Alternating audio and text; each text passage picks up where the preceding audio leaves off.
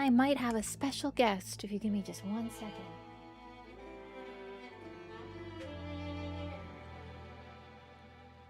On stream? Come here, you're so cute.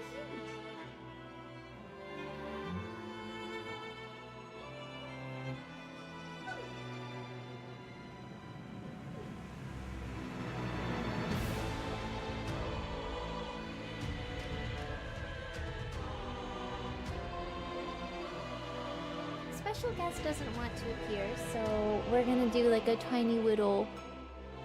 Oh, look at the baby. Oh, I love him so much. He doesn't like when I'm on stream. He doesn't like the camera.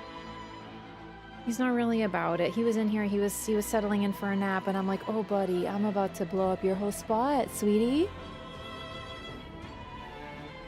He's so pretty though. Look at him, he's so handsome. The camera loves him, he's just the prettiest, most gorgeous cutie pie in the whole world. But I love him more. He's my best little guy, he's my best little friend. He's such a good boy. I love you. Thank you for being a good sport. I want everyone else to see how pretty you are. I love showing you off.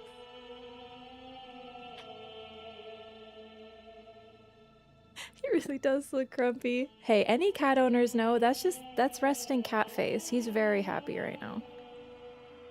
Oh. Look at his gorgeous fur. Look how silky he is. Look at this nice butt. Oh, I love cats. They're such dear creatures. They're just the best. Oh, good boy. You really do look so regal, Marlo, yeah? Good boy. Alright, I love you. I love you. Yeah. Good baby. Well done.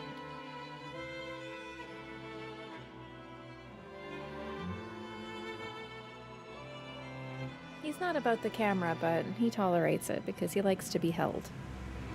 He does. He likes pets. And he likes snuggles. Gorgeous creature. Alright, I love you. Is it time to go? Are you good? Oh, I don't know. You kind of seem to be chilling.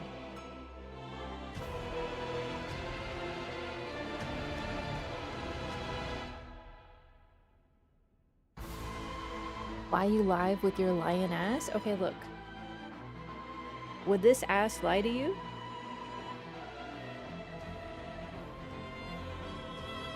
Would it?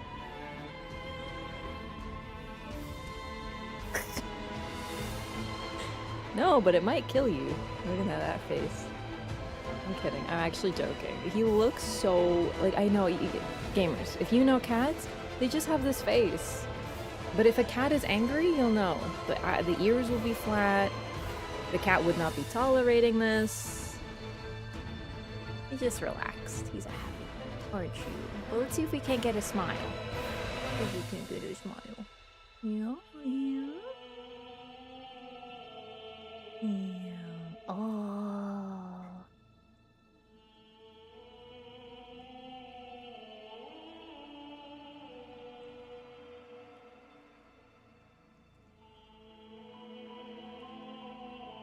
Loves you.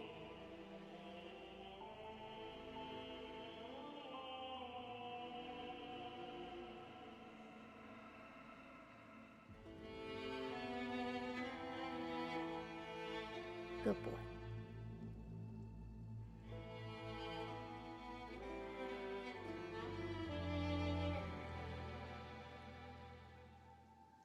Oh, I love you, Marlo. Oh, I love you. You're a good boy. Oh, the lens. Oh, I love capturing his cuteness on camera. All right, Bubby. Thank you for being so patient. I'm gonna let you go now.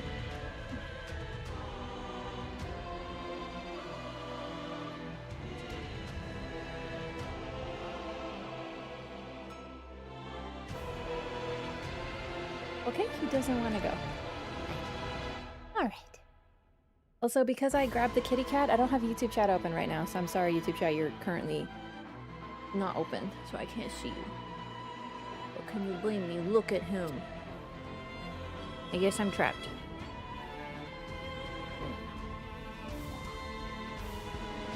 He's like, joke's on you, bitch, I ain't done. Just kidding, Marlo would never use that type of language. But what if he's funny now?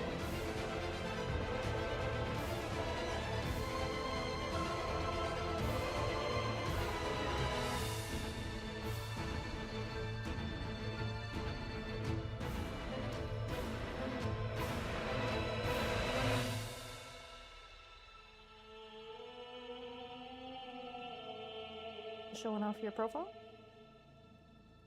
He does have a handsome profile. Alright. Would you like to go? I'm not trying to hold you against your will. I can't tell what you want. Okay, alright. Oh, I have to... Okay, I moved my arm slightly. And that's over. It's over. Okay, alright. Thanks so much, Marlo. What a good boy. Alright, be right back.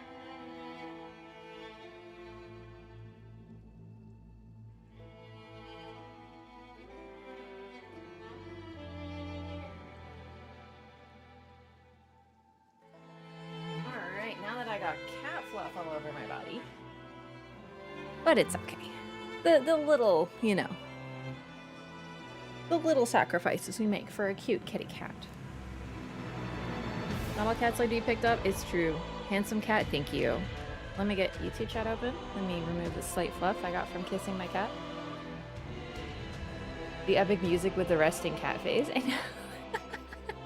So, gamers, Marlo distracted me, but we have a couple exciting things. Number one, this is the last stream of 2025. Ooh, get ready for all the jokes. Get ready for all the, oh my god, I'm not gonna play Nightreign until next year.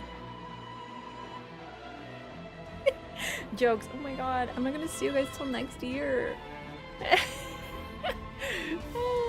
Super cute sweater. Thank you, I like it. It's like a little oversized, but I like it. It's like warm and cozy. Also, very exciting. Although I should have probably prepared for this better, but as usual, I'm a very uncontained YOLO type gamer. Speaking of which, have you done that Bandai Namco What is Your Nightfare quiz? Because that was really fun. Folks in the Discord were doing it, and I was like, oh my god, this is a thing? So it's like a personality test on which is your Nightfare, what you should try to play. And mine was really wrong, but it was good. If you just look up like Bandai Namco Nightfare quiz or something, it'll pop up. I got Undertaker. It's really fun. It was super fun to do. So like, I definitely recommend it. Just look it up. It's super neat, and you can feel free to post your results in the Discord. It's super, or just like talk about it. How was Borfmas? I missed it. It was really good. We're not even done. AK Scholar's wife? Yeah, I'll take it. Like, honestly. And, like, if I were to think of myself as any Nightfarer, I feel like the weird, hungry, wall-licking freak. Just, you know what? Fine. You know, okay. That works. What if we did chat runs, but everyone has to use their quiz character? Oh my god. No, not Iron Menial, because it's supposed to be, like, who you should play quiz sort of thing. Anyway, it's very fun, so I recommend it. Try it out before we start playing properly. Actually, you know what? I'm going to mute the audio just for a second because I want to do something. So, as you probably know, if you don't know, I am a Figgies partner, and they sent me more Figgies. Figgies with a Z. Like I'm typing it in chat so folks know. And these ones I'm very excited about. And you guys are going to be like, oh, here we go again. But it's Geralt.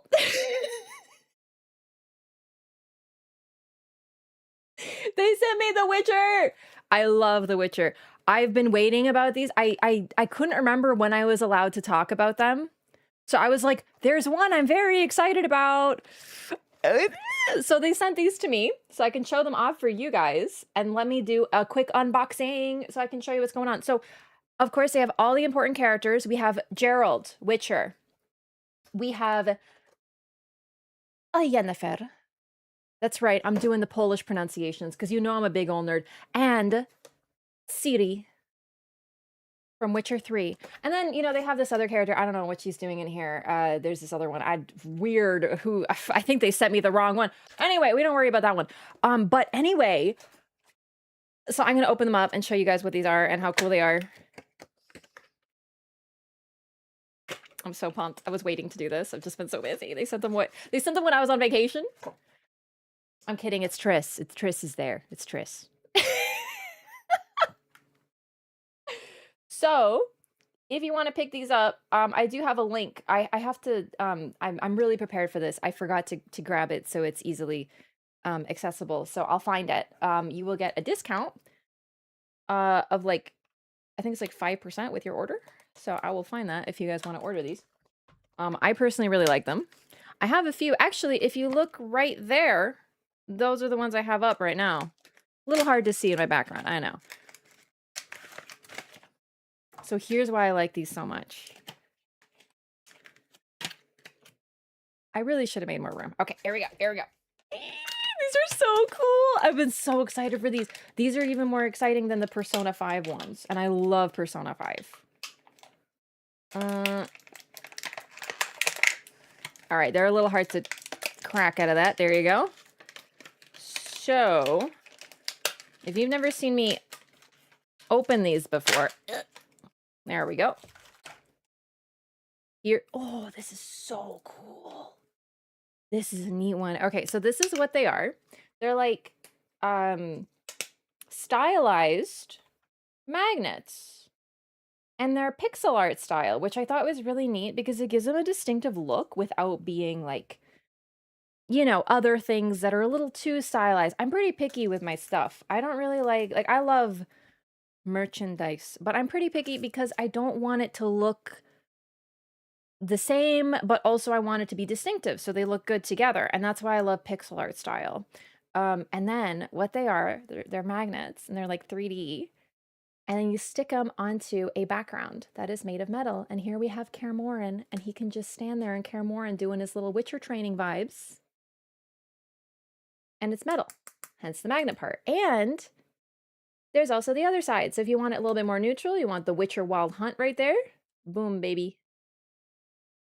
And they're so identifiable. So the packaging comes with this. It also comes with a stand. So you can stick it right there. And boom, now they can sit on your shelf, which is what I have going on in my background with the 3 up there. I like Kaer Morhen better. I'm so pumped. I love Witcher, but it's very hard to find merch for it because I like cute things. And this is like perfectly cute and cool. And it doesn't take up a lot of space, which I like. And then they also come with, because they're flat, they come with a magnet and a sticker. So like you can stick it to the back. Or sorry, other way. I'm doing it backwards. You stick it to the back, it'll hold, and then you can stick it on the wall. So you can put them up on the wall if you don't have space on a shelf or anything like that. You can do that if you want. And they also come with a little, they have like an application that goes with it, and there's like instructions. So you can download the app if you want to track your collection and you want to get points and rewards. So that's the other thing that comes with it. So let me show you what it looks like when they're all together. I'm really pumped about this. I'm just saying, you know, I think that what would be really cool is if they did Nightreign. Maybe they should do Nightreign. Oh my god, I would lose my mind if they did Nightreign.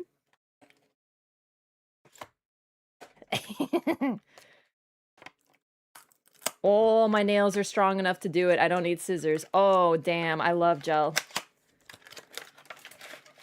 There's something so powerful about just tearing something open with your nails, like a... I don't know. Like an evil witch with long nails or something? Is it gambling? No, this isn't a blind box. You order the exact one you want. Like a lioness. I like that one better. But no, as you see, the packaging is literally like Siri. You get Siri. No blind box. However, they do have, if you get a first edition one, there is a little bit of that. Because first edition, this isn't first edition. The first edition comes with an extra background. and the extra background is like bronze, silver, or gold. So they have a little bit of like, oh, you got a rare background, but it's not, it's just for fun. It's not like you, oh, dang it, I wanted Yennefer and I got Triss, you know? Oh, the nightmare. What is this? Is this the swamp? Okay, listen, it's a little messed up to put Ciri in the swamp where she almost got eaten, but okay, that's fine. In the swamps of Velen. There she is. Swamps of Velen, baby. Where you first see her, except she also almost got eaten by evil witches. But she really does look cool in that background, actually. And then, let me get the stand. I'm not even gonna lie to you. I'm only gonna show you the 3. Just kidding. I guess I'll open Triss too. Some of you people are just... It's kind of like the family and then the weird wine auntie. That it's like, why are you here?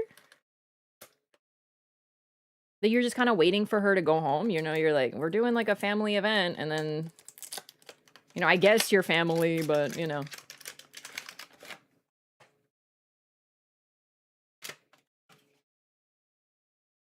I can't tell what that background is for Yennefer.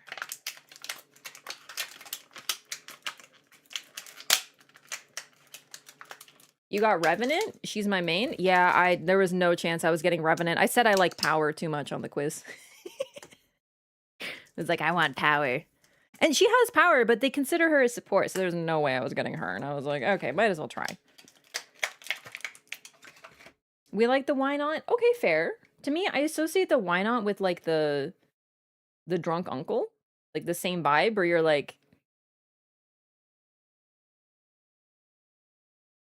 You just kind of make that face the whole time? Alright, so this is going to be hard to show because the stands. I guess I can just hold them.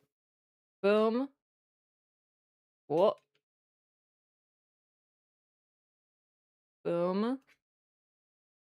And boom. The whole family. And see, they have different backgrounds, but they look nice together because they have, like, their distinctive backgrounds, but they still kind of match. And they can sit on the wall together. They can sit in the background together.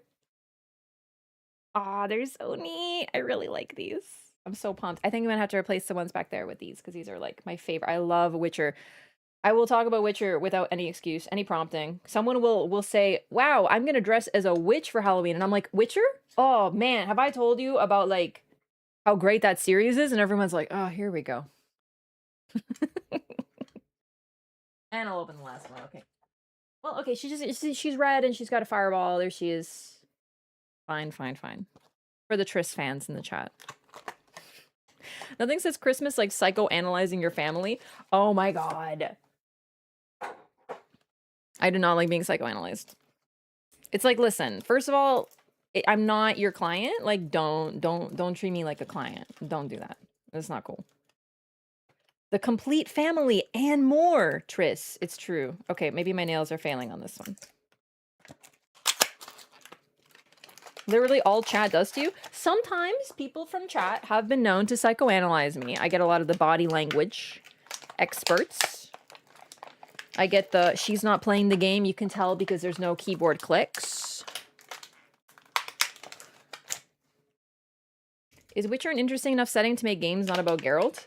Beyond yes. Like, utterly yes. In fact, they're doing that next. It's so, in fact, I think it's actually easier to make a game not about Geralt, because Geralt's story, while very good, I don't know, they can do it now. The universe, the world, like, I don't know. The story, there's so many characters that were not put into The Witcher. Into the game and stuff, and like characters that, I don't know, it's hard to explain. The books do this thing where they introduce a character and you're just like, okay, I don't care about this character. Like, who cares? Why am I reading about this character? And then by the end, you're like, I would die for this character. Like, The Witcher is incredible. So the whole series is phenomenal. But yeah, not even with Ciri, like, I totally believe they could do a Witcher game that has nothing to do with the main squad and still make it so evocative because the world is so robust. And also, while a lot of it is very, like, detailed, there's also a lot of room for gamification. It's not the right word choice, but you know what I mean. And there's Triss in the dungeon where she like, you know, the sewers or something. Focus? Camera? Ah, there she is.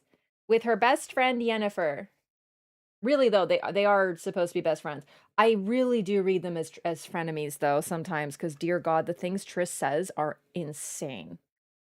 Triss is not a very good friend. I would not keep her as a friend, to be honest with you. In the books, oh, goodness. I didn't say where she belongs, but it looks like even the Figgies creators are like, No, it's kind of like where you first encounter them, it looks like. Although I really can't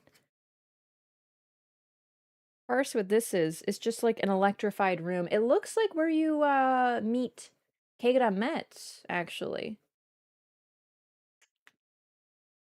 I think you did say where she belongs. Oh, really? Maybe I did. I forgot. Anyway, like I said, thank you so much for Figgies for sending me these because they're really, really charming. And this is my favorite IP. I'm really excited. I hope you guys like them. If you want to order them, I have the affiliate code that will get you a discount. If you also love Witcher like me, they have other properties. There's Street Fighter. I have Street Fighter ones. I have Persona ones, Persona 5. I have Refantasio, Metaphor Refantasio ones, and they're all very similar. Oh, right, it's the code. That's it. Yeah, use that code. I guess I did make a link. Okay. Do people think you're AI? No. I think some people do, but I think that some people are so strange they don't know what like real people look like anymore. I don't know, man. That's a really weird question to ask, I have to be honest. Why would they think that? Occasionally I get like, are you AI? And I'm like, okay. Anyway, use that code. Figgies. I'm gonna put them up. For now, I'm gonna make space. I have no space. I'm gonna put them over here. Okay, also, on to Nightreign. I'm a little late today. I was ready quite early, but I had my vision problem. If you've never heard me talk about the vision problem, I get when I don't drink enough water, my vision gets like blurry. It's almost like there's a film over my eyes, like everything just looks weird. And I had a little bit of a busy day and I totally forgot to drink water. So it hit me a little hard and I had to sit there, drink a bunch of water, and learn to see again for a minute. So like that's why I'm a little delayed. It makes me a little like goofy for a bit. Raph, you're always goofy. That's true. But if I'm a little like confused, just please understand I'm heavily dehydrated. That is horrifying. It sounds scarier than it is. Now that I know I just need to drink water, it's really not so bad. She was the SpongeBob I don't need it meme. Yeah, I'm normally really good about drinking water. Like normally I'm very aware, but I made a slight goof 'em up today. So if you ever have your eyesight, it gets blurry. It almost looks like vision spots. Like you got like you know when you look at a light for too long and you see the light when you blink for a bit? That is you're dehydrated. Drink some water. Yeah, I mean your eyeballs are just kind of like water with some goo, right? If you think about it. True.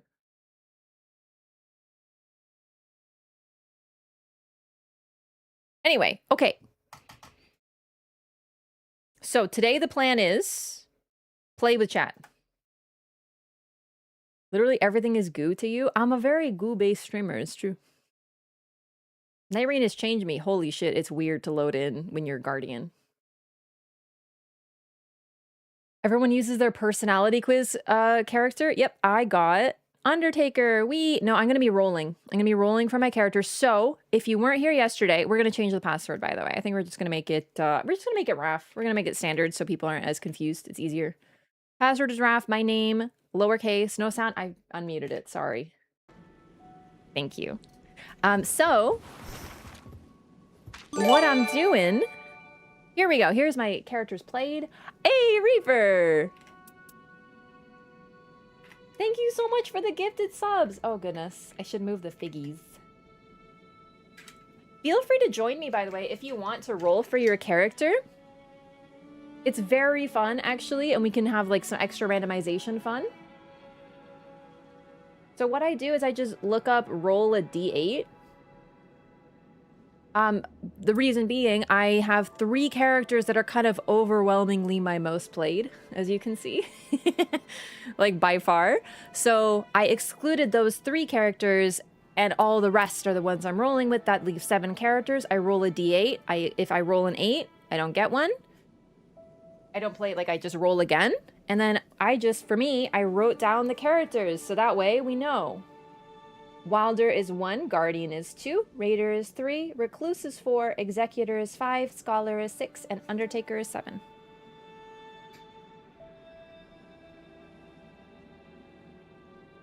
You can also search up 1d10, yeah, whatever it is. Poor Raider, only 1 game more than Executor? Not poor Raider, alright? Raider is like... eepy. I'm on PC, yes. So you do have to be on PC, unfortunately, no crossplay, but feel free to join. Everyone is welcome. However, there are some rules, and I keep forgetting to not say the rules. So, like, here we go. If you're going to join, you may not get me. You will probably get chat, other people who are queuing with the password. Do not leave games if you don't get me, because I will find out about it, and I will block you so you never get me. Do not grief my chat by leaving because you didn't get me. The whole point is to play as a community, so don't do that. If you get at a game with me, don't queue again until I get a new party, just so everyone gets a chance. Those are really the only rules. Other than that, live your life. Also, don't spam paying, because I will ban you. Those are the only rules. That's it. But yeah. There we go. So you can roll random like I am, if you want. And we're going to do our first roll right now. So I'm doing... roll a d8. I don't have a d8. I know, I'm a fake nerd. I got an 8, which is a reroll.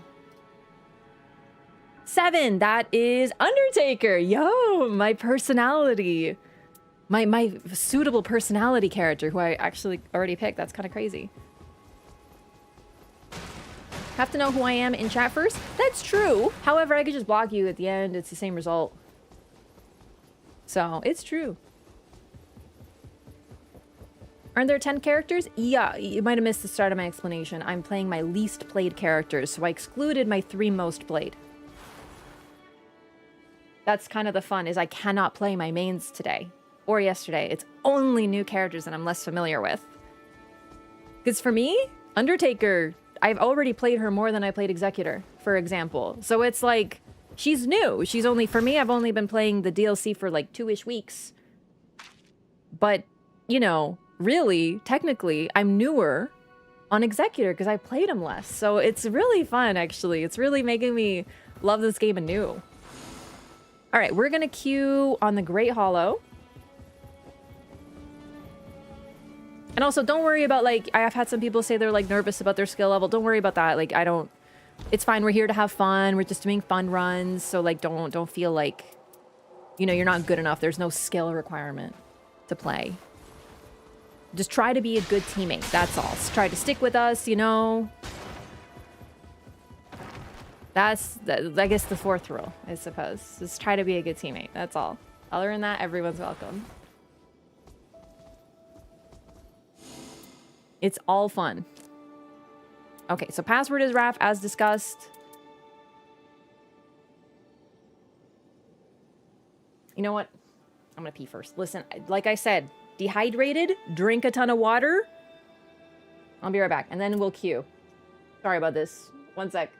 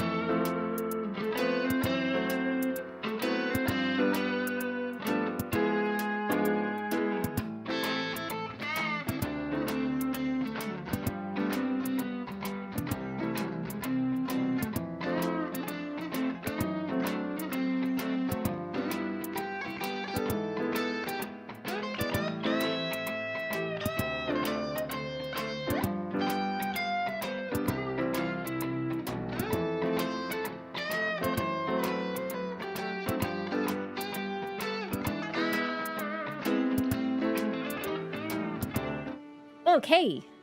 Hello. Let's go. Love the stream schedule because I can watch at work and when I get home too. Hey, that's great. Some people are like, if you're a degenerate, stop streaming so late. And I'm like, sorry.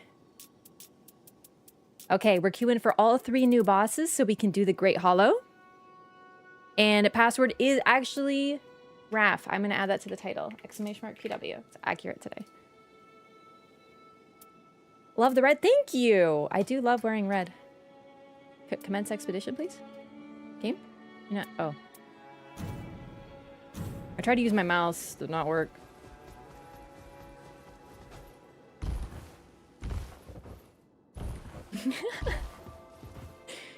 Listen, I had to drink so much water. Seriously, it's really annoying when it happens. I do try to drink water throughout the day, but I spent most of today running errands because the, you know, holidays plus... I forgot my blueberries. Oh, whatever. Post-holidays plus the weather was terrible, so, like, I needed to restock on some stuff. So I got some blueberries and stuff, got my usual.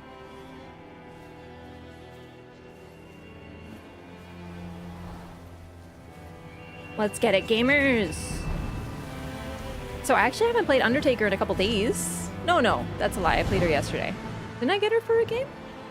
I did, and I felt like I was playing Raider. I kept using her ability like it's Raider's ability. It was really weird because I played so much Raider relatively. She really is like a good Raider. And according to the Bandai Namco official personality test, she's my character. Me and her personality fit together. And I should try her. And they're not wrong, but she is not my main by any means. So I thought it was really funny. Of course, I was hoping to get, like, Duchess. I knew I wasn't going to get Revenant because, like, they consider her a support. And I was like, I ain't supporting. I like power.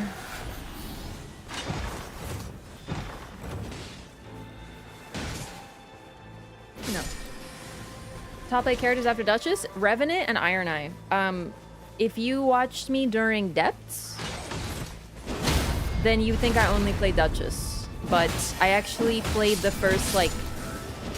Before Depths came out, you couldn't get me off Revenant. I was always playing Revenant. So it's, you know, a little funny. And now, unfortunately, I have a lot of trouble playing her because I get really bummed by the fact that they haven't done anything to adjust her and that she needs a rework, and she's the only character that feels unnecessarily difficult for no reason.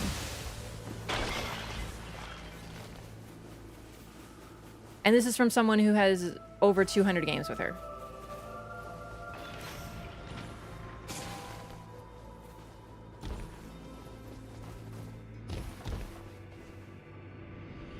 So it's like really frustrating. That's like it's hard to play her because I just get bummed out.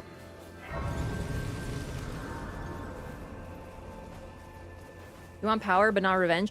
It did ask me, what do you want? And I actually said knowledge, because I was like, honestly, if I were to describe myself, like why one of my great sources of fun in these games, it's lore, right? Like I love knowledge. So I said knowledge. And then I told the quiz that I like reading, and I'm like, bro, they're gonna give me scholar at this point.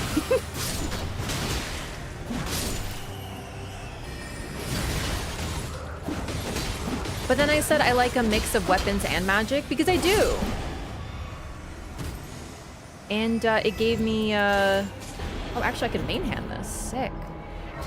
It gave me Undertaker because of that, because she's a faith strength character. But I was like, oh, maybe this will lead to Duchess. It did not. I answered honestly, though. I wasn't trying to lead it anywhere. I was curious for what I would get.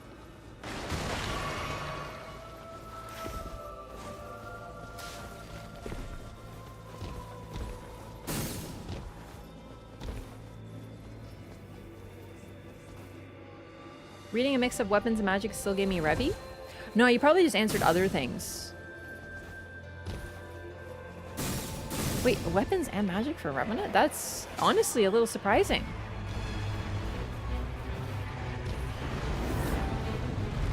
Yeah, I'm sorry. Unfortunately, there is no crossplay, so people on other platforms can't join. I'm sorry. It's a huge bummer.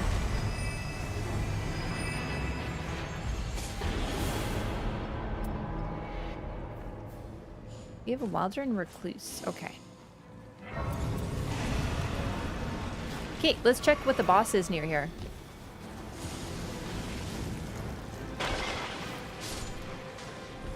It's red-hued gold. I know, like, who do you think you are? All right, it's Tree Sentinel. Do we wanna mess with Tree Sentinel? What we got so far? Fuck it. Why not? I say we ball. What are you deflecting for, you idiot?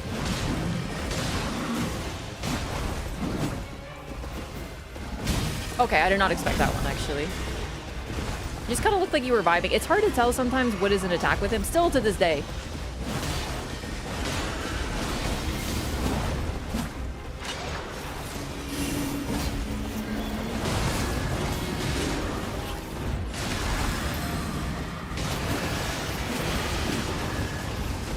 I'm still trying to find the best way to res with her ult. It's definitely a weakness.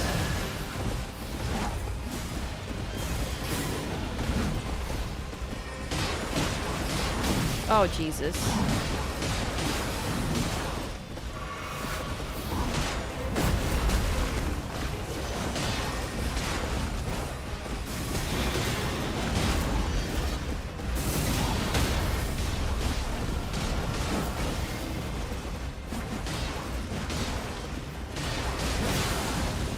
Nice bleed proc.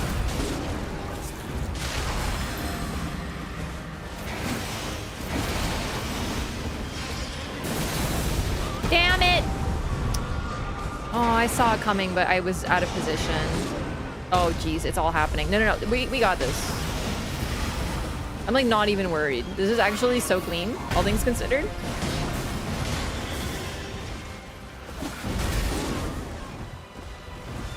I'm sorry. Oh, he did the... Oh, that's my bad. Okay, no, I understand what happened. Hang on. I think we should go for the kill, because a triple res is going to be tough without ults.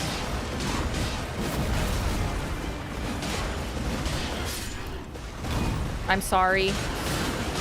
Oh, we're so close. There we go. And now you can get your runes back safely. That was fun. That was really fun. I love going for, like, low-level kills. Already level 6. And then we can head here. Get Recluse some staves.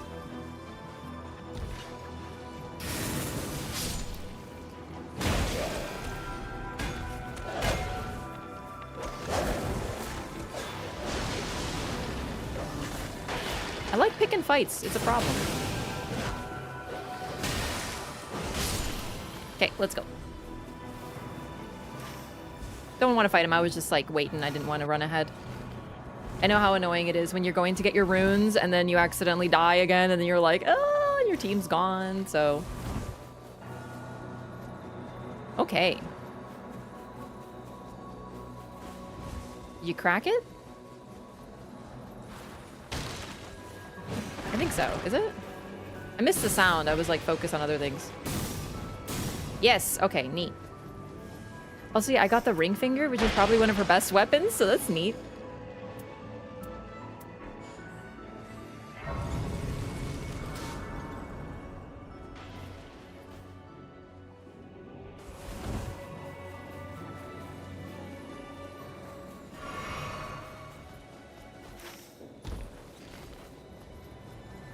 All right, crystal time, some flasks.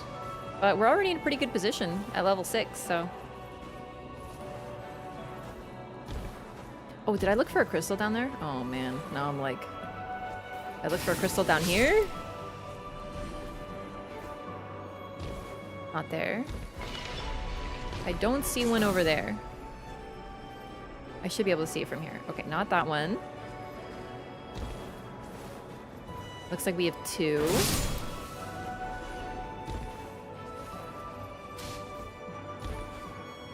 Wonder who I'd get. Hey, feel free to do the personality quiz. It's actually super fun. Just look up like Nightfarer personality test.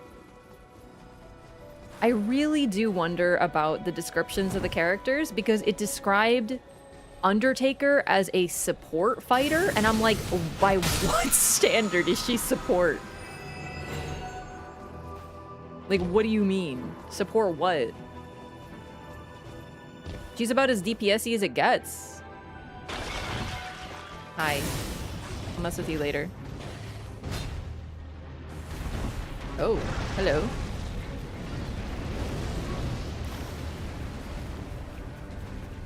No undies to roll heal incants? Like, does faith just mean support to them? Or like, what? Because you're not supposed to do damage with it? That would explain why it feels the way that it does, which is terrible, but what do I know?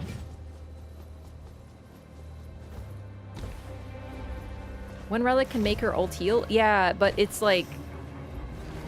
I don't know, man. They're really stretching what a support is with that one.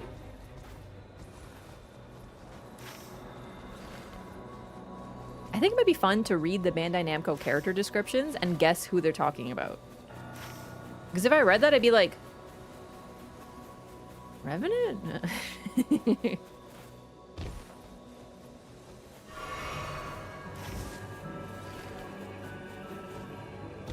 Without any support within the default kit, I would argue it's kind of hard to be a support with just RNG, you know?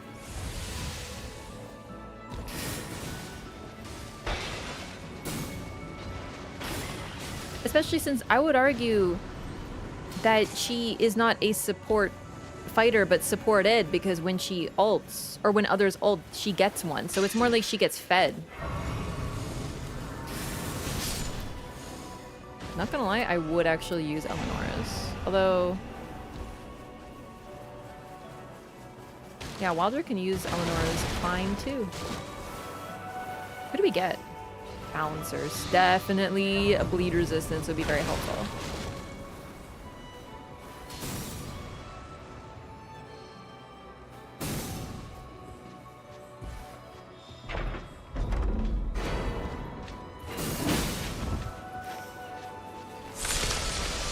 Nice. Oh no, you can take it if you're gonna use it. It's all you. Because I might actually run it. But no, hang on, I got the finger. No, you're all good. Take it. Because I always forget, she is pretty good arcane.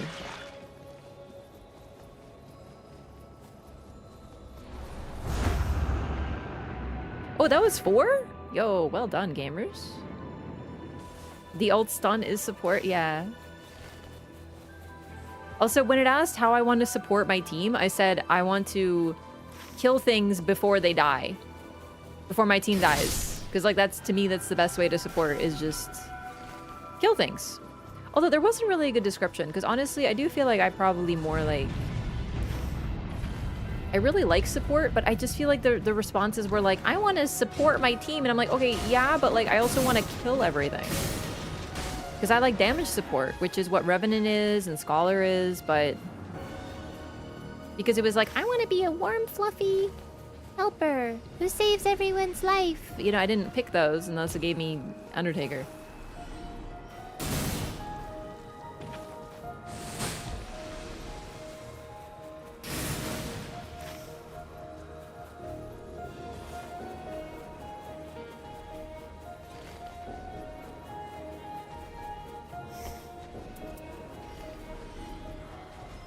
Okay, so I definitely want to hit a Grace. Which now I'm seeing is actually going to be a bit tough. I think we should maybe try to kill Leonine real quick if we can. But I don't know if you guys will make it after the crystal buff. Where's the squad? I'm not sure what they're doing. Like, I saw the ping, but I thought that was a boss we already killed. So I think it might be an old ping. Wait. There was a crystal here? I don't understand. I looked right here and there was no crystal. I'm getting confused.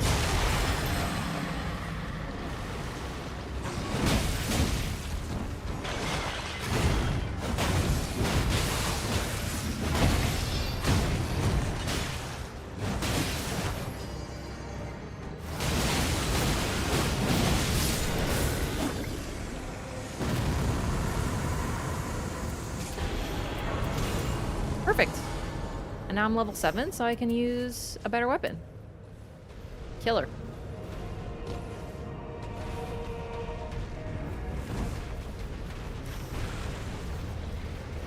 I don't know, man. I looked right at it. I don't understand. It's very strange. What's going on with that? Can I jump? Thank you. Oh, okay. Come on, Undy. I believe in you. Undy! Dear God, Undy. Is it made of ice?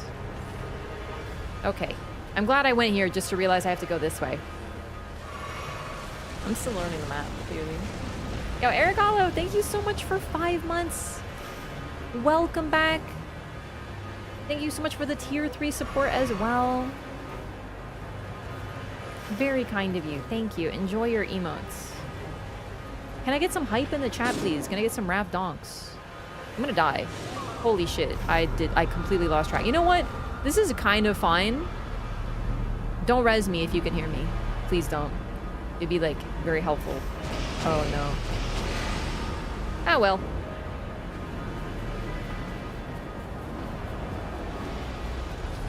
Chat, I always die at really convenient locations is the problem. Yo. Targeting?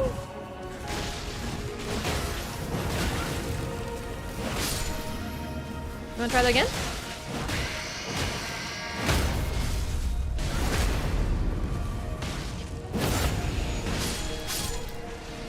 I got too distracted and I died in the goo like 2 feet from the circle. Dear God.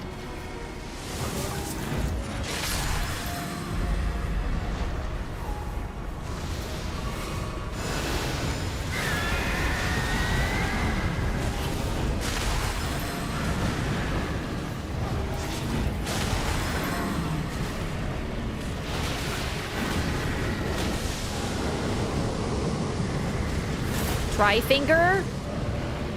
Pothole!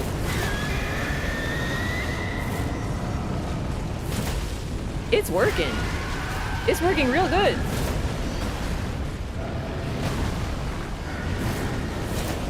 Oh my lord!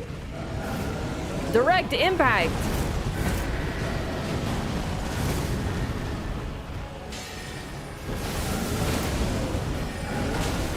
Yo, who do you think you are? Hitting me? Ridiculous.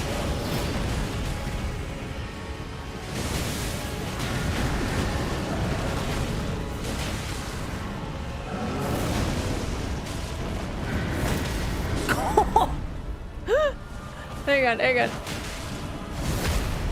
Dude, I broke him. With the finger! Oh, that's very not good. I greeted a little too hard for the res. Uh-oh. Cleric Beast? They do actually have the Cleric Beast sound, but it's like a little different. Okay.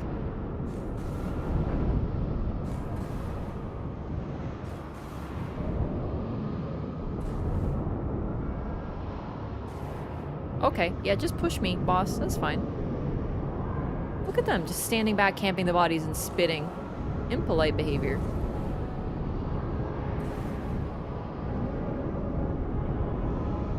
And the fingering was going so well.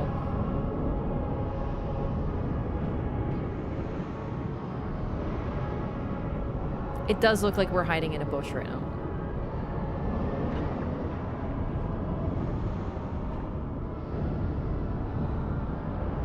Be like a minus 1k on depth of night? No, only minus 600. Oh well, uh-oh. Depends on your depth, I suppose. There was an incident. There was definitely an incident.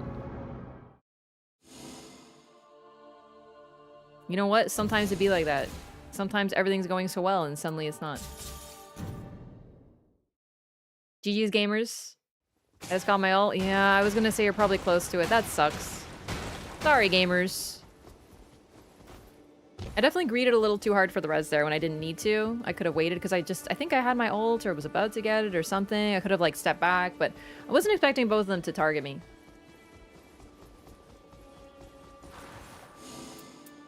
Which I should have, because there's 2 of them. That's kind of what they do. So because that was only day 1, I'm going to run it back with Undertaker, not doing a new role. Just like last time with Executor. 800 for Det 5 day 1. Oof. Yeah, I gotta admit, I do greed these guys a little bit. I'm normally smarter about them, but... Such a shame. Went to grab a snack. There was an incident. Yeah.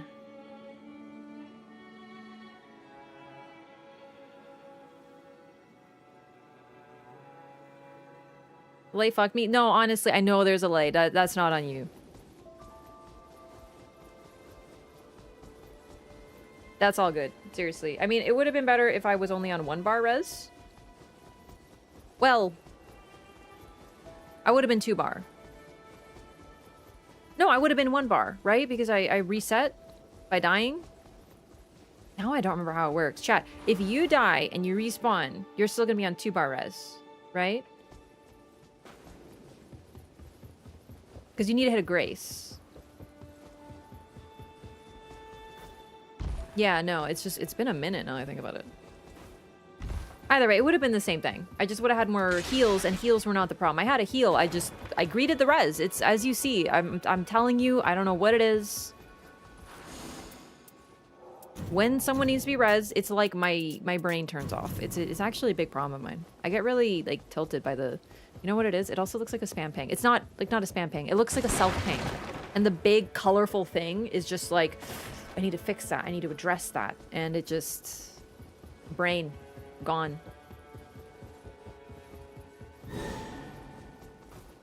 Hey, thanks for the stream streak. Find these bosses brutal, level 6 or 7 for the DLC? Yeah, no, a double boss fight, even Death Knights, 3 of them for day 1. These are some tough day 1 bosses. I'm not thinking of them like now. I'm thinking of them more for depth. I'm sort of thinking like, what would this will be like in depth? Because you can't play the same way.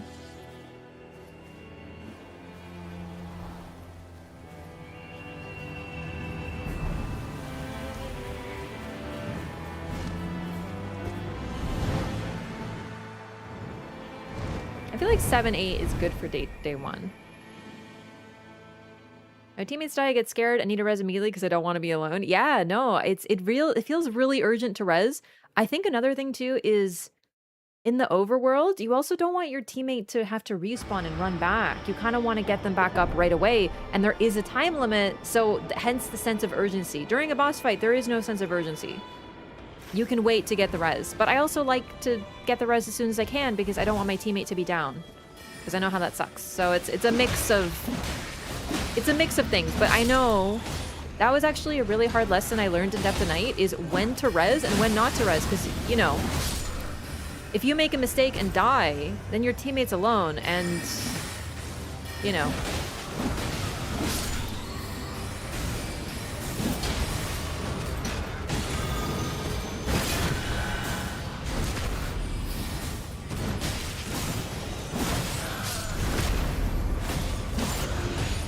Problems doing duos? Yeah, duos is weird because in some ways it's so easy, but in Depth of Night, duos is pretty vicious.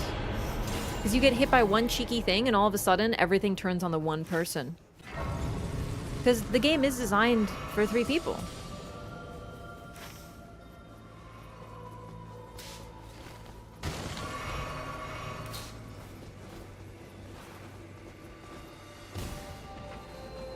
No sense in both of us being down. It's true. It's true. It's just also in non-Depth of Night, I do try to greed the res because what's the cost if we fail? Like, it sucks to lose the match, of course, but I hate being down, so I don't want my teammate to be out of the fight. I love playing Nightreign. I don't want to watch someone else play Nightreign, you know? It sucks. It's being down sucks. So I do try to get my teammate up because of that.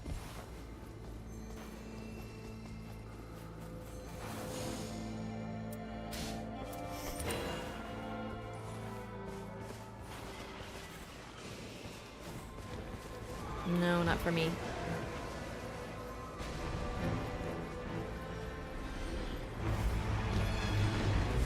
Ranker call right off the rip is pretty incredible, not gonna lie.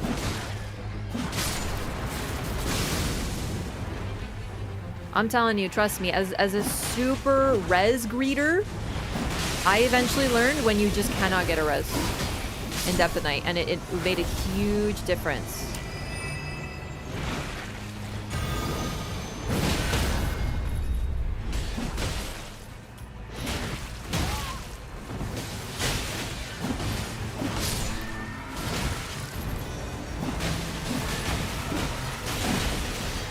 Dude, I'm so dead.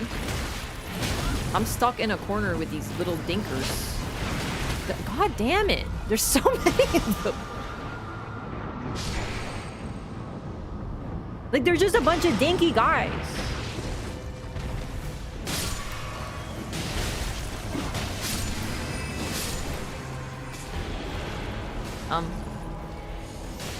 There we go. Just in case it's Mogarino, we're all set.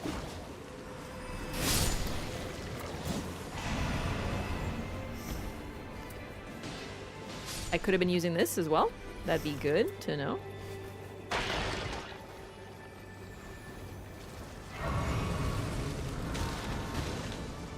Doesn't that guarantee Moog for second day boss? No, I don't think it does. Maybe. I'm still figuring out when Moog shows up, to be honest. Because I got the Purifying Crystal tier and it was not him. Whoa! Okay, I was not expecting the bleed proc. Look at him just walking up to me like that. That is fucked up. Thank you, dog.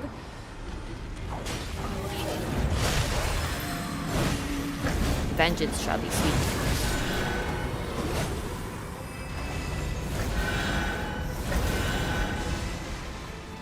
I really hope this boss is going to be a fun one and not a hard one because we just blew all our ultimates on a Dinker. I don't know where Dinker's coming from, by the way. No, okay, listen, I'm not up for that right now. I know, BBH at level 4, Wraff, do it. No balls, haha.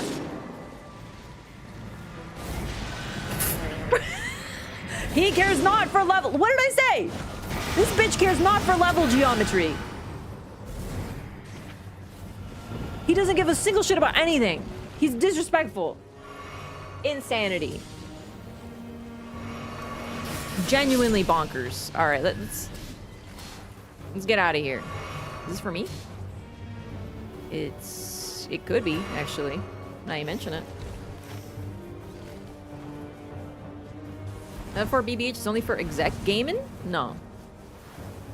I just don't feel strong enough right now, admittedly. I'm on the wrong side of the mountain. Whoa! Okay. Oh my god. Non-Depth of Night matches are good for practicing Depth of Night. They are.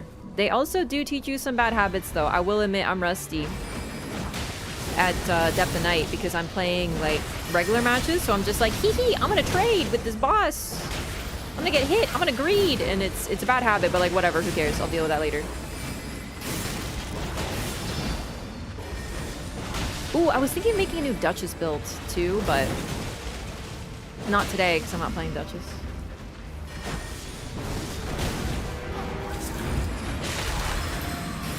Also, I'm sorry. I pinged something and I went somewhere else. I literally did the thing that I'm like, I get confused by. That's on me.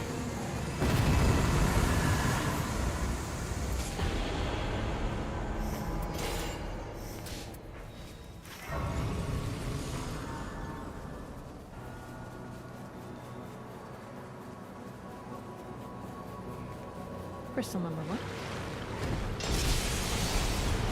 As far as I remember, just 1.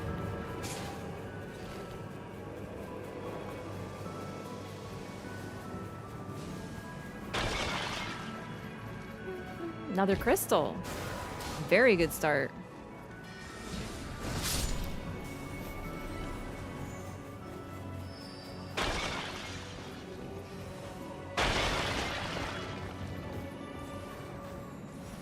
DLC map difficulty up for sure. I definitely recommend people practice the new map because I've seen like a sad amount of people, or at least I should say I've heard. I haven't played Depth of Night yet. I like to get more familiar with new content before I hop into Depth of Night. Also, I brought this for you, Recluse. Because I want to not feel like I'm a detriment, basically, I guess. And unfortunately, what I've heard is that people are leaving Depth of Night games if they get the new map. And it's like, what? Then why are you queuing for Depth of Night? Like, what are you doing? If you're not up for anything you can get, then why are you queuing? Strange. Strange behavior.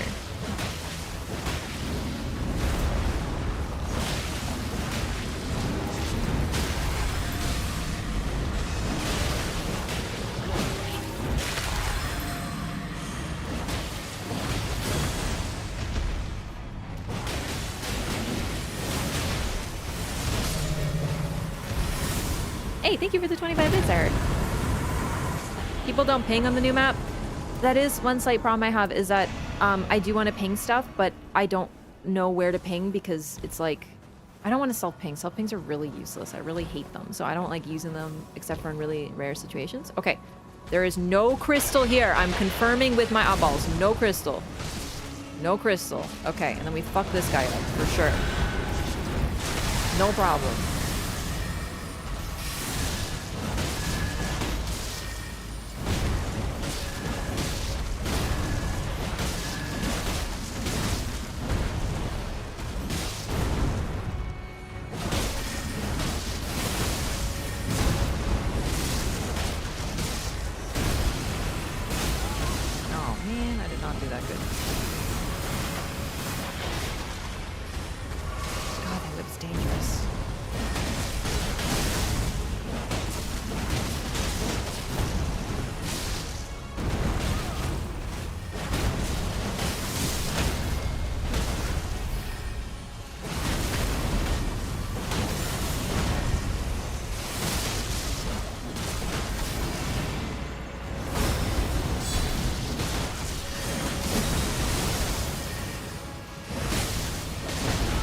Whoa.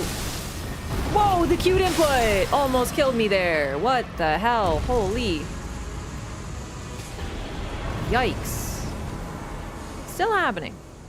Silurias. This is actually probably one of the best weapons for Undertaker because it's faith and strength. Just like a tiny bit of faith, like a strength user can use it, but oh, what am I doing? Okay. Yeah, let's go get that. I'm gonna go this way. Maybe I could hop to see some crystals.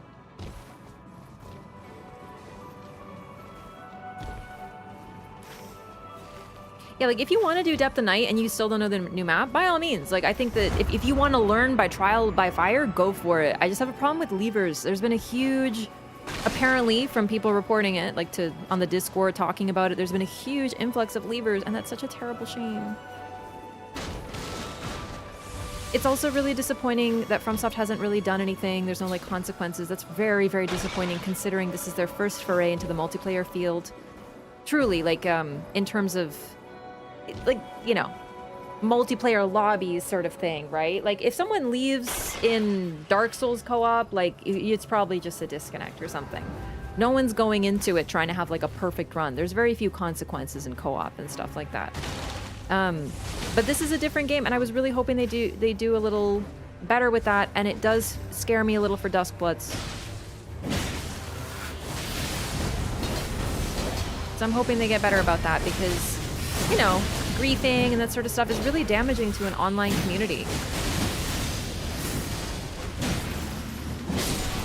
They've done it for hackers and cheaters before, where they quarantine them to their own groups. They literally quarantine them on a different server, so they only play with each other. So if they want to quarantine people who leave often with other leavers, by all means. I think that's a perfect compromise.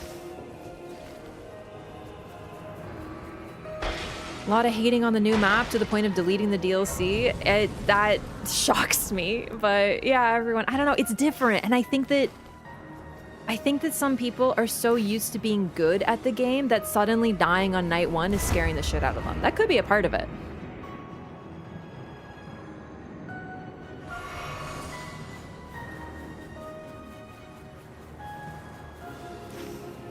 I really do think my main problem is some people come into Nightreign with the wrong attitude.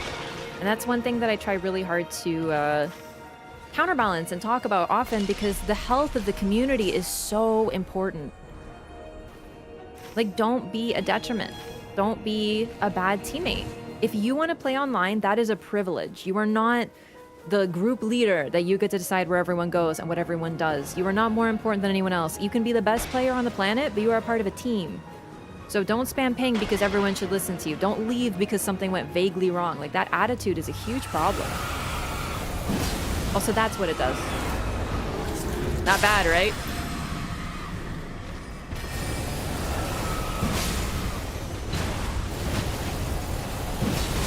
God, it's so nice to have voice.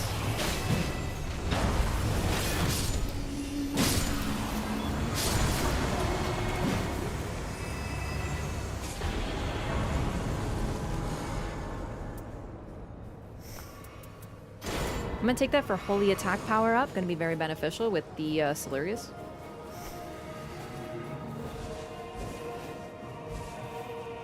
But yeah, no, this new map is tough. It's really hard, but I feel like part of the point of Nightreign is the challenge. Part of my feeling of sort of, not quite boredom. I wasn't bored of this game even before the DLC came out, but I was kind of feeling like it's not spicy enough. Every run is a win, you know? I want to fail still. I want to make mistakes. And this new map, oh my god.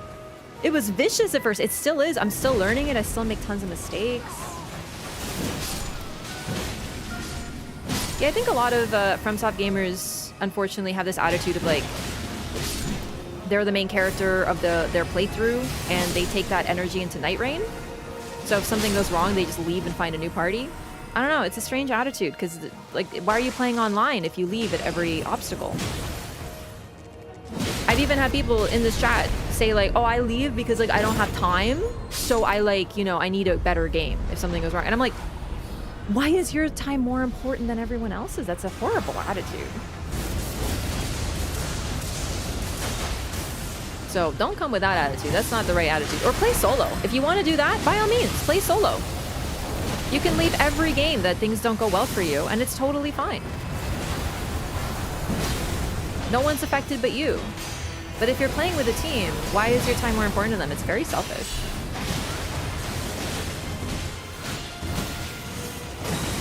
Okay, I think I healed, but it didn't go off. There we go.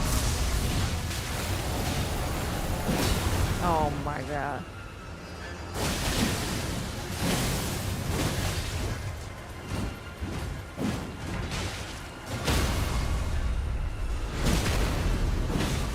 Yeah, really, enjoying the gameplay. That's a very good point. The game is fun. Winning is also fun, but just playing is super duper fun.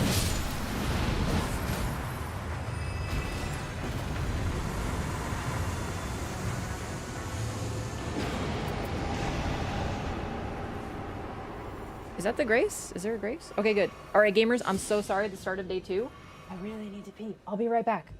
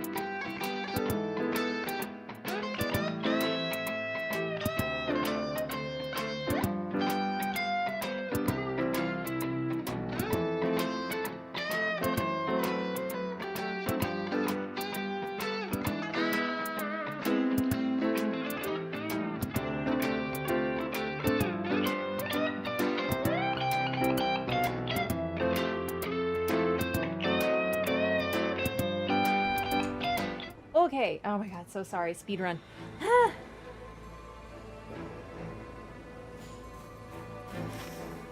Oh shit.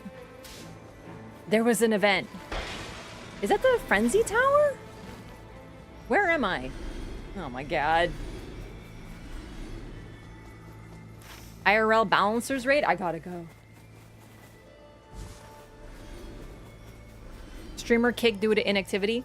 Yeah, also, like, please make sure not to drink, like, a freaking gallon of water right before you play a Nightreign game. But listen, I really wanted to stream.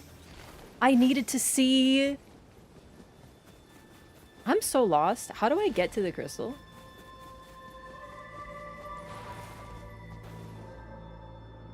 I am trying to be a good teammate, but unfortunately, I also drank a lot of water, so that's a problem. And I'm also still learning the map.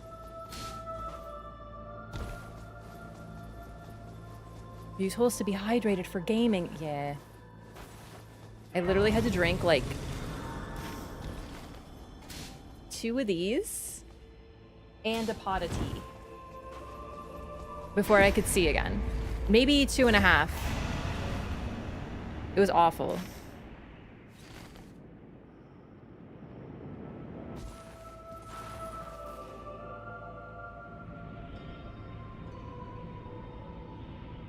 Mind if I drop in? Physical attack, 100%. Actually, I should have taken stamina. Flame of Frenzy, Swarm of Flies. I think I might take that, actually. Who are we fighting? Balancers. I kind of love that. I think we're taking that. Wait, was that reduced spell FP cost? What did I just drop? Am I dumb?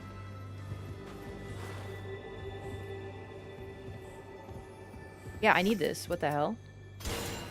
Okay. Now then, anyway. So, I can actually run this, so I might. Swarm of Flies would be really good.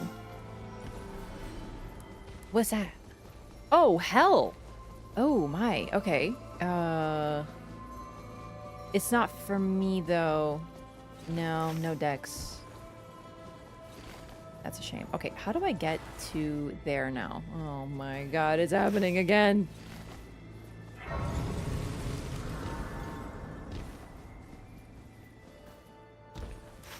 Had to unhydrate? Yeah. Okay, I'm grouping up now. Oh my god, I still have to... Like, mapping is not instantaneous for me. It's such a curse. Playing with randoms, it was more frustration than it was worth. I still have a lot of fun and success with randoms. And there is nothing like having a run where you just vibe with a group that are complete, like, randoms. Is great. Unparalleled. Are we doing tower? No, we're doing the opposite. We're leaving. Let's go here.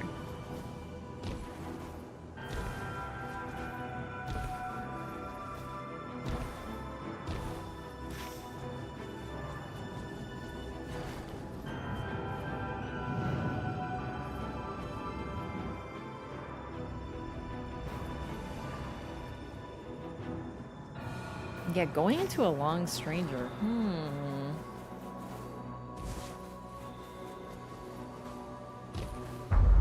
Not a Souls person, but this looks interesting. It is really interesting. And I will say that if you are not a Souls person, it still has something really interesting to offer. That's the thing about FromSoft games, is like literally everything they do is so good that it doesn't really matter if you're into what they make because they're just such a good studio. I'm obsessed with this.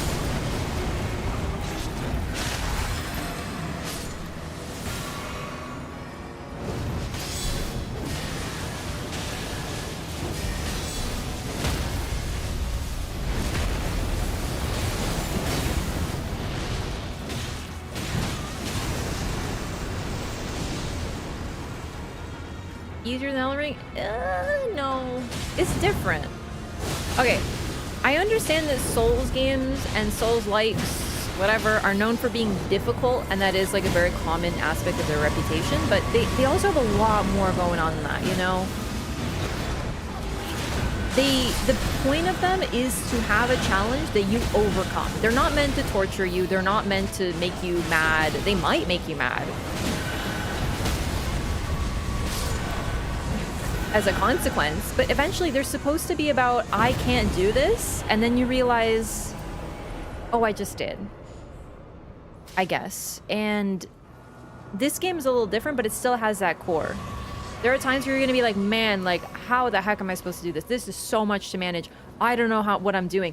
But man, it's kind of fun. Maybe I just try it one more time. And next thing you know, you're totally hooked.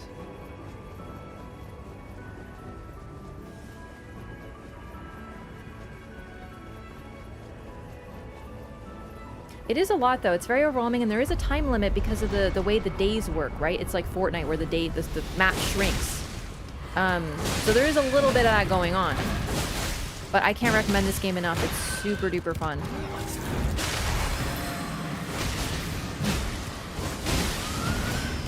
Word I like to use instead of difficulty is punishing. Yes, yes. I played Bloodborne. That was my first one in 2015 because I heard good things about Dark Souls, but I was like, oh, but everyone told me not to play it because it's so hard. And I don't like hard games because I like Animal Crossing and I like games like that. So I won't like a hard game. And I don't really like difficulty. And I was scared of that because I thought it would be a game that's like basically abusive and mean and messed up. And I was effectively gatekept out of Dark Souls for this reason. But then Bloodborne came out and I was like, I'm gonna try this game because this seems kind of neat actually. And I was so unbelievably hooked. And it was challenging, but it was just so unbelievably fun. So if you're interested in it, try it and see how you feel about it. Because you never know what you're gonna like.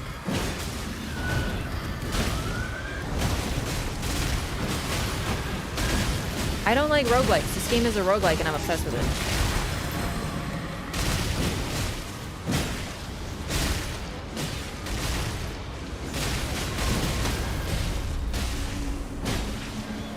Also, feel free to like ask questions and stuff like that about what you're seeing because there is a lot going on. Yeah. It's super overwhelming. Even as someone with a lot of time in Elden Ring, I was super lost for a few weeks. But I found it so fun that it wasn't a bad thing. I was just like, boy, this is something. Oh, man. Okay, I think that's really good. But with Grafted plus Silurias... Yeesh. Okay. Oh, and it has melee attack power on it? Man, I'm keeping that for sure. Oh... You don't want rivers?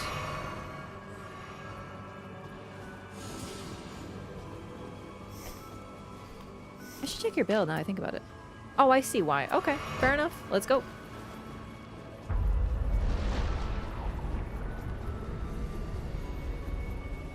Having teammates seems like it would help or hurt. That's exactly it. That's exactly it. You know what? Another thing, here's an unappreciated thing about Nightreign. And if you've been watching me play Nightreign, you've heard this discussion before. You've heard this exact statement. But maybe you haven't, so I'm gonna say it again. I do a lot of PvP in Elden Ring. I'm very pro PvP, pro invasions. I love it. I love co-op and I love invasions. And I've done a ton of both in every single FromSoft game. Except for one. I haven't done much in one, actually. And I haven't done much co-op in two, but I've done a bit. Anyway, point is, I'm a huge user of online mechanics, both for invading people and co-op. I've helped tons of people with bosses. I have fought so many people. I have been a noob getting invaded. I have been invading noobs. I've done it all. I love it. And since I've been playing Elden Ring PvP, I've been saying that there's kind of a problem with the PvE community and that they can be fucking psycho-toxic people. And I've been saying, hey, people are like, you know, ganking and then teabagging and like people act like this and it's crazy. And then they say I'm the problem because I'm invading. Meanwhile, I'm the one just using a game mechanic. I've had exploiters fuck with me. I've had people, and people justify it saying you're invading so you deserve it. I've seen it all. And I've been saying like that's an issue and people should not be like this in a game like this. And I shouldn't be getting death threats because I'm doing PvP. And then suddenly, Nightreign comes out and all I see is, oh my god, my teammates are griefing and they're spam pinging and I'm like, I've been telling you that there's some psycho PvE people, but you all said that I'm the problem because I invade. Now you deal with them, honey. Is it fun? So Nightreign has really been an equalizing experience in that way. At least now they know what the hell I'm talking about. Alright, bro, I'm gonna die. I'm getting fire blasted in the back. Unbelievable. I can't see. What is he doing? Wee ball! I did not see the circle was closing, by the way. Sure, there's a significant number of invaders are genuine assholes. I have a question for you. Have you ever invaded? Because do you want to know something? most of the assholes I've encountered are unfortunately our hosts, the people who host PvP and gank with their friends. I know a ton of invaders. I've been invaded as a complete noob. Keep in mind, I wasn't always like, I have so much time in FromSoft games. I was a little baby noob. And I got invaded. And I was like, this is so scary. And then I was like, holy shit, this is fun. I was hooked. My first time invading, I was like, you know, I'm just gonna try this because it'll be fun. And then I had like this epic duel with somebody in the woods. And we were like swinging at each other and then running away and then swinging at each other. It was so funny. I still have like old PlayStation videos that I took. I'll have to find them on my hard drive of me as like a baby noob. Anyway, my point is that most of the like toxic teabagging and shit comes from the gankers. It really does. A ton of content creators, invaders, they're the chillest people ever. There are very few genuine asshole invaders, really, in the grand scheme of it. And if you mean they like use OP shit or like whatever it is, unfortunately, Elden Ring has made the problem a lot worse. Because as an invader, and this is not true of the other games, as an invader, you have to get ready to defeat 3 people.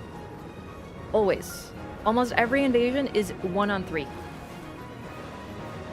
And also in Elden Ring, there's like no detriment to dying. Graces are like 20 feet apart. You're not ruining someone's day, ruining their playthrough. They respawn 20 feet away and they keep on going. It's the most... And honestly, they should have some fun with it because it's like, that's what I did. That was me. Keep in mind, when people say you should invade because you're torturing other people, who are you to say what other people are feeling? When I was invaded, I had a blast and I ended up sticking around in the PvP zone to get invaded more. So like, what the heck?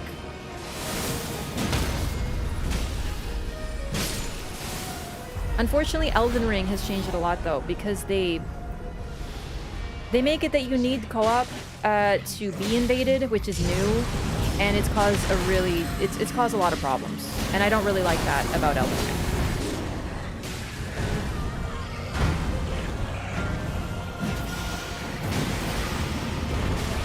Whoops. Yeah, blues made sense in Dark Souls 3. It was so neat. Also, yes, dying is in Souls games is like a big part of the point, yeah.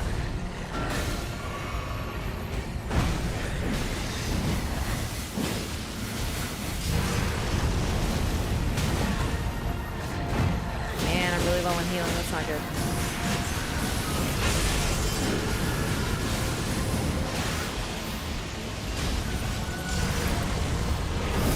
Oh, that's very helpful. Thank you.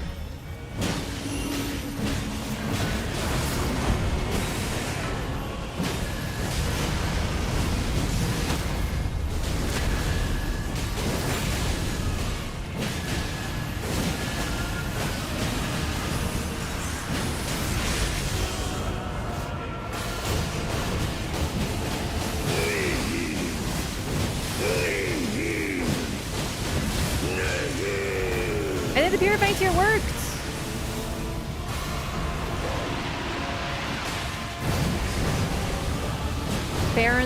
Farron keeps swamp.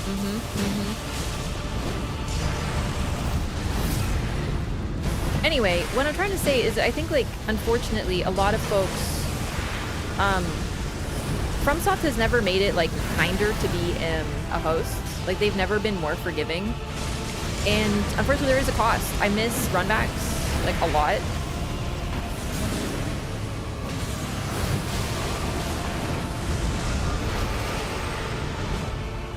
I miss, yeah, I'm gonna let you get the rest.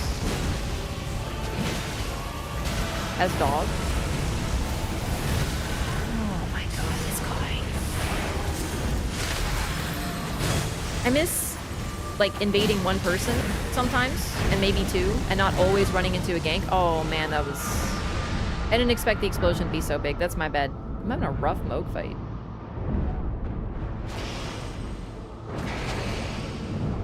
But I think that there's this really big attitude of, like, I should get to play exactly how I want, and that means I don't want PvP.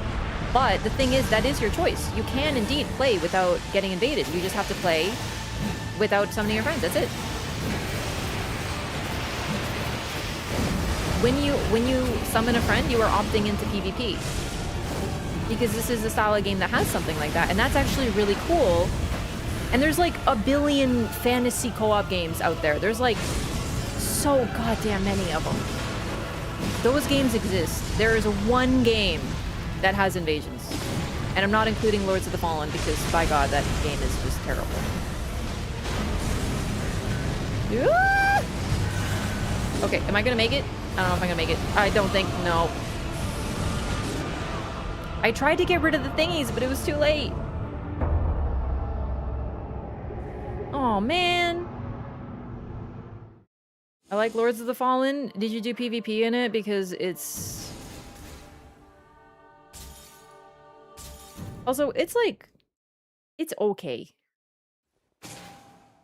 No, that's not on you, man. I died way too much. It's my bad. I got hit by like everything. I was struggling a lot with the Great Spear. I have to find more windows to attack. Faction invasions? Covenants. Covenants was a big loss. Sorry, I was like half focusing and half talking, so I don't know if my point came through, but what I'm trying to say is just people are very weird about there being a single game that opts you into a PvP environment. And I also think that too many people are frankly being a little weird about it because they want the game to cater to them. Whereas this game kind of wants you to conform to what it wants to a point. Like, that's kind of what's so great about Souls, is it's like, you have to play it its way. The game teaches you how it wants to be played. Also, I'm re-rolling now. 5. That is, I think, Executor? But then, you can sort of experiment from there. You don't have to wait a few, just wait one match, please. I know it was an early death. That sucks, but unfortunately, yeah. So if you were just in the last game, do not queue until I'm in a group, please. Just one game, and then you can feel free to join again. Just one, so it's not like 2 in a row. Okay. Thank you for asking, though. I totally forgot, yeah. People who demand easy mode, I totally understand the accessibility conversation, and I get where it comes from. But in my opinion, there are ways, and this is what is always lost in the difficulty conversation. It becomes about, like, you're either ableist or you're, you know, you either want these options or you're ableist. And what I'm trying to express, because I want everyone to play these games. I do. I think that everyone should at least try them. Everybody. Because I love them. Oh, shit. Executor. I almost picked Undertaker again.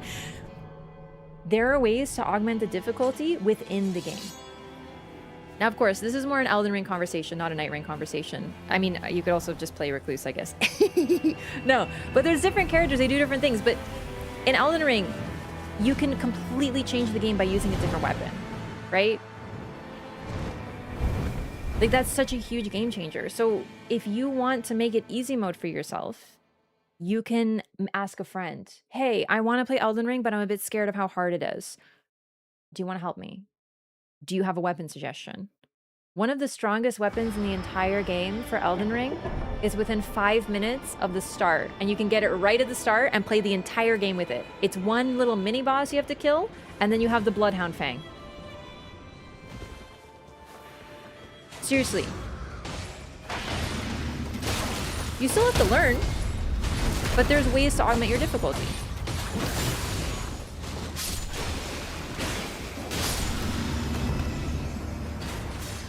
Seamless co-op? Yep. I didn't play on PC, so I can't really talk about mods. I play on PC now. What weapon is that again? It is a curved greatsword. It's a quality weapon with native bleed and an incredibly high stagger OP Art of War. Ash of War, sorry. Like, shit is busted.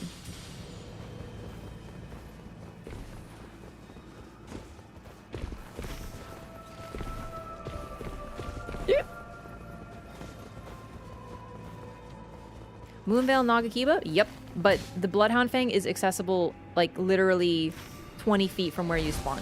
So that's why I always point it out. And that's totally fine. But I think that the whole point of the game, and this is so lost in these conversations, is that everyone faces the same challenge, but they find different ways to overcome it. On my first playthrough of a FromSoft game, it was Bloodborne, when I struggled with a boss, I summoned help. And I'm still so proud of the one-shots that I had. You know, when I remember I actually first tried the Blood-Starved Beast, and I was so proud of myself. I was like, man, I just did that without... I didn't even know. I was shaking like crazy. I was like so pumped up. And then there were also the bosses that I struggled so much with that I needed to summon people over and over and over and over again because I just couldn't do it. Ooh, skill attack power. Let's go.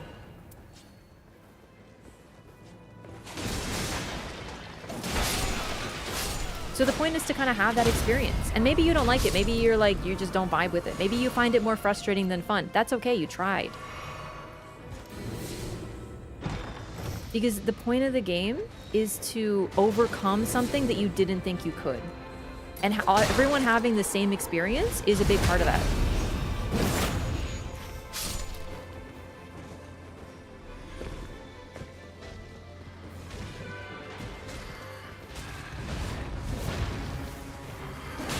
Speaking of Bloodborne, there's a woman who literally goes on Ghost. She does hitless Bloodborne challenge runs. And she literally has one hand. Like, she is unbelievable. It's unreal. It's so impressive. I'm not saying everyone should do that. I'm just saying that, like, if you love something, even if you, I don't know, you just try it and see, because maybe it'll make you sad. Maybe it'll make you angry and you don't have fun with it anymore. Or maybe you'll end up so hopelessly addicted that you play thousands of hours. Moonlight Ghost now. Thank you. I did not know. I'm so behind. Moonlight Ghost now.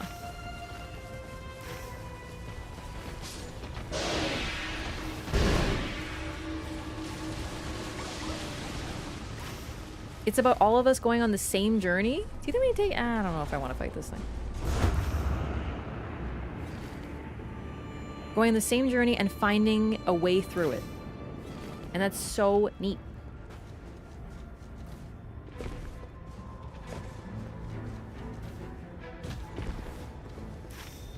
Yeah, I'm not even talking about, like, the challenge runs like that and stuff. That stuff's crazy. Seriously, if you want to, you can beat this game blindfolded upside down with only your voice and a dance pad.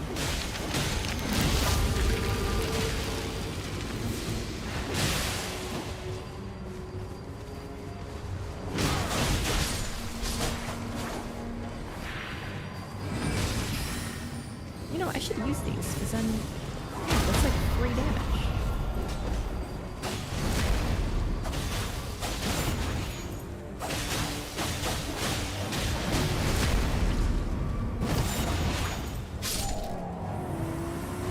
I don't really like games that are mean. I don't like games that are mean for meanness sake.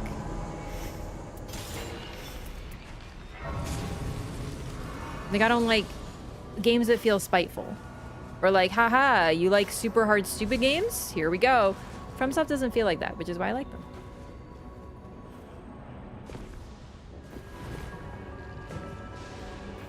Is there a crystal there? I don't think so. Okay.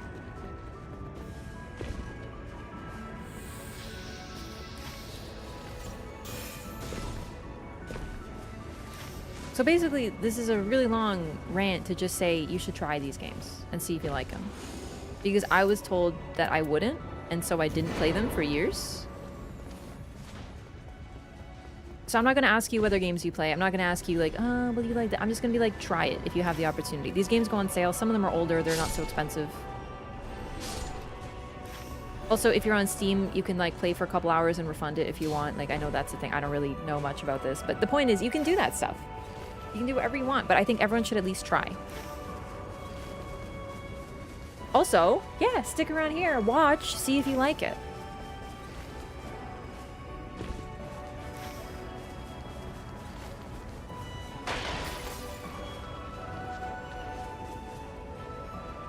No crystal.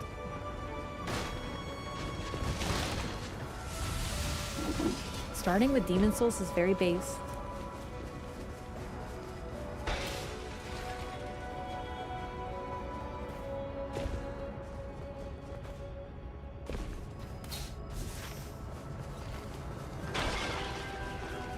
Yeah, the challenge run folks are pretty wild. I gotta admit, I don't love Elden Ring enough to do that. I love Bloodborne enough to do a challenge run, so I did. But not Elden Ring, I'm afraid. Okay, do we want to do this, by the way? This boss? I'm gonna try it. I'm gonna try to see if I can't be a gamer.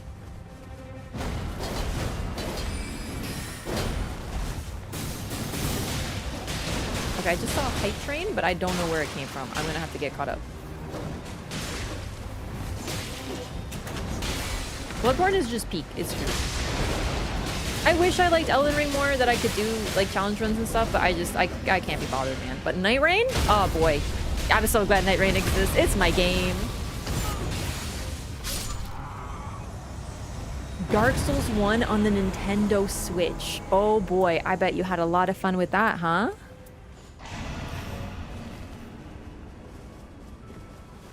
Hype train is literally fake. Oh, cool. Oh, it might have been... Was it Bits? Did I miss Bits? Did you play Oblivion Remastered?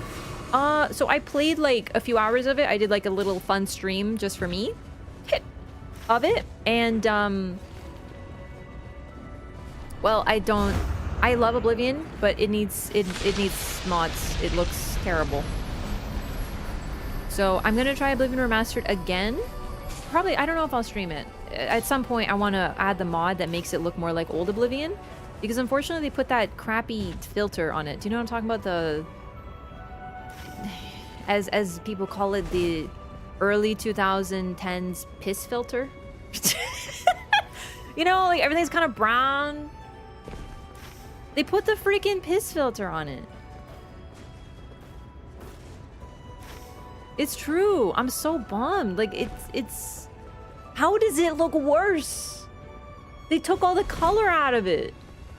Yeah, it's sepia. Ugh. It's not Oblivion, man. So anyway, apparently there's mods that help fix this.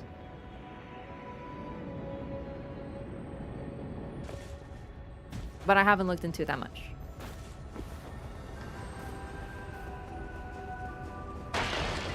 Oh, you're on Xbox? Okay, I will let you know. Unfortunately, Xbox has a much smaller community. So I would admittedly be a little... Like, I think you should just be aware of that. I've heard a lot. It's very hard on Xbox because there's just less people playing and there's no crossplay. So that kind of sucks, unfortunately. Just... one time someone came to my stream and they said that I'm actually not playing with randoms, that I'm pretending, and I'm actually playing with my chat all the time, that I'm getting stream sniped every run. And I was like, there's no way I'm getting stream sniped. And I was like, what do you mean? Like, I'm literally like no. Like, do I get stream sniped sometimes? Of course, even when I'm queuing with randoms, but not every run. And then I kept questioning him, like, why do you think this? And then I found out, he's like, but because I play, I have 20-minute queues. And I'm like, what do you mean you have 20-minute queues? I've never had 20-minute queues. And he's like, I play on Xbox.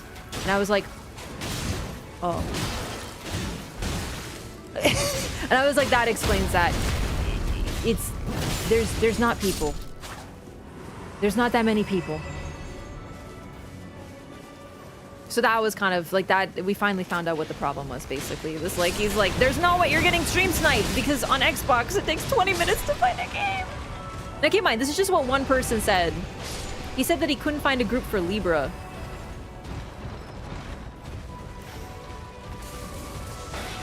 I think there's more people now, though. The DLC really, like, jumped up the community, though. So...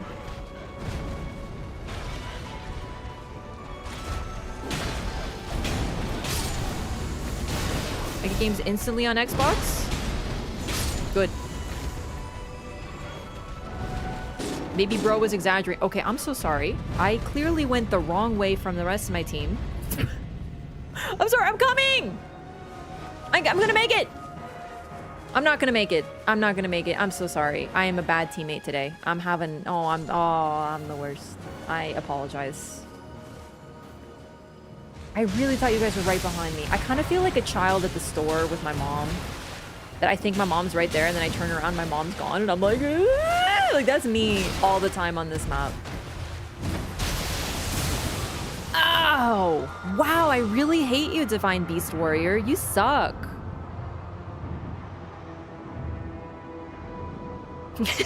My minions. No, only Recluse has minions, you big silly.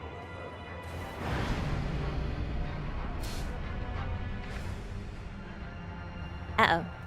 There is a solo mode. There sure is. I don't play solo. I like team. I like co-op. So that's why I'm always playing. And right now I'm playing with chat as well. I'll get my runes back later. I'm not allowed to go get my runes. Divine Beast was the worst part of the DLC. There are so many enemies in the DLC that I'm like, holy fuck, why do you exist? And now they're in the DLC of Nightreign, and I'm like, temptation to delete. So tempting. No, I'm kidding. I love this DLC, but it's just sometimes I see a boss or a mini boss, and I'm like, ugh. But who knows? Maybe I'll like them once I get better at them. Probably not.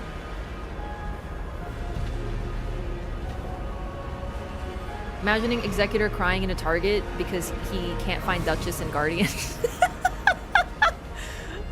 I'm just imagining him silently crying, and then Duchess finds him and goes, hey, you okay? Let's go get you some paintbrushes, little guy. And he just goes... But still with the mask on. Like, he has the mask. Oh, fuck. I got distracted by my bit. Ah! God, it's so hard to be this funny. I was too busy shitposting. Yeah, it's true. Thank you for the res. I have been dying to yapping. I know. I'm feeling... I gotta admit, like, I'm a little off today. Like, I went to the grocery store, and I was like, oh, man, they don't have my coconut water. Like, I was, like, looking at it, and they didn't have it. And then I went to someone, and I'm like, hey, do you have any coconut water? And he took me to the aisle that I was just in and pointed at the coconut water that was directly in front of my eyes. And I was like, thank you. Like, it's been all day today. I've been, like, out of it. I have no justification. So I think I might just be a little tired. I don't know, man. So this is not surprising. I'm really sorry. Like, I'm not trying to be, like, the worst player in the game today. But it's kind of happening a bit, so really, my chat's like, God, I'm never queuing again.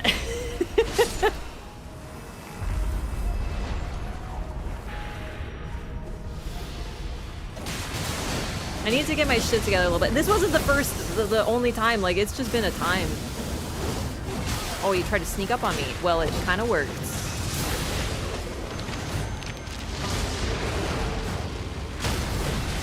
Target acquired.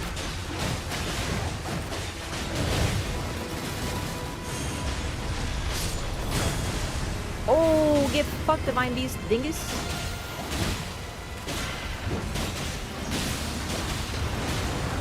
I had a crazy day too. I worked at the grocery store and some person couldn't find coconut water, but we had heaps. Okay, but what if it wasn't my brand?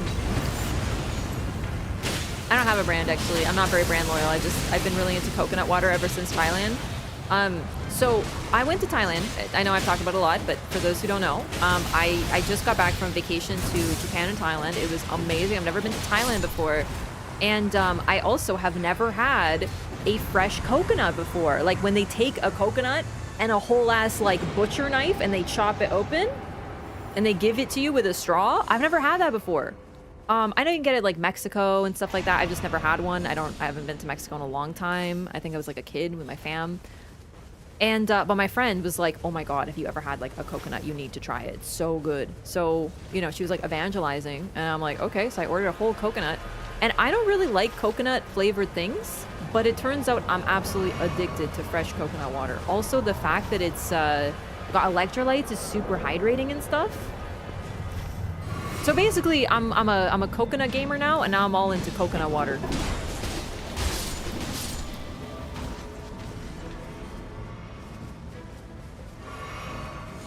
Maris is still ass, even though I learned the fight. devastating. What do you think of the floating space creature's feelings?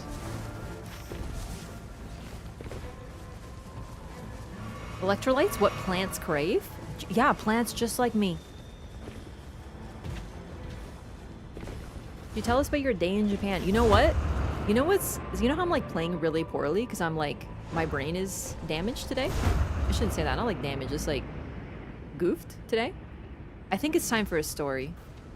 Okay, so I'm gonna tell the tale of how I got an extra day in Japan, which is like the end of my trip, so it's not like the most, I guess, time relevant, but like still.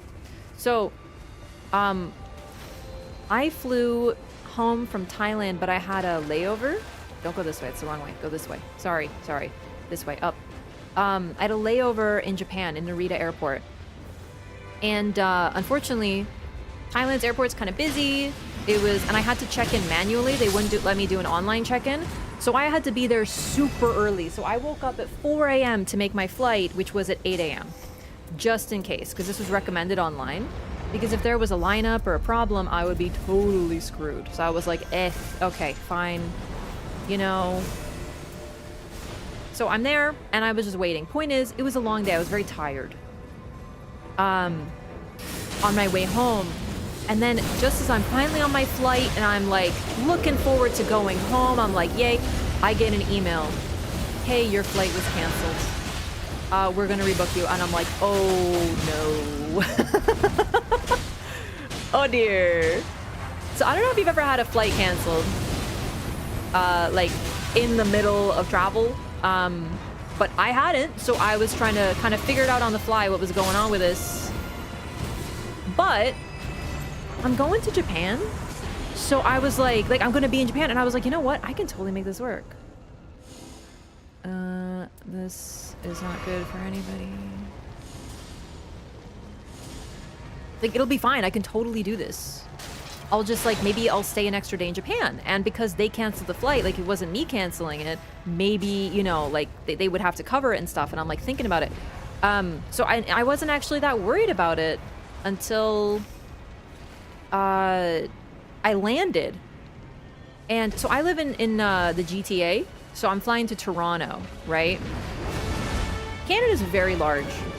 When I landed in Japan, I'm immediately scrambling to get on the internet because, you know, if there's a rebooking that needs to be done, I need to do it quickly because everyone else on the flight going to Canada is going to have the same problem, and there were a lot of Canadians.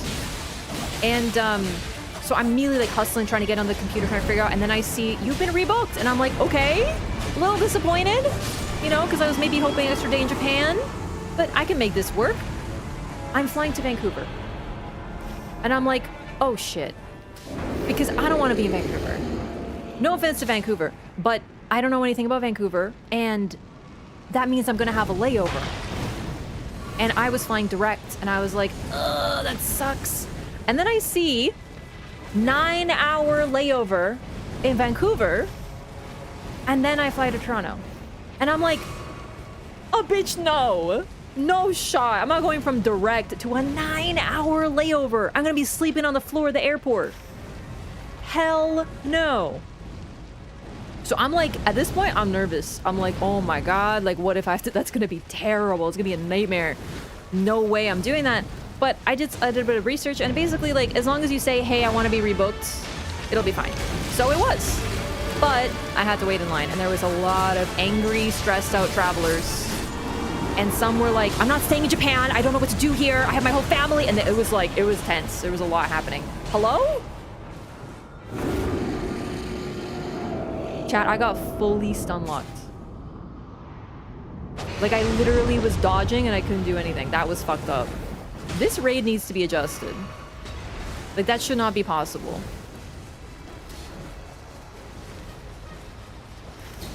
Literally just... Okay, I guess I'll die. Okay, I know how to get there. I'm gonna run. Okay, anyway. Long story short, I end up in line. And I'm like, hey, I want a direct flight, so I'll stay in Japan.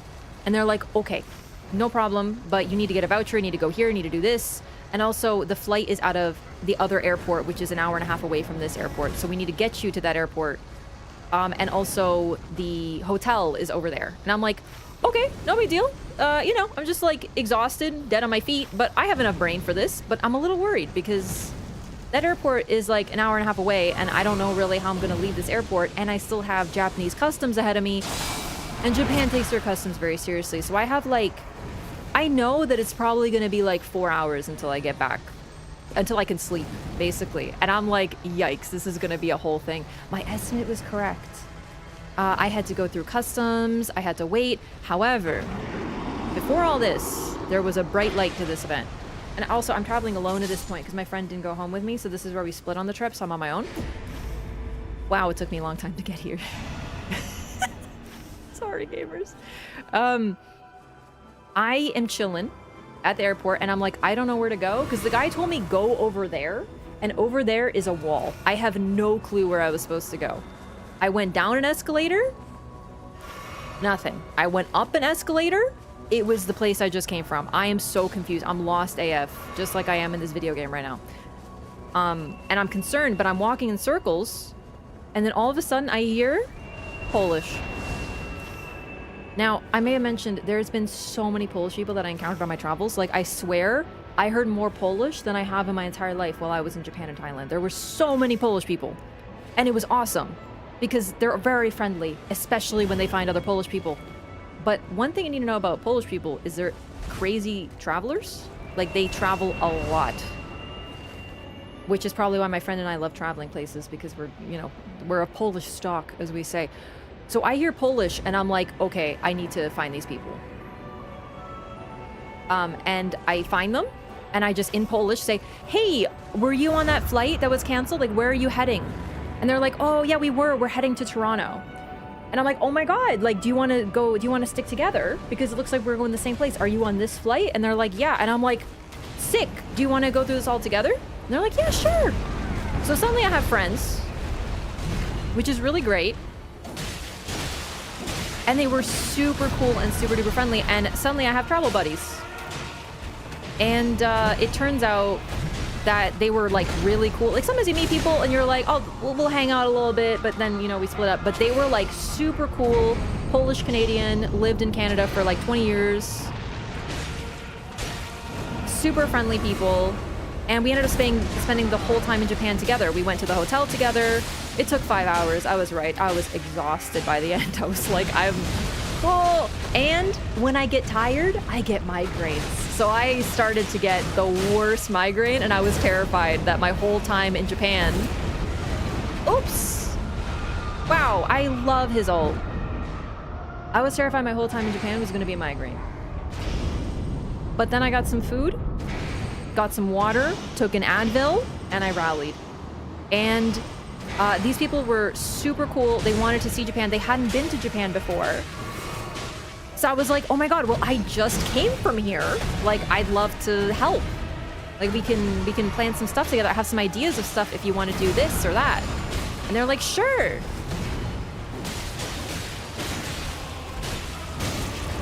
Oh my god, I hate this guy. Red Godric is not what I was hoping for on my Christmas list. So we had a nice time near the Haneda airport, which actually is a really sick airport. Also, I got Pokemon cards at the oh my god. I'm sorry, I'm trying my heart out, but I'm not very good at Godric. Definitely seems the type of person making friends wherever you go. Seriously, I think that's one highlight of solo travel is I don't know, I'm pretty friendly. I like just chatting with people. So like, you know, if I hear something, I'll like just start a conversation with people. I am an introvert, believe it or not, but I also like making friends and chatting with people. And I'm just really comfortable with Polish people because I know what like they're like, and you know, I just knew. I was like, these folks are going to be chill as hell, and they were super chill.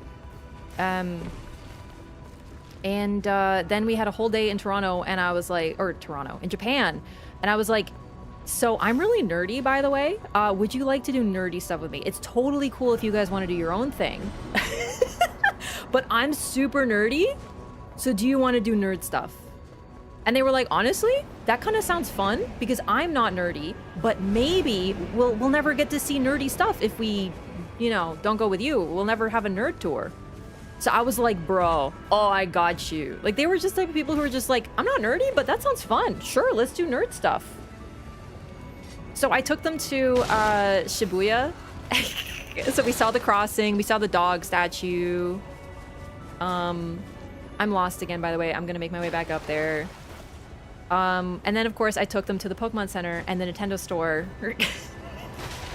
And I took them to Torch, where I got that Raging Wolf plushie. And according to the lady in the couple, my eyes bugged out of my skull when I saw it, and I was like, and she was like, yeah, I knew you needed that, whatever it was. It was super duper fun. And then we got food. And yeah, I don't know, it was just like a chill, fun day with new friends. And I don't know if you've ever like hung out with somebody that you just met like that. But when you spend like a whole day with someone in a travel environment like that, you really do bond quickly because you spend so much time together, more time than you think, sort of thing. Chat, I genuinely don't care what bad stuff this weapon has on it. I desperately need it. Like, holy shit, I'm still using a blue. I'm not even reading it. Okay, I should read it though. What does it have? Oh, black flame upon charge attacks! Never mind, this is lit. But no, they're super cool. They also live in Toronto, so, you know, I'm gonna reach out to them after the holidays are done and be like, yo, you wanna do something? Pokemon cards in this economy? In Japan, they're 180 yen a pack. I know the yen crashed, I know, but still, bro, holy shit. I was like, I'm getting all the Pokemon cards I can. But they have limits. That's actually part of it. They have limits to how many you can buy. So, can we see the plushie? I will show you. Remind me after, because it's really cool. It's an Elden Ring plush.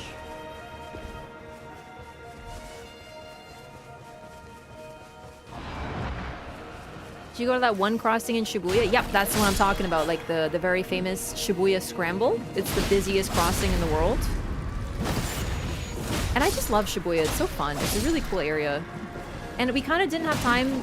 We needed to stay close to the Haneda airport because we only had half a day. And Shibuya was just close enough that we can have a nice outing, but not go too far. We also went to the downtown area and just wandered around a little bit. It was a pretty fun full day. Oh yeah, and the cards are in Japanese, but like that doesn't bother me. I don't really care what language the cards are in. I just like the art.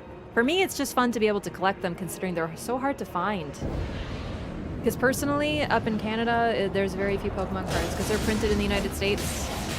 And even the US is having trouble getting stock, but... Oh, great. Even less if it ends up here.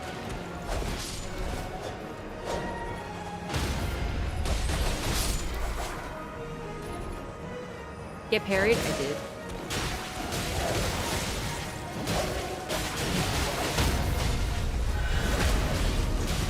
I did not even see him assume the parry stance. I just tried to parry. Oh my god. While I put my sword away. Never seen that? Oh, really? Yeah, no, they'll take the stance. They'll do the, like, weapons cross, and then they'll parry the shit out of you, because they input read. Just like Moongrum.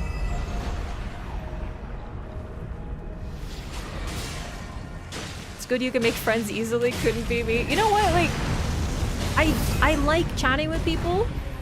But I do think it's hard to, like, make friends with people. You don't vibe with everybody, right? Like, you can think these people are very nice and friendly, but you're not gonna, like, go out of your way to chat with them again, you know? You know what I mean?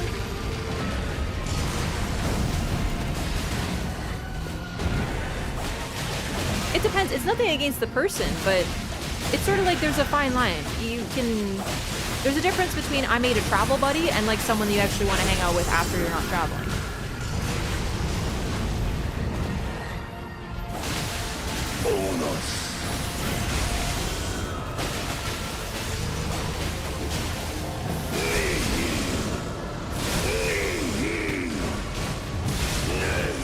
Wait, so Nihil doesn't...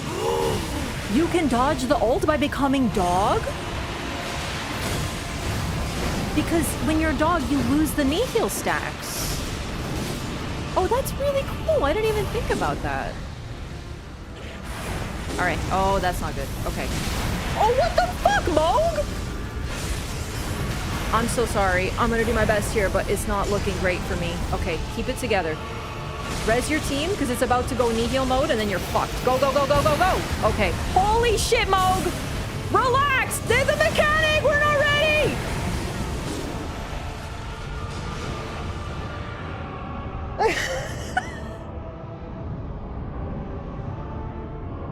That was messed up, dude!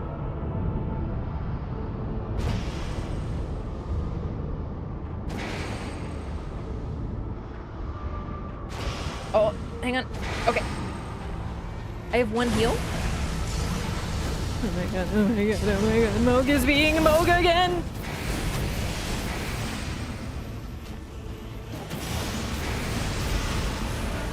Also, I should probably buff. That'd be very smart if I did that. Okay. Heal up. It is time to pray.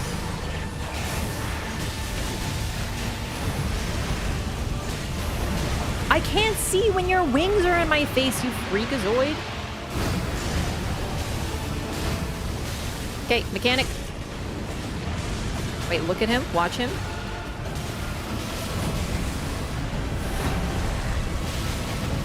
Wait, you explode when you do that? Oh my god, you're such an annoying creature. Okay, one. We need one more down. Never mind, we got it.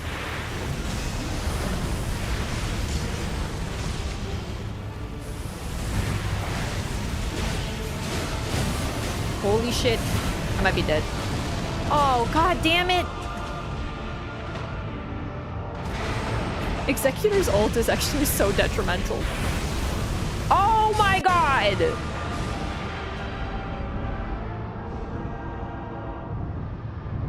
The only ult that you can die in, by the way. Terrible.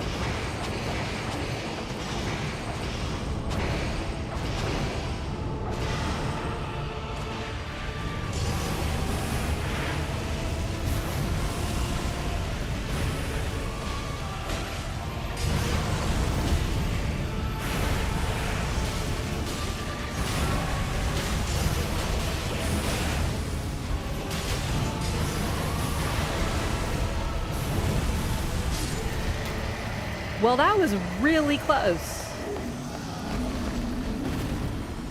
GG's gamers. We brought it back. Finally, we're making it to day 3. It's been a rough one today.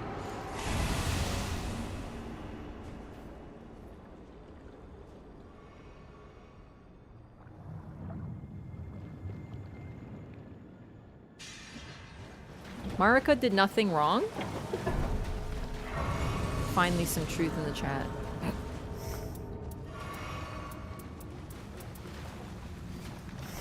I'm just saying, if you think Ronnie did nothing wrong, and Radon did nothing wrong, and Nicola did nothing wrong, that should be your opinion. You know what I mean? That's all I'm saying.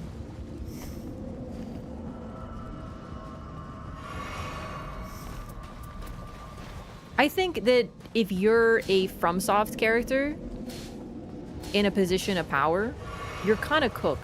So you just have to do the best with what you got. You know, like, those NPCs have a rough go.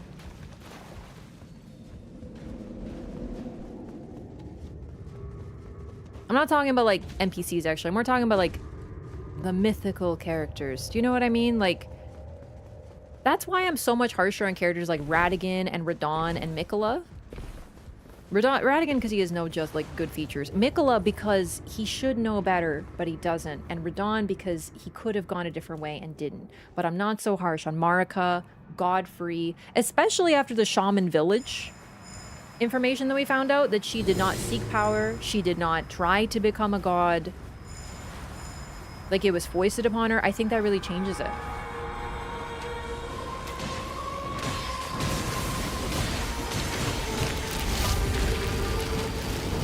It's just a really interesting conversation to have.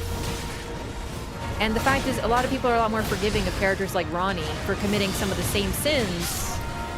And I think that says a lot. And some of it says that people can't really... People connect with people that they speak to. You know?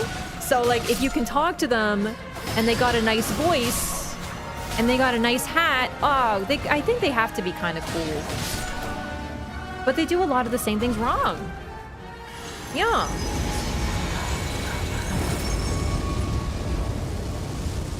I like characters based on cool factor alone. Well, then you must love Marika. She's the coolest. Oh, shit.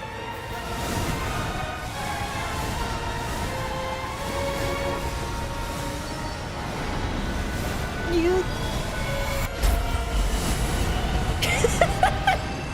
An attempt was made. Put it away! Executor!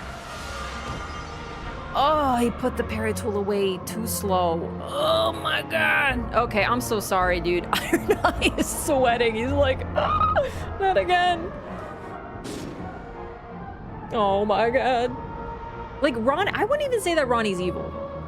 Genuinely, I don't think she's evil at all. But she does a lot of evil things. And I think that that's interesting because she betrays her allies, all of them, not just Blythe and E.G.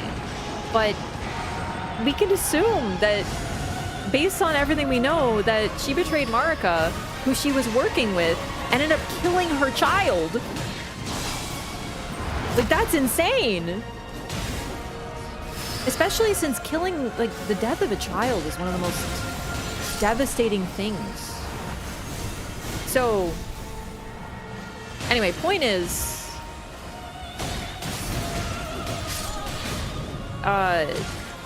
she causes the death blight to spread. Like, she's the origin of all this. So she's like, you know, she does some fucked up stuff, but in the end, she thinks she's doing it for justifiable reasons, and so she continues on.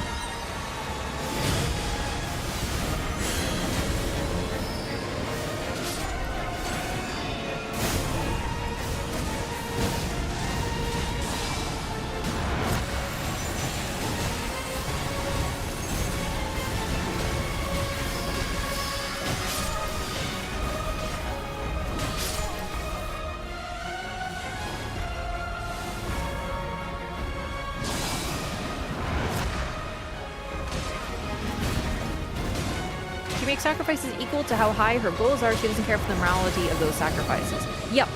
Yeah.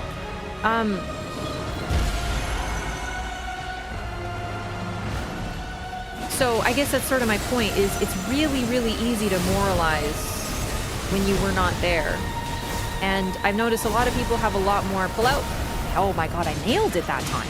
A lot of people have a lot more empathy for a character like Ronnie than they do Marika, who is also kind of meant to be, in many ways, her mentor. Okay, I did not know the attack would still go off if she died.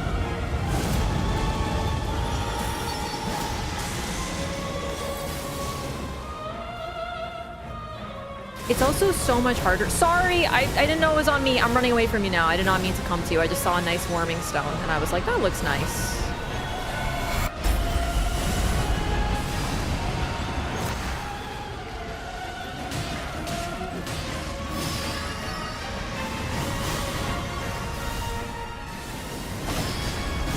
Oh my god, what? Shit, I saw it way too late. My defense, I didn't mean to marry her, it just kind of happened. My favorite moment in any FromSoft game is when you accidentally end up married to the queen of Machiavellian deals.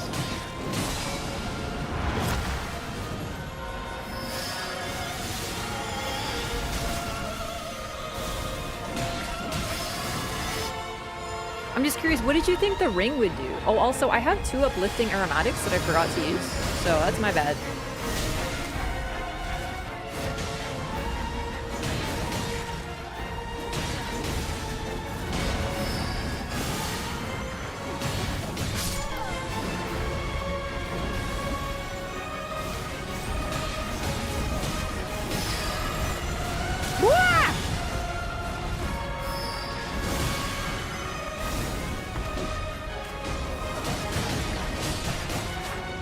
Oh my god, we did it. Yeah, I forgot. I'm so bad at using my items. I'm getting better, but it's still not great. GG's, gamers. First win of the night. That was a rough one, I'm not gonna lie to you. But in a fun way. Like, fun, but you know. Otherwise stated, does Ronnie have pretty privilege? honestly, I think she's cool and charismatic, so that does make people like her, but I also just think it's because you get to talk to her. Because Vendrick is attractive in Dark Souls 2. Vendrick is attractive, but like he's like old man daddy attractive, you know? He's like, I have a nice beard. It's not like people are like, oh my god, I'm so in love with Vendrick, I want to marry him. Maybe some people are, but people like him because you can talk to him and thus he seems justifiable. Also, hello Raiders, welcome. Lost a bar. Okay. Chat, take care of the Raiders.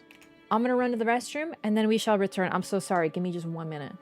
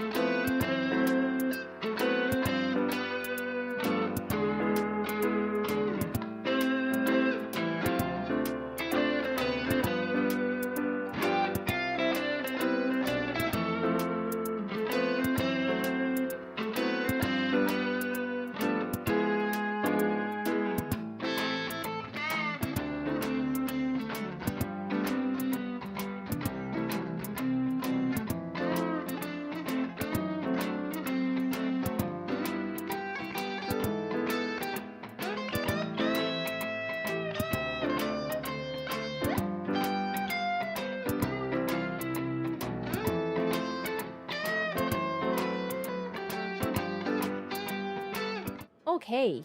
Hello.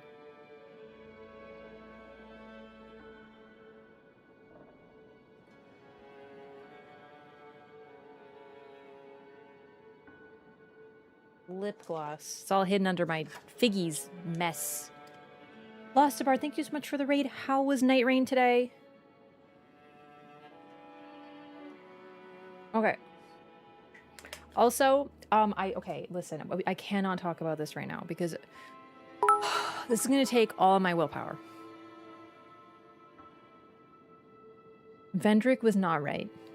Dark Souls 2 story is the okay, I know that FromSoft games have tough stories, but like it's insane that Dark Souls 2 the entire community whooshed it. Like it's insane. It's one of my favorite topics ever. So I'm resisting really hard. I cannot talk about this right now because I'm already playing like a newborn baby. like I've never played Nightreign before. I cannot. You're baiting me into my favorite conversation of all time, ever. I love Dark Souls 2. I love talking about it because it's I feel like no one on this freaking earth got the story, and it's so sad because they read it as face value. And they think that Vendrick was like some tragic hero, but he's literally meant to be Gwyn, and Gwyn was not a tragic hero. Gwyn was a coward who ran away from his responsibilities. And I will talk about this, but I can't. I rolled a 2. We're playing Guardian. I need my brain for this. I don't want chat to be like carrying my ass through the runs. I will tell you why. I can't do it now. Here's the thing. Here's a secret. I have three things that are easy to bait me into conversations. 3. One of them, talk about Revenant. Say she doesn't need a buff or she does need a buff, and I will go on forever, right? Number 2, talk about Marika, and I will go for hours. And 3, tell me the Dark Souls 2 queens are evil, and I will never stop. Because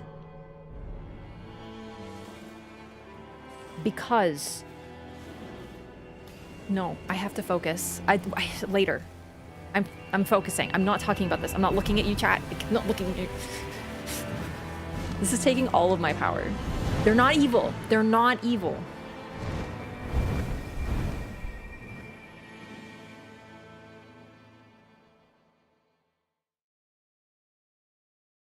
What is this self-bait technology? I didn't start it. I saw it in chat.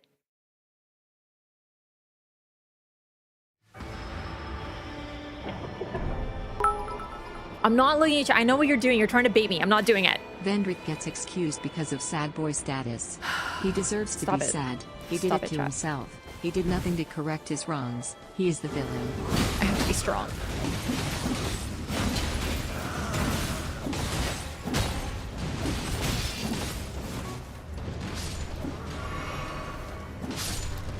So how about that weather? Fuck! You're... Yeah! Get it, Volpine!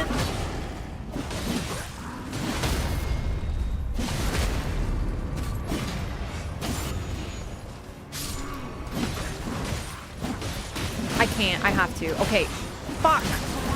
God damn it. Okay. I lasted a minute.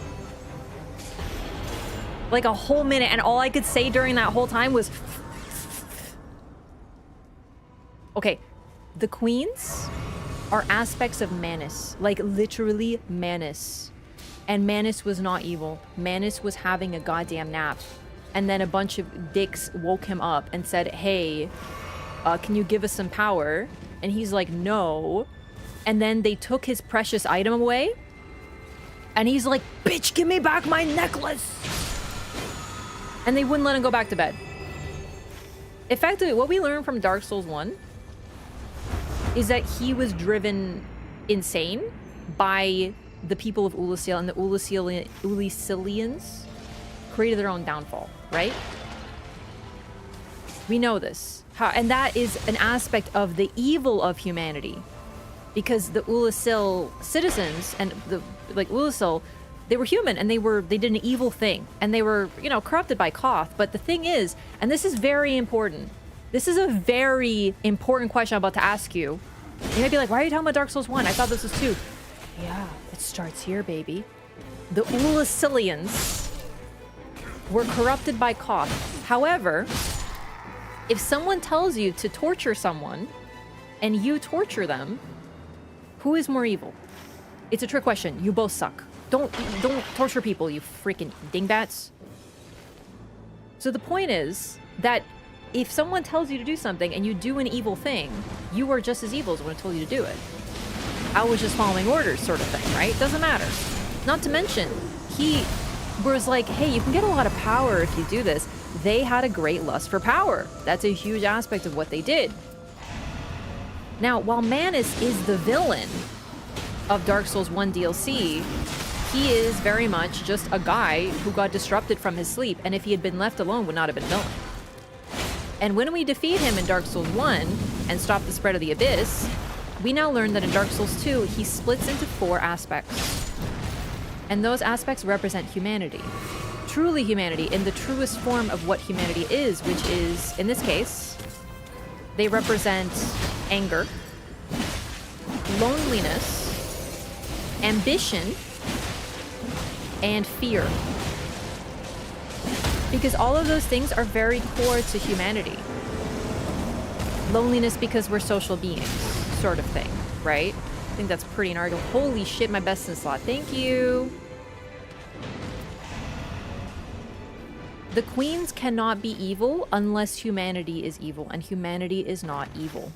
It is good and bad. They can choose what they do. Fear is not an evil thing. Even anger is not evil. What do you do with anger?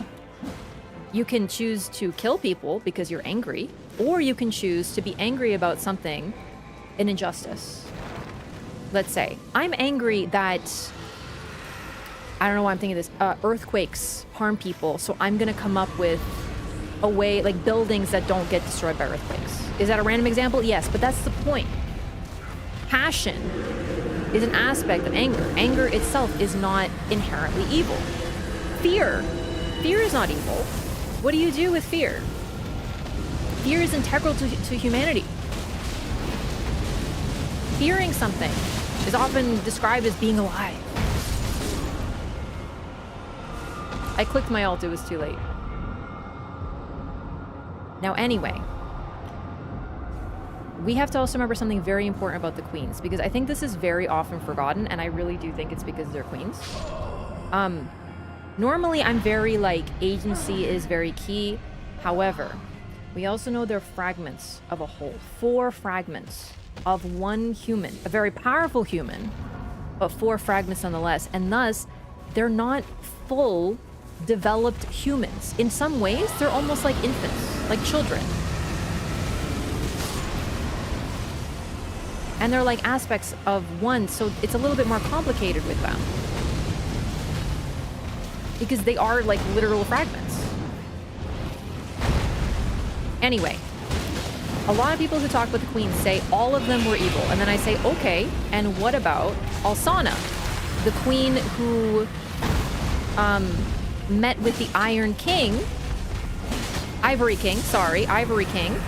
and ended up fulfilling his last wish. Oh, well, she was different. She was the only good one. The others were all evil. Okay, how does that make sense? Now, what do you know about the kings? The problem is that the kings are mostly long dead by the time we play the game, so it's kind of hard to know more about them. Some we get more information, like the Ivory King and the Iron King, and some we get more of a, we get, you know, a little less, like the Sunken King, who we get like very little. However, what we do know is they all kind of fucking sucked. All of them. Except for the Ivory King. He was like a true hero in every sense of the word.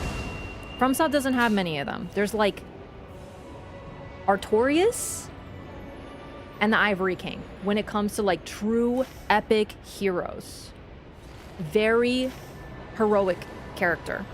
He built a kingdom on top of the Flame of Chaos, which, if you know what that means, is like, what? That's like building something on top of Frenzy Flame in Elden Ring. If you want like a sort of quick translation, it's different, but similar.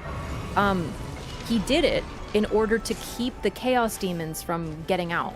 He literally built his kingdom on the most like dangerous fucking locale that had been abandoned by the people who lived there. And then eventually, he sacrificed himself in order to feed the Chaos Flame to keep it sealed further. And his queen was Alsana. People often think that she was good because magic. Isn't it possible that the queens were just fragments of humanity who met some of the most unimaginably awful people and consumed that from them? Because remember, they're aspects of a human who represent one thing, effectively. So they are enhanced by what they eat, basically. And we do know the queens sought their kings for power because they were little tiny fragments of humanity. And they were sort of, what do you call it? They wanted that strength, but they also provided strength because the light, which the kings represented, is enhanced by the dark. You cannot have light without dark, you cannot have dark without light. They're two halves of the same coin. So this is very integral. We learn this from the story. Unfortunately, most people don't get past the fact that dark equals bad. And the problem with dark equals bad is that the whole series called Dark Souls is about how the dark only means humanity. And humanity is not good or bad, it's just what they choose to do with it. So, the queens met the shittiest people. But you want to know what they did? Their exact wishes. Why did Alsana, who represents fear, she is literally, we find her, she's been in a kingdom all alone, keeping the Chaos Flame at bay with all of her power for an unknown length of time. All alone. How can a being of fear do that? Because it's what her king wanted. Now, the Sunken King, we get less about him, so I'm going to do him next because he's a really nebulous one and I feel people miss it. One thing we know about the Sunken Kingdom is that the entire culture was centered around the dragon, Sin. There was a sleeping dragon at their core, and the citizens worshipped it. The king worshipped this dragon. And he wanted the dragon kept safe more than anything else. He wanted that dragon safe. And when we get to the sunken city, the dragon's still alive. Everyone else is dead, but the dragon's still alive because that's what the king wanted, and the queen made sure it happened. However, the queen did it by putting poison into the dragon so that if it ever awoke, it would kill everyone around it. The dragon would live, but the people would die. But that's what the king wanted. In fact, the king, by the way, died protecting the dragon. So she fulfills his wishes.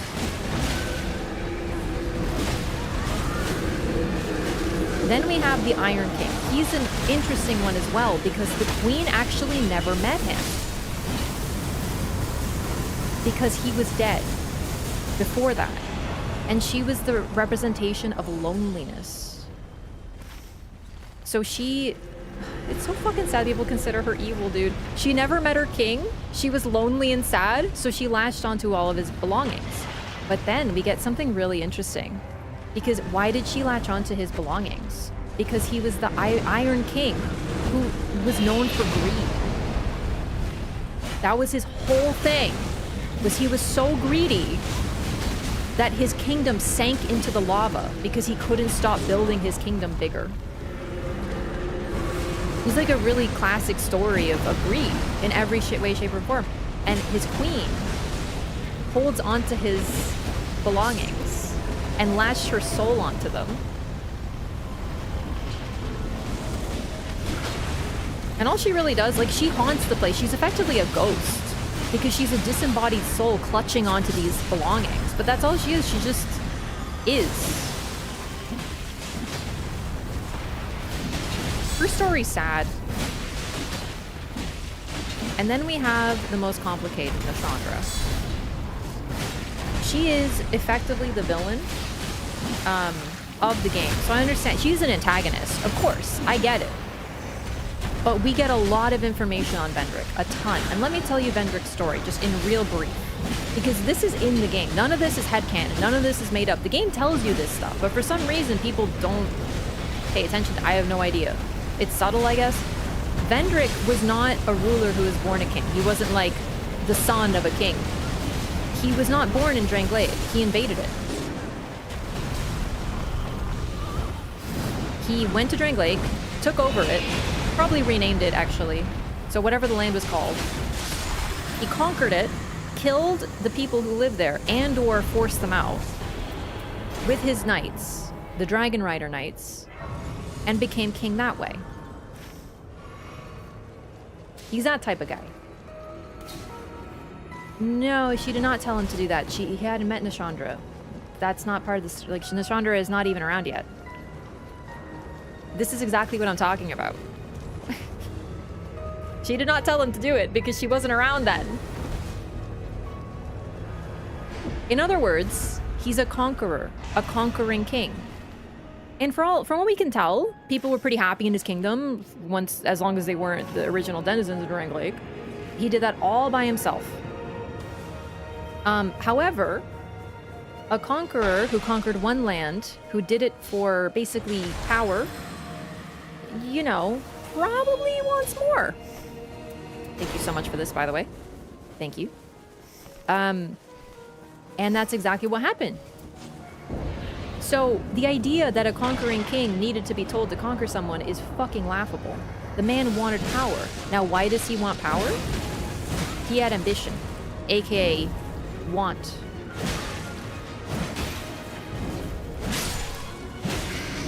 He wanted what others had and he took it. Nashandra came, and there's a lot of like how she was like beautiful and like seduced him and stuff. Yeah, but where does this come from? The king's advisor. The advisor of a conquering ruler king. It's very much like Horn sent Grandam saying that Marika was a strumpet. Of course she's gonna say that. I wouldn't necessarily trust him. Additionally, we also know that the queens, they represent something. Nashandra represents want. Now, let me give you an example of what want can look like. Let's say Vendrick was not a conquering king. let's say that he was a benevolent ruler, and his only want was to make his kingdom the happiest for his people.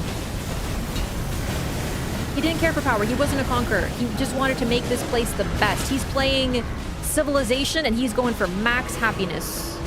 What do you think Nishandra would be like if that was what Vendrick was like?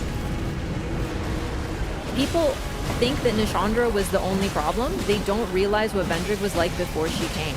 They influence each other. Through the power of the light, the darkness grows, but through the power of the dark, the light is fed. We're not talking about a human woman who grew up the normal way. We're talking about an aspect of humanity representing want.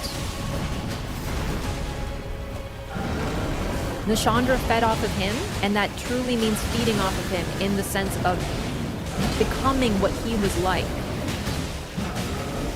and fulfilling his wishes. And what did he want? He wanted, presumably, to stop the cycle, but he also wanted power. And he wanted to be like Gwyn. He wanted to have the throne. And that's what she ended up trying to do at the end, fulfilling his wishes. That's all they did.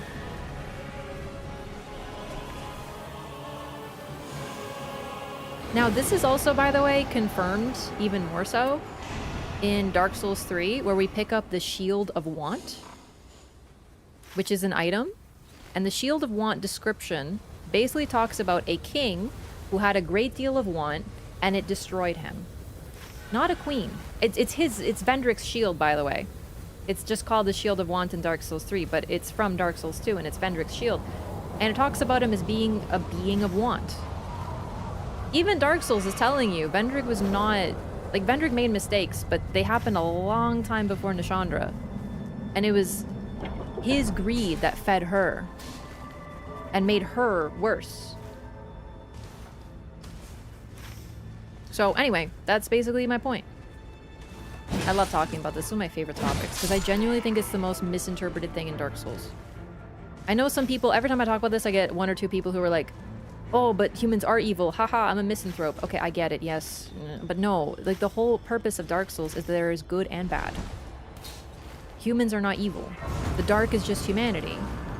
The dark can be tempting and dangerous, and it can go out of control. It can harm, but it can also be warm and comforting and soothing, like a deep sleep. And no game describes this and talks about this more than Dark Souls 2.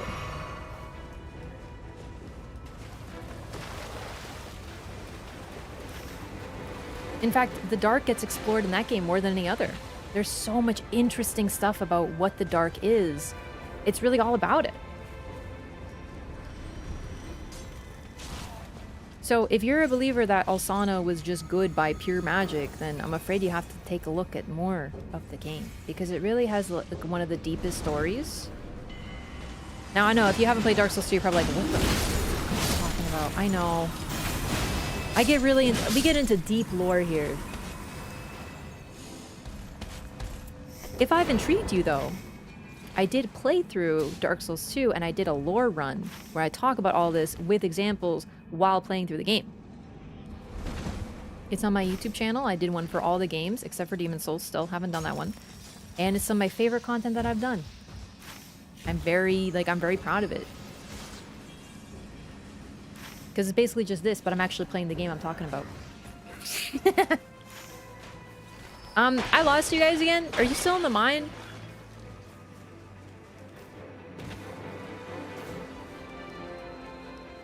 Nishandra wanted power prior to Vendrick. Yes, because all of the queens... Alsana says this. Alsana describes herself as a small, like, flicker. And she was scared of dying. Now, she's fear, so of course she's going to say that, right? But think about what that would mean for these other figures. Like, it doesn't just mean... Oh, hang on. How do I get up there? Here we go. She didn't want to die. And she compulsively, because of her nature as a facet of humanity, sought power. In this case, light. So she found the Ivory King. And the kings all represent light.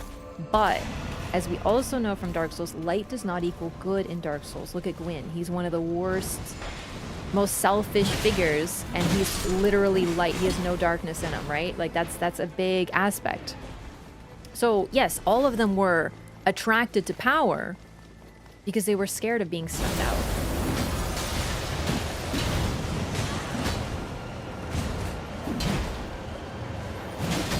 They're called the Daughters of Manus. And that is a good description of them, but I always thought it was really interesting to think of them that way because it's a reminder that they're almost like children in some ways.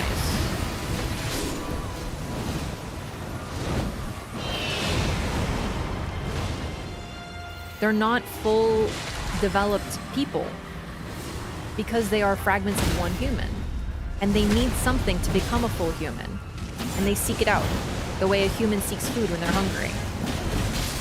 They have the capacity, just like humans do, for great evil, but also great goodness and great sacrifice.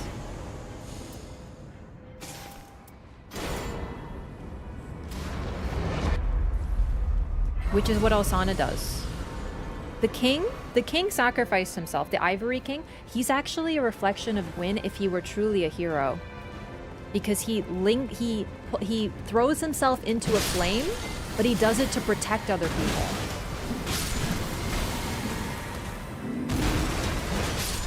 However, that's all very well and good, but think about, I'm gonna be honest, the Ivory King suffered with what he did, but imagine being a being that represents fear, and you're left all alone in a frozen kingdom with nothing but this flame for company.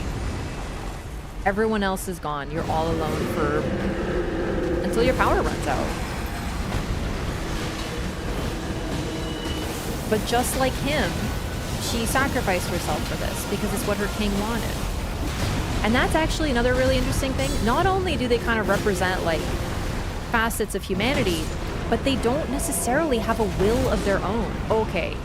Did I get dead angled? Was that a dead angle? Sure seems like it.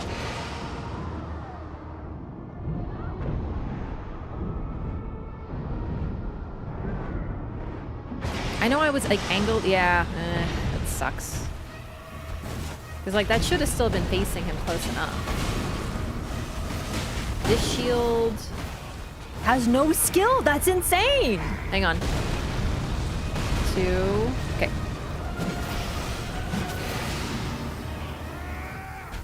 Anyway, sorry. Lost my train of thought a little bit when I got dead angled. What's a dead angle? Okay. You know how I had my shield up? And yet I still died, even though I kind of was like... They have a way to kind of... Okay, I don't know how to explain this while I'm also trying to... Okay. Never mind, I'm dead. I had my shield up, but it went around my shield, even though it shouldn't have. As a dead angle.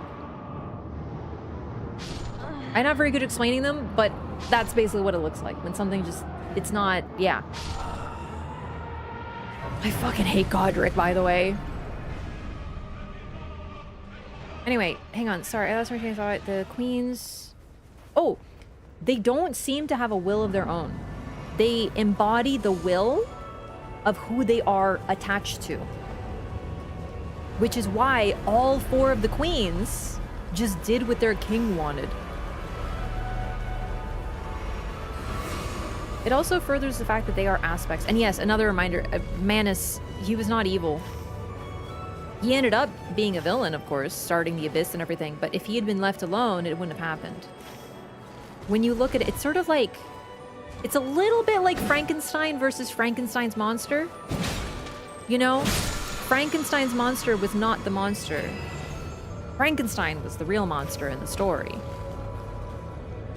And it's a comparable thing in that if the Ulasilians, my new thing apparently, if they had left him alone, it wouldn't have happened, but they wanted power. They are the evil ones in the story. They created him, and they are the problem. Wild how little thought Souls fans give to the nature of humanity, considering that's the theme of the entire franchise. It's true. I understand. It's very easy to just be like, oh, humans suck, bro. Yeah, humans are bad. But, like, humans are not bad. They're not. They encapsulate both. No one is pure good and no one is pure evil. Of course, these characters... Also, like, Dark Souls 2 is very, it's very fairy tale-like, and it's intentional. There's a lot of, like, oh, there was once a beautiful queen, but the king did not love her, sort of stuff going on. It's actually really neat. It goes deeper, but on the surface, it looks like a very standard story, and the evil queen is a very common trope in these stories, but if you look a little deeper, you realize that it was never about an evil queen.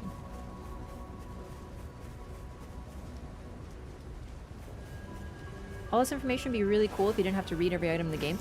The thing is, it wouldn't be so fun if it was told to you. If you don't like reading every item in the game, no problemo. That's why I'm here. I'll read it for you and tell you what it says.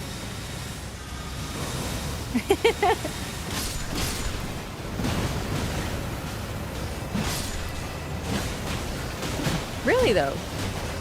I like hunting for lore. That's what I find fun, so I'm gonna do it anyway, so.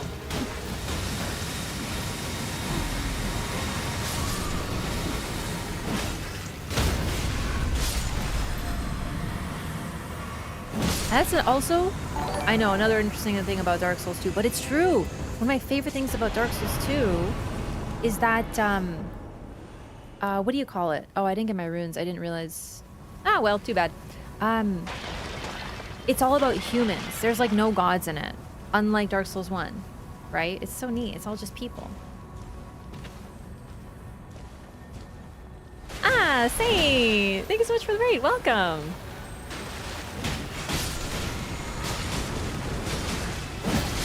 Someone baited me into a Dark Souls 2 lore discussion again, so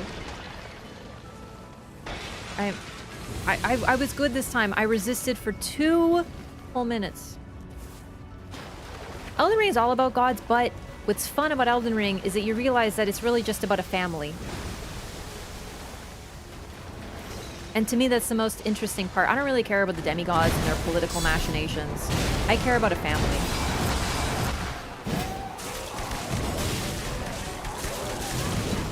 You can't save your teammate with a grab by these guys, huh? That's good.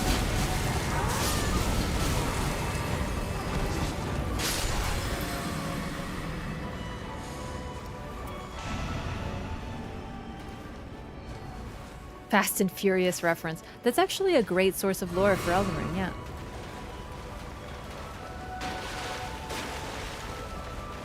Listen, if this story were just told to you, it wouldn't be so fun. Some people would be like, yay, but you wouldn't be thinking about it years later if they just told you what to think.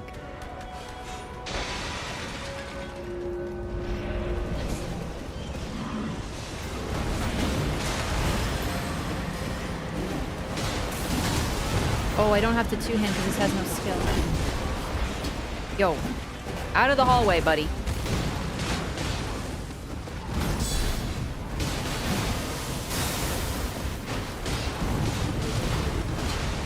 Man, already? But the circle had just closed.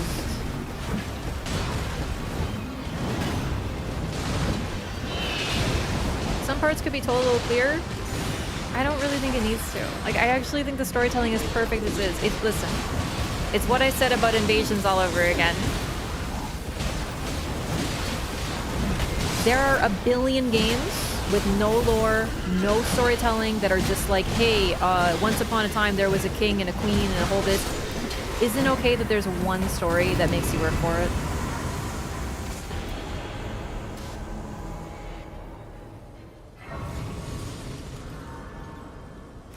It's perfect as is. I think people underplay a lot of FromSoft's environmental storytelling by saying you can only understand it by reading item descriptions. Yep. Their art direction, everything is unparalleled. Oh, are we fighting the hippo? Do we have time? I don't think we have time for the hippo. We're leaving, right? Okay, good. This is going to be a scary balancers fight considering I'm not good at balancers on Guardian.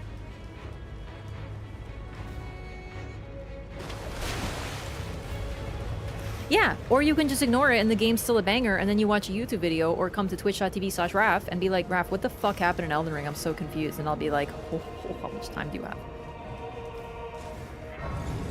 I wouldn't like these games if they just told me the story. I'd be bored as shit. I'd be like, wow, this game's really fun. And then I wouldn't play it again because I'd be like, I'm good.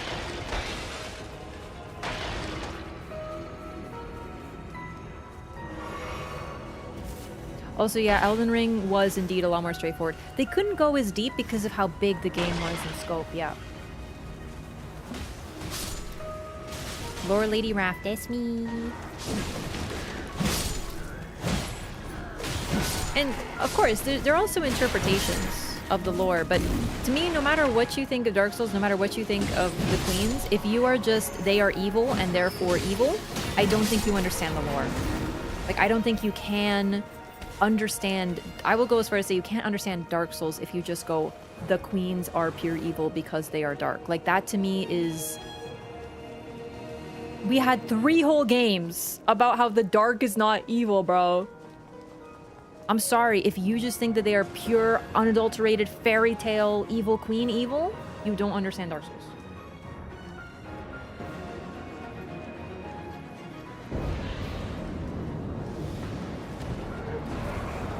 Only a Sith deals in absolutes. We'll tell them.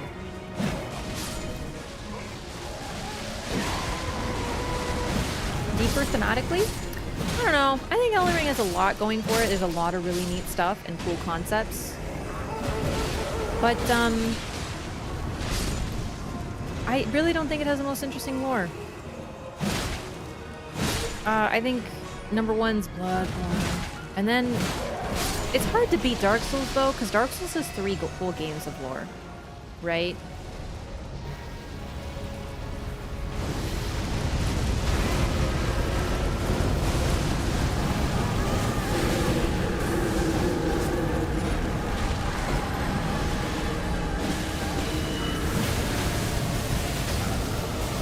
Am I blocking? I can't tell. I'm leaning toward no.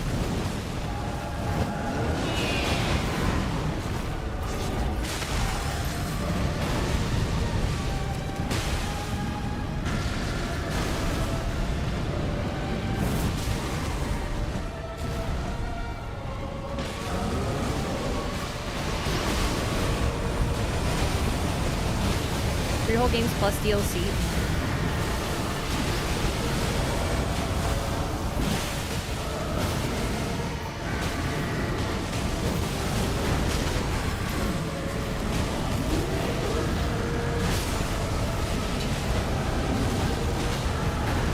I also think, listen, I know this isn't necessarily popular, but I feel like George R.R. Martin was kind of detrimental to it.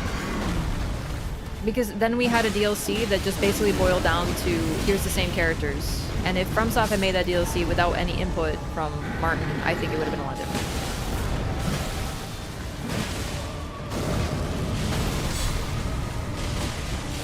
Because seriously, apparently it's because, like, they still had story to tell because of his stuff. And I'm just like, are you why we got Radon again? You... I mean, I'm not really blaming him or anything. Bro was just like, yeah, I wrote a part of this game called The Elden Ring. It's the sequel to Dark Souls. You know, like... But I feel like they had, like, loyalty to him or something. It was weird. The DLC was just weird.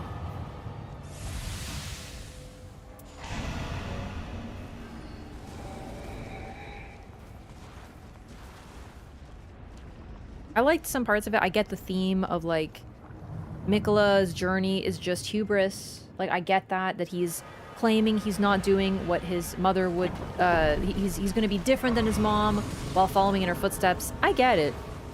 But it really just did boil down to Miquella's fucking tour through the Shadowlands and following dumbass around. Ansbach was definitely the best DLC NPC, for sure. And Mesmer's cool. We really already knew about the hubris from base game. That's a big part of it too. It's cemented. It's like, hey, if you miss the hubris, by the way, hubris.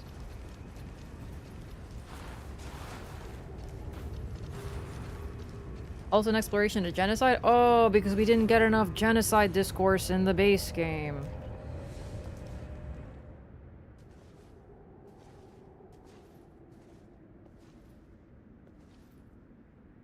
It was like literally just like Shaman Village, Mesmer, Midra, with a little footnote of Ansbach. other than that, bro.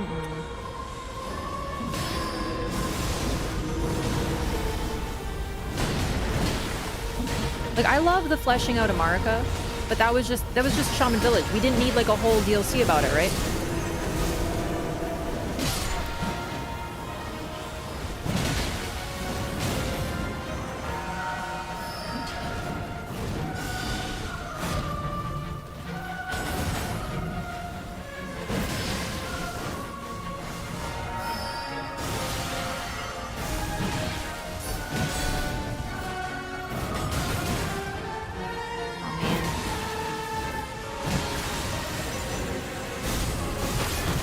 Uh-oh.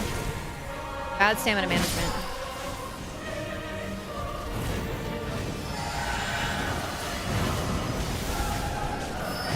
Uh-oh.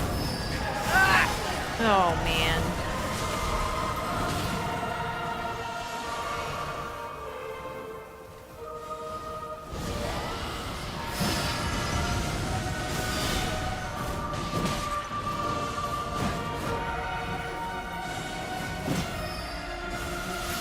Ladies.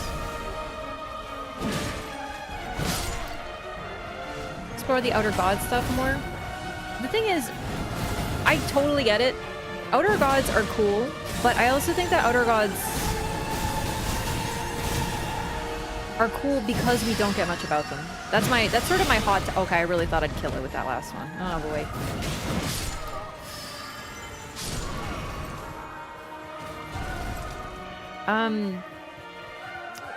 Oh, Shadow Tree Avatar. I always forget about it, but yeah, it was peak. No, things that are mysterious are more interesting because they're mysterious, in my opinion. The highlight of Elden Ring is not all the stuff about gods and demigods and outer gods and all this. That stuff's just color. It's really just about a family, and that's the neatest part. It's literally just about, like, family drama if it involved a nation. Like, hey, mom's traumatized from the war. Should we hate her for it?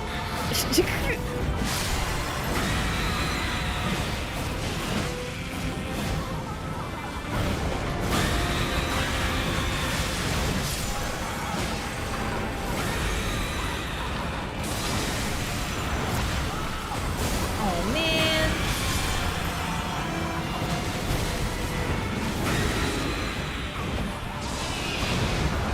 Oh my god. No! Come on! That's fucked up. That's really fucked up. Getting grabbed during your ult.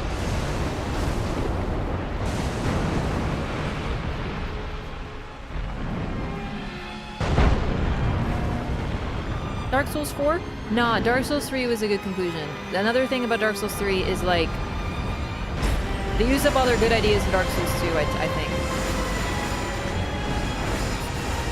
No, seriously, Dark Souls 3 is like... Time is truly convoluted. Okay, thank you for dead angling me, you dumb fucking idiot. What the fuck? Dead angled me and then came back for another one.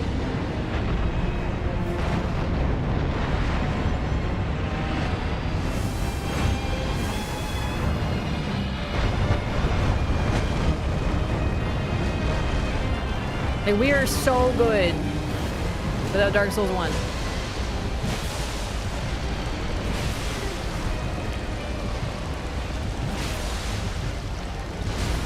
I know this is happening. I'm sorry. I'm gonna do my best.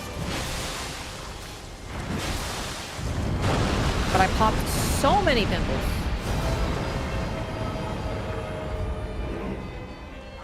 I'm gaming.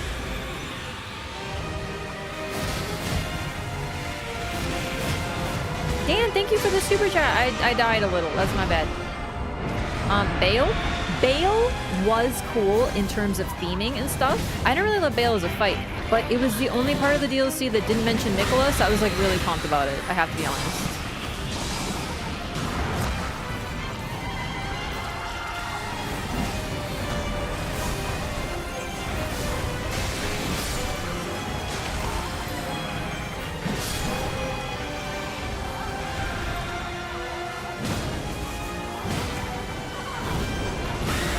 Yeah, thank you for the super chat. Appreciate that.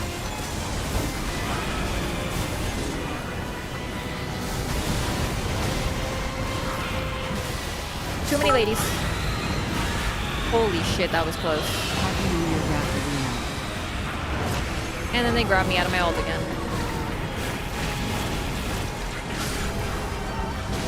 I'm not saying Guardian, like, this is a bad fight for Guardian. It's like they didn't even think about Guardian with this fight. Did you see how she locked in on me the moment I was like, I should have just popped out of it, I guess. But they like read me. Would you be against a Mikula skin for Revenant? She already has a Mikula skin. Her ugly ass Dawn skin makes her look like a bowl cut Mikula. Jesus. They wasted 2 of her skins. 2! One on Mickey and one on Frida. We need 2 nuns. We really need 2 nuns? Come on.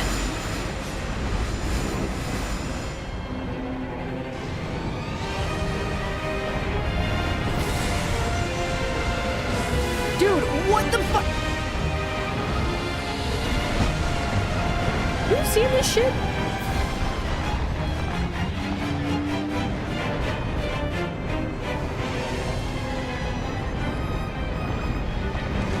Stop. I should have been blocking. I know. But I've never been bullied by this lady like this.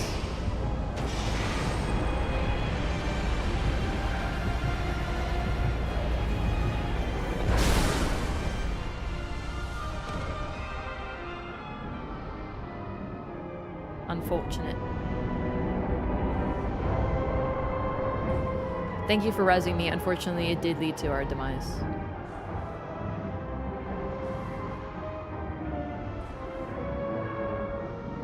Seeing you fly to that pile of balancers was really cool. It was! Yeah, and then I died. It was that part sucked.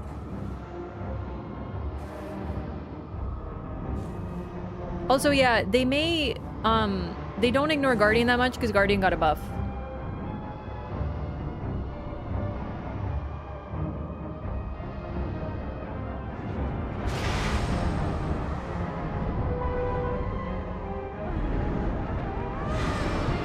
Aw, yee.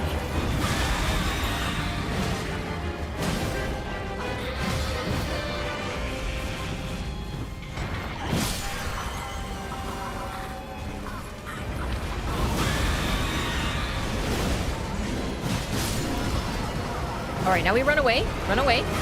Follow me. I'm doing a ping. I know, I know. We need to move away so they'll chase us and then we won't be swarmed because getting swarmed is a real problem. Thank you.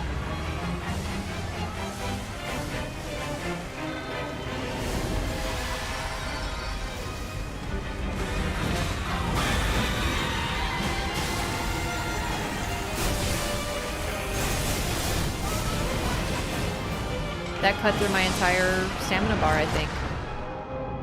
Okay, so don't block that one. Oh my god. Yeah, I think if I have to pull Guardian, I'm not going to do this fight. I'm not learning anything. I'm just learning that this is not a good fight for Guardian. Old Guardian was worse than Rev? No, that's not true. Utterly not true.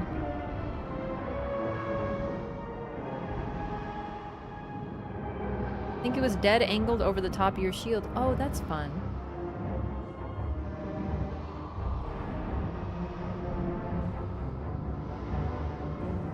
Hey, thanks so much, Dan. Welcome.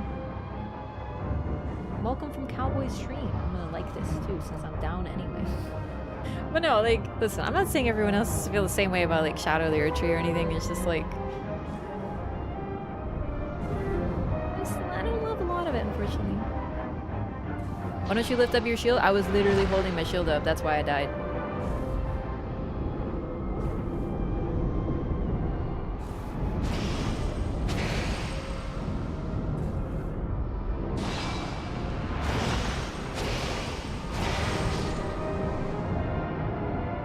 Look at that little baby doll go!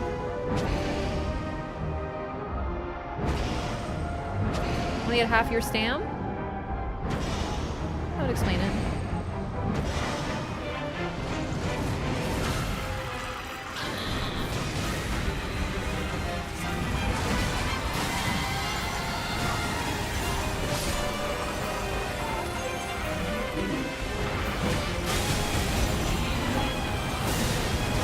Dead angled. I should have ulted there. I don't know how to handle these moves. I'm getting dead angled all over the place. I'm gonna rough go as Guardian. I have to stop queuing for Everdark Balancers.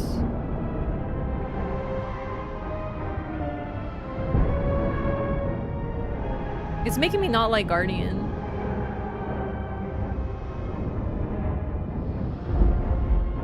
Like, I just want to move fast and not, you know, slow.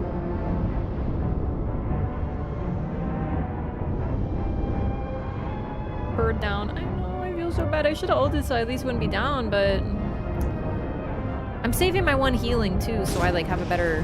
Oh, no.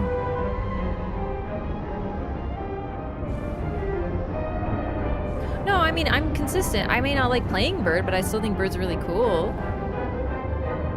I don't like playing Wilder either. I still think he's one of the best characters. I just don't like him.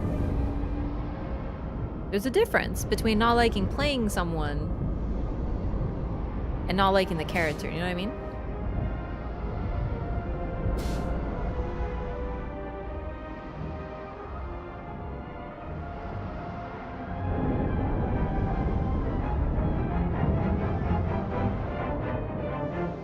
It's also hard to do a fight with a character you're not very good at on a fight that is really rough for that character. Do you know what I mean? Like doing any boss on Revenant, for example. Nah, I'm kidding, but like... Oh boy.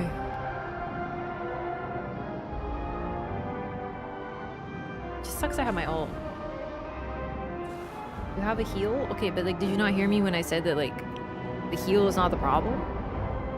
I'm getting utterly comboed to the point. Like, I know I have a heal. What does it do for me now? I'm on the ground. Like, I'm aware. There's like 5 ladies.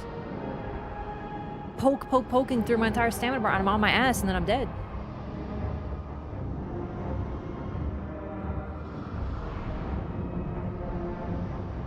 Like, if you're commenting, you're seeing what's happening. Oh, baby. It's my time. It's my time. Kill this one. She's weak. Oh, kill this one. She's... Oh my god, we did it! Thank god I'm free.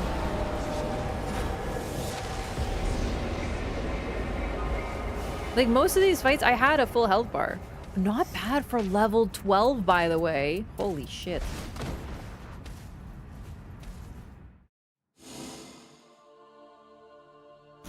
Ugh. Anyway, I normally had a pretty full health bar, and then it went down to nothing. And it was a lot. Wait, what was that? I didn't read it. Keep that one. Destroy this one. No. No. Okay. Phew. No more Guardian Everdark Balancers for me, man. I'm tired. Okay. Reroll. 1! That's Wilder. Oh boy. I'm very not good with him either.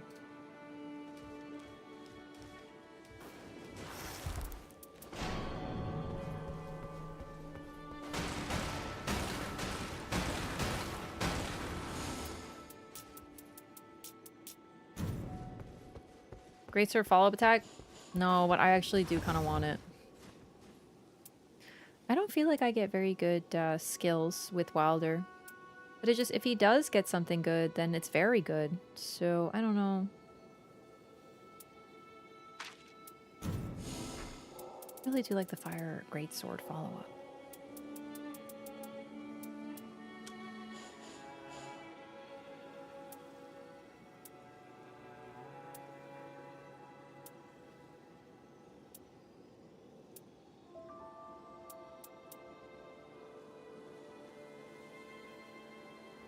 I really like this ability. Change earring? I'm not changing the earring. The earring is the earring. The earring's never moving. You know what? I'm gonna do one run with this. I know I lose the melee and the skill attack power, but here's the thing. Now that I did this, I feel like I'm gonna get like Siluria's or Halo Scythe or something. Nah, I'm gonna stick to it. I'm gonna stick to the build. Because the Greatsword follow-up is cool, but it also causes other problems. Like if you have Frost, you don't necessarily want to be removing it because it's harder to build up after. All right, get ready, gamers, for another queue. Found a relic for Duchess with character skill attack power up, dagger attack power up, and dormant power find great shields. Oh man, if I had a nickel for how many relics were destroyed by dormant power find ballista, or dormant power find flails, or just any dormant power at all, I'd have so many nickels. Crazy stuff. Shifting Earth? Oh shit, am I out? Uh-oh. Uh-oh. I missed it this time. Thank you for the congrats. Oh. Whoa, that was weird. All right.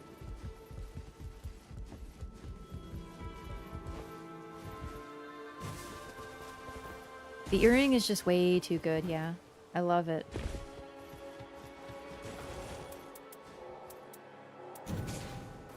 Alright, sorry about that. I forgot about my Shifting Earth. Now we queue. Dormant Katana is good for Duchess. If I use Katanas on Duchess, it would ruin Duchess for me. That's the thing. Some people are good with like other weapons and stuff. I despise Katanas. It's why I have such a trouble with Executor. They are so slow. They feel like strength weapons. So for me, like, I cannot. It's terrible.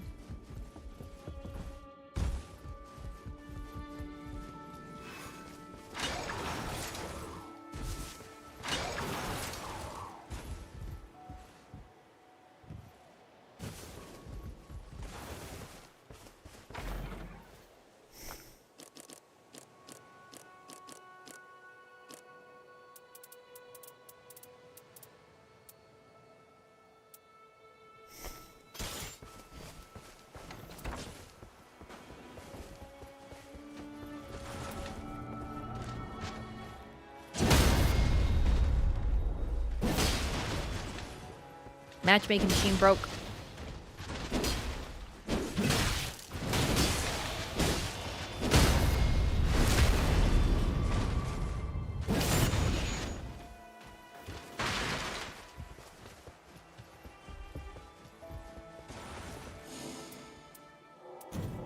Sometimes you have to try a couple times.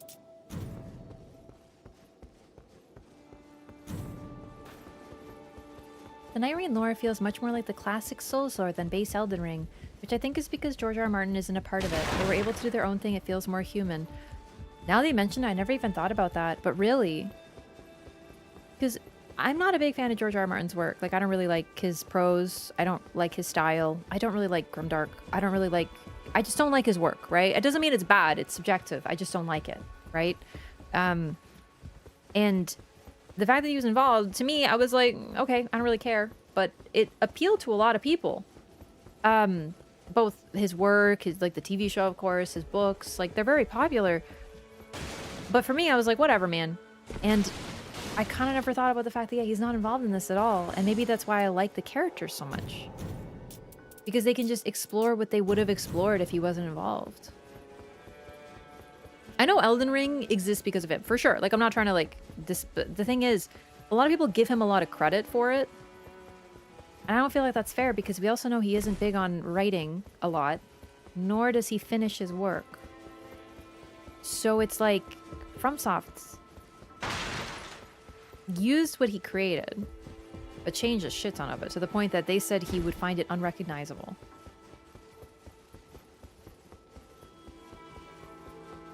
There we go. Once again, third time's a charm.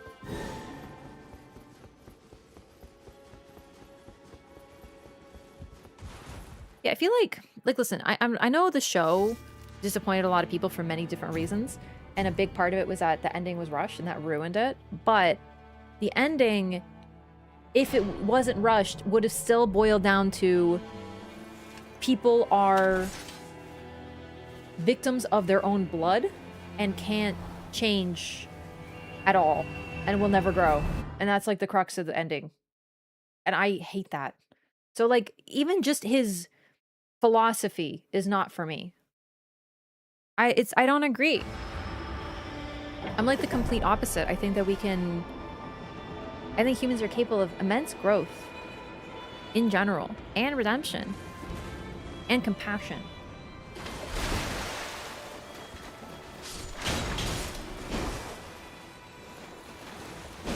And what I really like is people, you know? The human psychology of this sort of stuff. How it all boils down to that. You can take gods, but in the end they're just a family. I love it.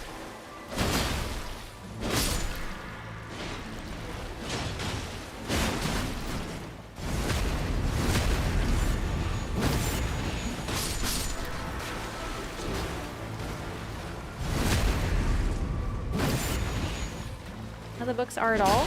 I'm talking about the ending though, because that's sort of what the ending is about. And what we do know, I know people, like I get it. I think if George R. R. Martin wrote it, it wouldn't be so infuriating, but I don't think that they've changed the ending. Do you know what I mean?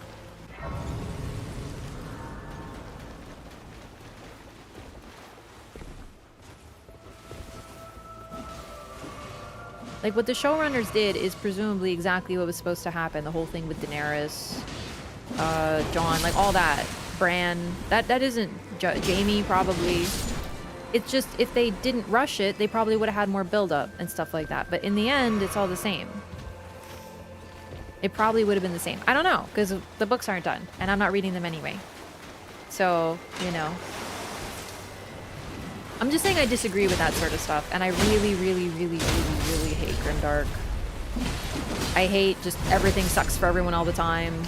Which, honestly, based on the show, and I'm talking the early show that people seem to like, that's all it was from what I can tell.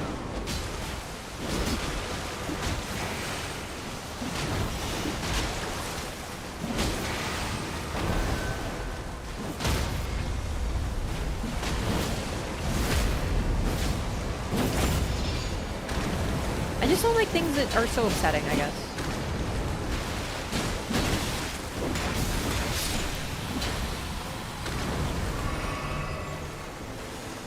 Early episodes were shot for shot like the book.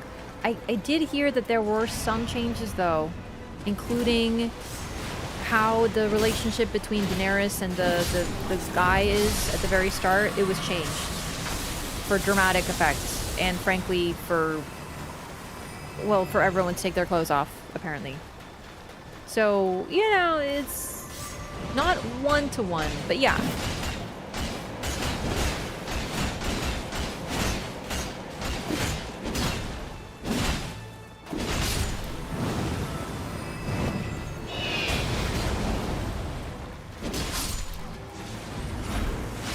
But generally, yes. When people like the show, I still didn't. So, but that's okay. Like, I'm not trying to say any of it was bad. It just simply was not for me. And I know when something is not for me, and that's okay. So it's just like, the whole point of this is that I do not vibe with George R. R. Martin. I'm talking about Game of Thrones. Yeah. Butchered it from day one. I see. That's a shame. The thing is, it's not even that. If I don't like his work. I've read some excerpts and I don't like how he writes. I hate it. So, not for me. That's okay. But I love The Witcher. That's some good goddamn writing.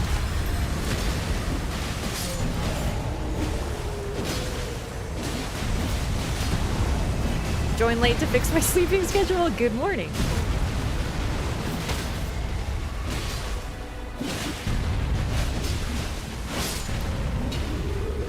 Yeah, I mean, the thing is, that's sort of exactly why I did watch it. Like, you might be like, how do you know so much about the show if you didn't watch it? Well, because I kind of felt like I had to because everyone was watching it. And it took me quite a bit to realize, like, why am I watching something that I really, really dislike that makes me upset?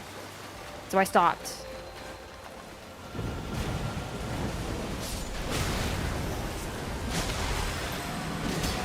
But no, I did watch until like probably season 5 or 4 or something.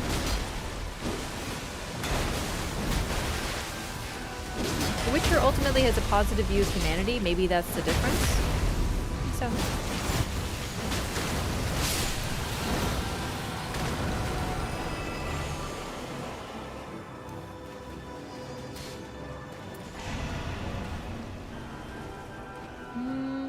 Honestly, do you want that? Wraff's best Undertaker? of his stream. Because I would probably be better on you. Actually, also Bird. Now I think about it, because Bird's a poker. Sorry, whoever wants it, I'm just saying I don't want it, so please.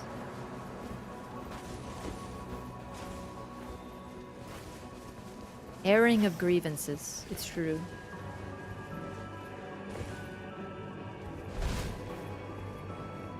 And did you like how I pivoted it back to The Witcher?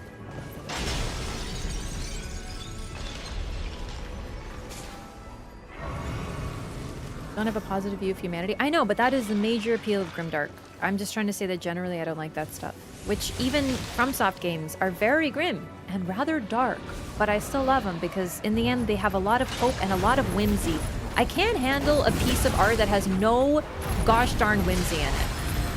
I'm sorry, you are never too old for whimsy and joy. I'm a grown-ass adult. I still get pumped as hell when I see spring. You know when you see flowers for the first time? I love it. I'm like, oh my god, it's the first spring flowers!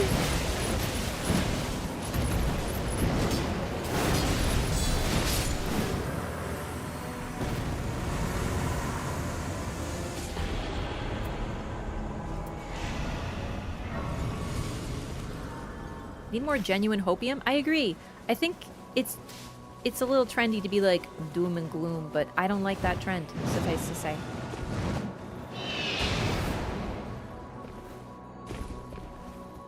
Hopeful and life-affirming. That's exactly how I describe FromSoft. Exactly, yeah. The same way about seeing snow. You know what? I am actually trying to find the silver lining of snow. Yes, I'm a big winter hater, as you know. I'm a big... like, I hate it. But this year, I'm like, you know what? Man, isn't this such nice weather to stay in and have a cocoa? I'm trying, dude. I'm getting there. I think taking vitamin D every day helps.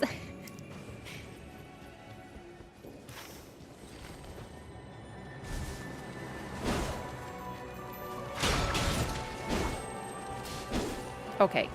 Come on. Come on. Come. Thank you. Help me!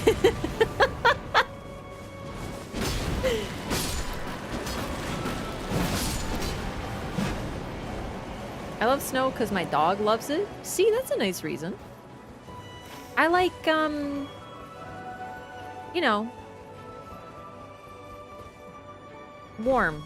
So, but you can enjoy warm things like heaters because it's cold out, you know?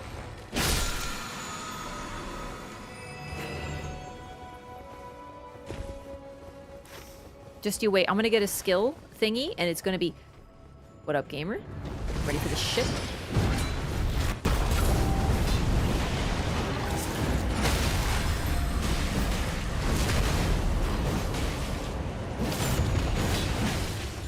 Yeah, should I use a one-handed R1? Like... I don't know what's going on, man. I can't hit anything with a great sword. Ever played Telltale's Walking Dead? No, I've never played a Telltale game. I've heard they're good though.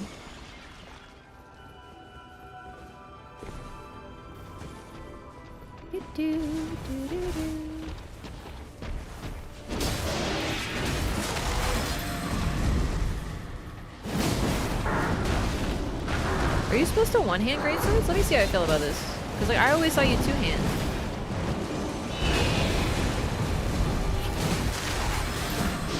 Wolf Among Us. I think I saw someone play like not a demo, but like the start of it. And it looked really neat, but it wasn't done. Is it done now? Because like I found that, listen, I totally get it, but I found it so annoying that I was like, wait, you play a game, but it's only a chapter and you have to wait? So I never really played them. So maybe it's time, dude. One thing I really like is you have to make choices, and that would be so neat. Because chat can judge me on my moral decisions and whatnot. Chat loves doing that in my Baldur's Gate 3 playthrough. They're always like, Wraff, you're doing crimes again. What the fuck? Wraff evil, Wraff evil. Everyone always judges me on my party. It's messed up.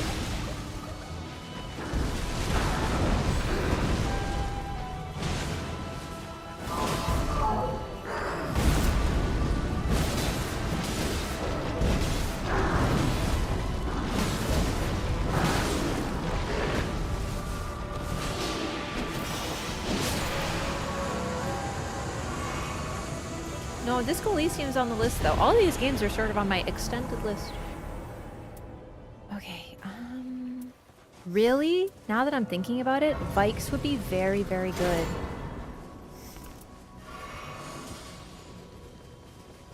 Because it's a skill.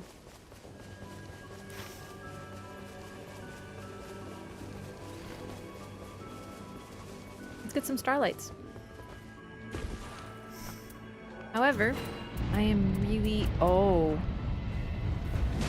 my. I was about to say I'm really bad with Great Spears, but it looks like Solar... I might have to get Solars.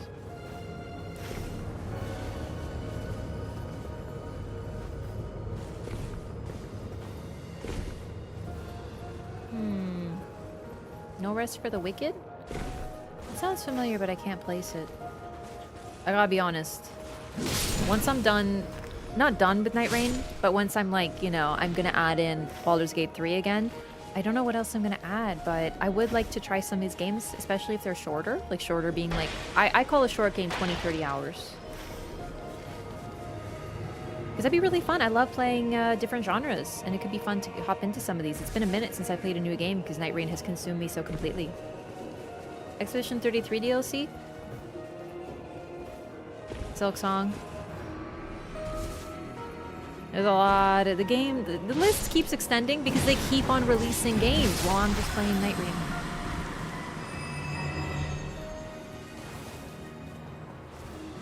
Nope, not much benefit for using a shield, but I'm keeping it in case there's someone that I can parry. And then I can try to parry them and probably die, but it'll be funny.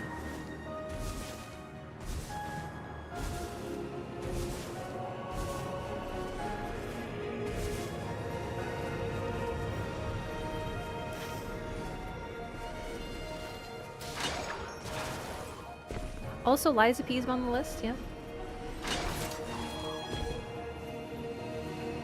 For now, though, Nightreign and eventually Baldur's Gate 3.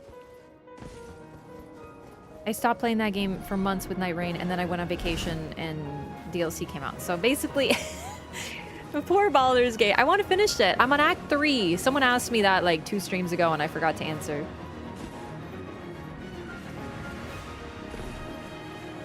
Yeah, Wilder's the only character who can start with a parry, so...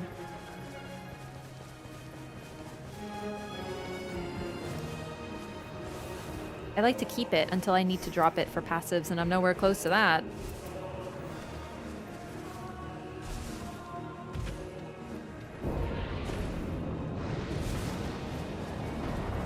What did I play this year?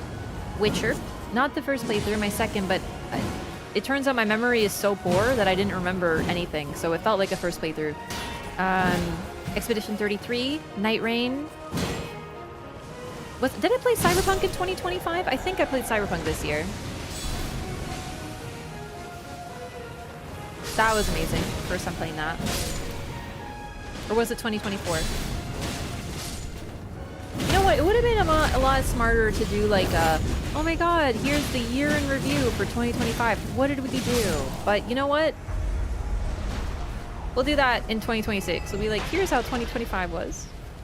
And you want to know what else? Chat, it's my stream anniversary on January 2nd, so we're gonna be partying. Are you partied out yet? I hope not. Oh no, give it back.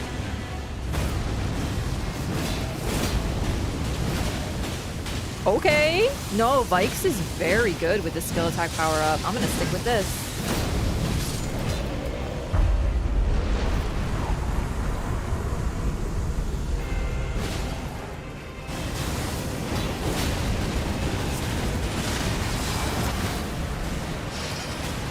Oh no. Oh good, I hit somebody.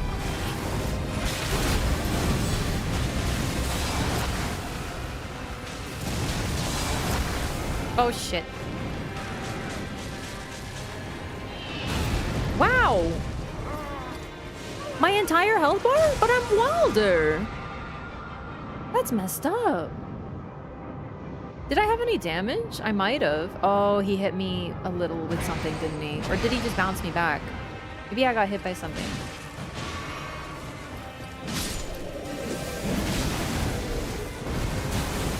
You were full. Holy shit, imagine sucking a Wilder dry. I have a feeling some of you have imagined that. And I do not blame you.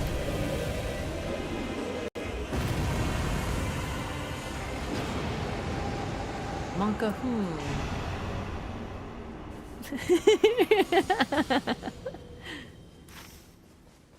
Yeah, I wouldn't be using Vikes over the claws, but I have skill attack power up twice over, which is, what, 40% extra attack power?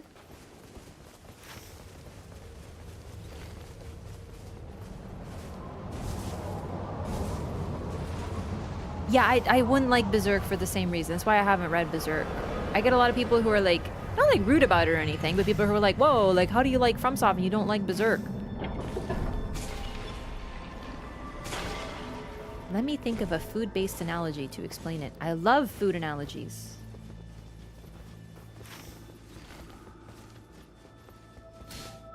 I don't really like ricotta cheese that much. It's not the best analogy I have, but just roll with me. I don't really like ricotta cheese that much. And I will not eat ricotta cheese. In fact, some dishes are straight up ruined by disproportionate amount of ricotta. But one of my favorite lasagnas has ricotta in it. The ricotta within the lasagna is done differently. Berserk is ricotta. But when it's made into FromSoft lasagna, I love it. They use it as an ingredient, and the way they do it makes the dish taste good.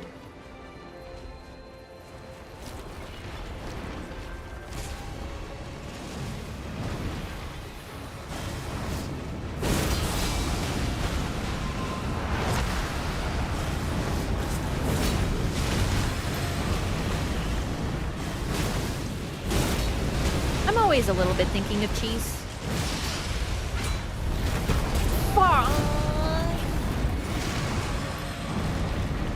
At least when Wilder misses now and there's an Undertaker, you feel less bad because at least they get something out of it. You know, it really does. I do love Undertaker for that. It's a great combo with Wilder because if you whiff your ult, you're not crying inside.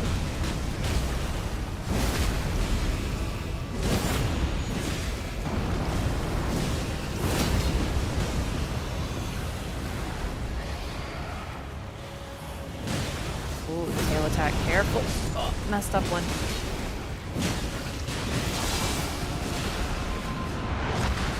Yes, thank you. English only in chat for moderation, please. Please understand. Do it with music now? I don't think I hate any instrument, is the problem.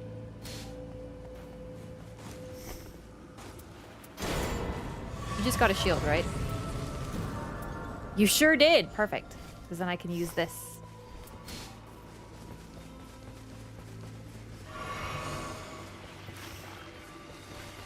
But no, it's just the way FromSoft takes content. They alter it.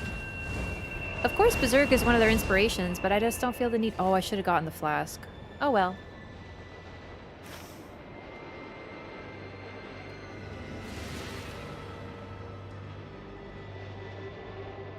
Vuvuzela? Is that still an instrument? Where are we going?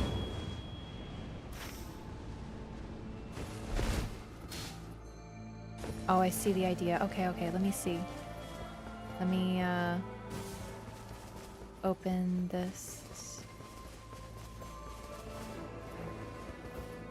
I don't think I can think of what a Vuvuzela sounds like off the top of my head. I'm having an issue. Hang on. It's gotta be Stump.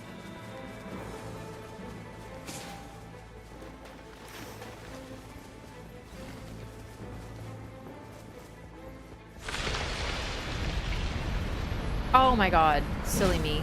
Wow, I haven't seen this one in a minute. I forgot what it looks like.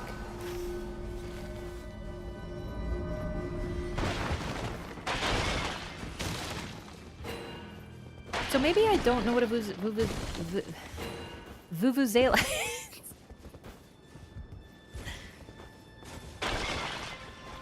Plastic horns? Can it really be an instrument if it's made of plastic? Is that judgmental?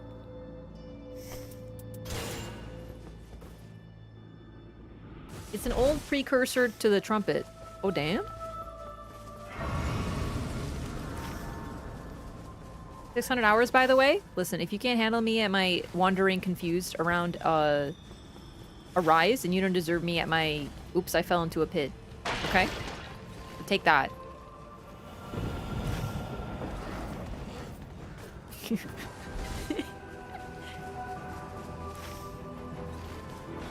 Every keyboard ever is made of plastic? Oh, dude, you meant the instrument.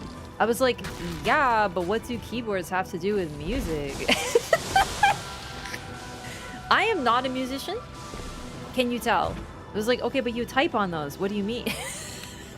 I was very confused. No, I know the instrument. Yeah. The like piano, but it makes sounds. Different sounds, like mechanic, like electric sounds. Mm-hmm.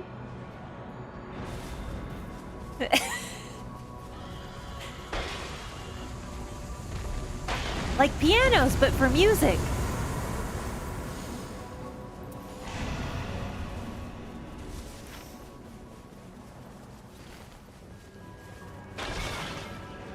Implying we can't make music with our typing keyboards? I don't know, should I just transition to an ASMR typing channel? By the way, I'm getting some problems with my keyboard. Killer Beast, no! Oh, I thought you were falling.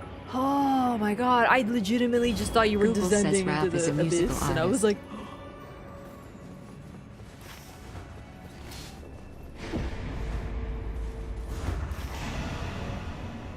Google says Wraff is a musical artist.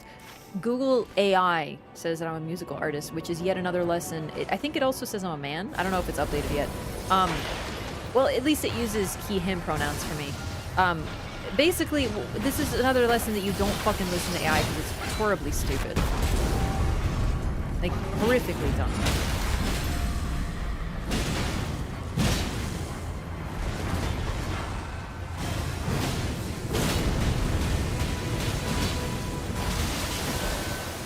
Dear God, I hate this thing.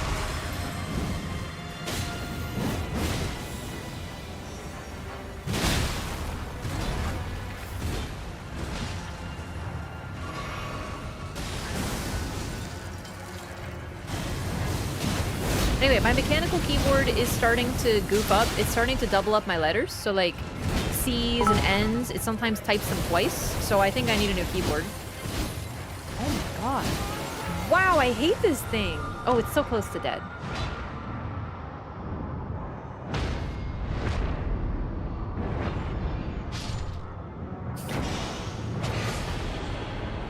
Wasn't Raffi a Canadian kids entertainer in the 90s? Whoomst? Really? Was I? Not me, I think. A different one, but maybe me. Okay.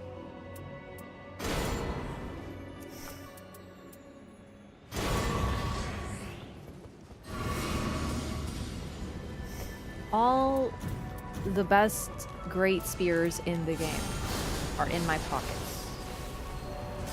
I just need to clean it, but it's not...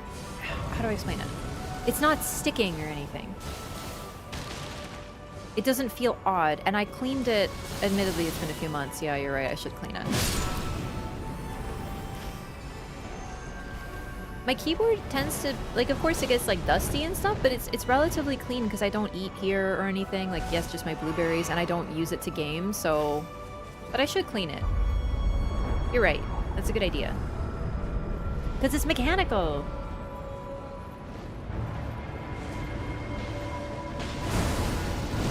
Better than getting a new keyboard. I really like this keyboard. It's the Cinnamoroll's 20th anniversary keyboard, and it's got Cinnamoroll on it, and it's pink and blue and purple. I don't want a new one. It's really cute.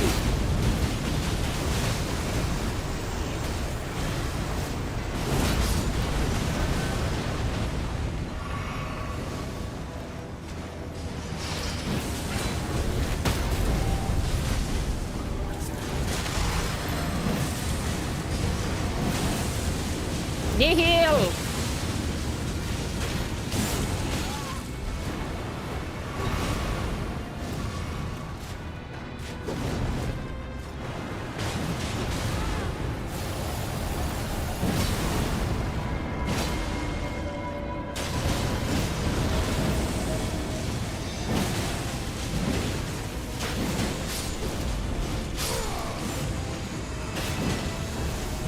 We did it?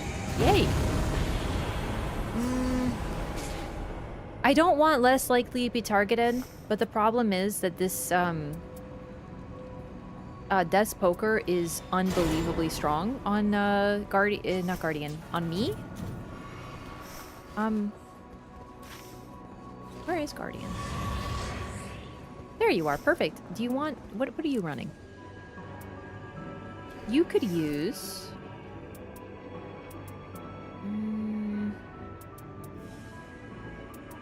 Would you like Siluria's? I know it's not like a halberd, but I feel like it's better than something. Like a, you know. Anyway, Death's Poker. Oh my god! Well, thank you! Oh my god, I'm so spoiled. I don't even know what to run. This is going to be great for testing. So Death's Poker with skill attack power up is so strong, but so is Godslayer's Greatsword.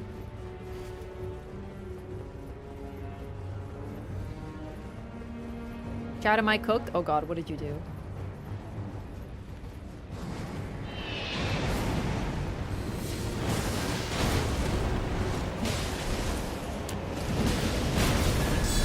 Yeah, I didn't look who I was attacking. It's BBH, I can't just...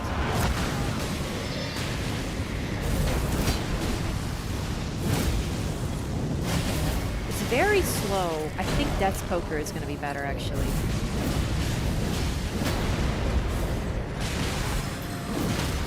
Follow-up R1 is better because it leaves goo on the ground and frost buildup.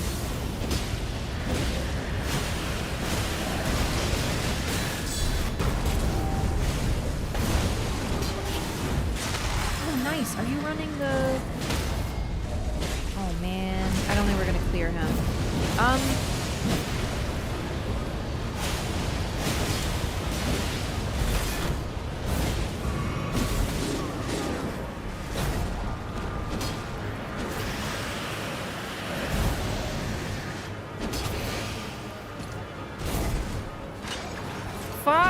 Sorry, I don't know how to res with his stupid claws.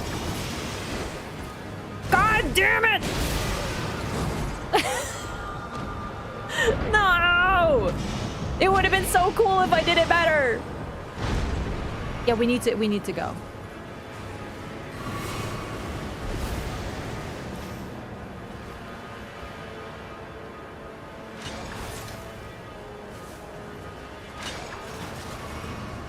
I really thought I could res you guys easy, but...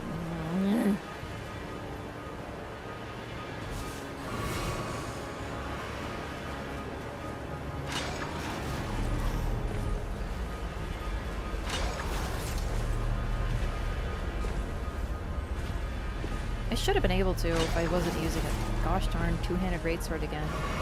But I'm two-handing it so that I could use the skill with Contagious Fury on my other arm.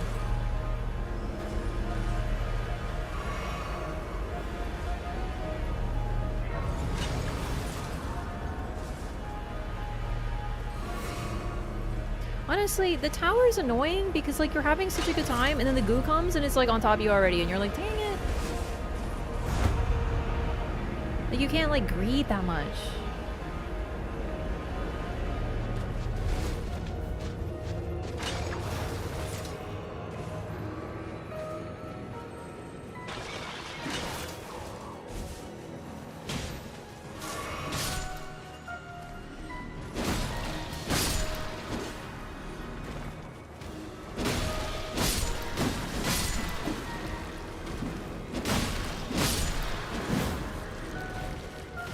And it's definitely intentional that the towers are right at the edge, but still. Sometimes you just want to greed.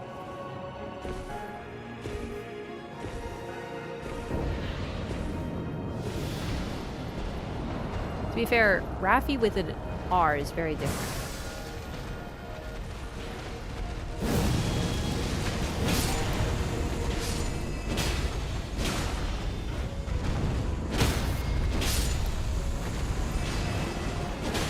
You know what? The one-handed moveset seems so much better.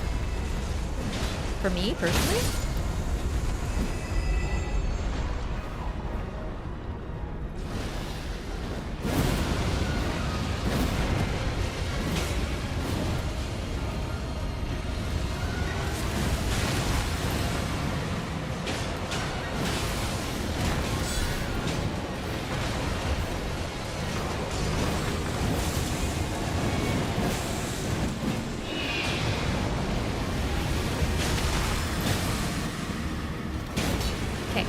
That's bleed.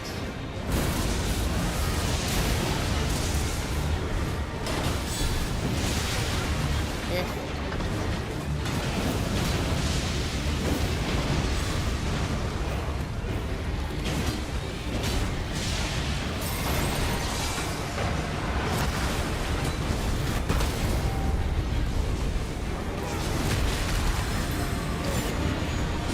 Oh shit. I thought that freed you. That's so annoying that it didn't. From the grab.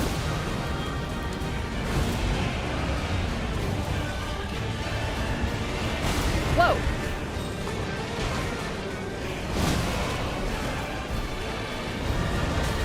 Wow, stop. It hurts. I can't see. What the fuck is happening? Oh my god, I really pull on depths. I don't know what I'm gonna do about this thing. I have no idea how to fight it. To me, it's just one wiggling, constant hitbox.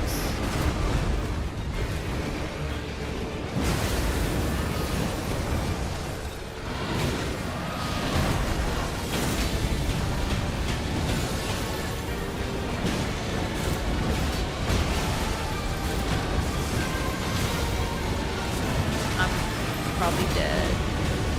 Oh, thank goodness. I didn't notice how low it was. Phew! Yeah, on Depth of Night, this is not gonna be my favorite guy. I have to get a lot better at him. But the thing is, Depth also makes you get better at stuff. Oh! The Night Threatens is anew? Really? Oh my god.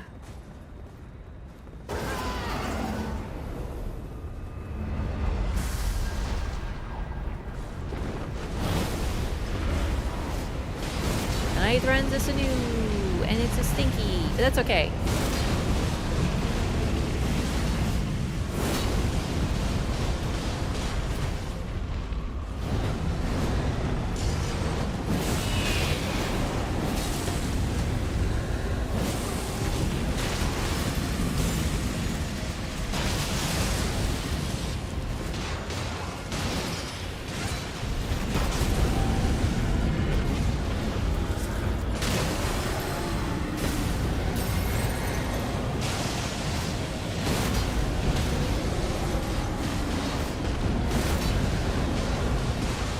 Easier. I think Vikes is the best. I'm just switching weapons so I don't frenzy myself.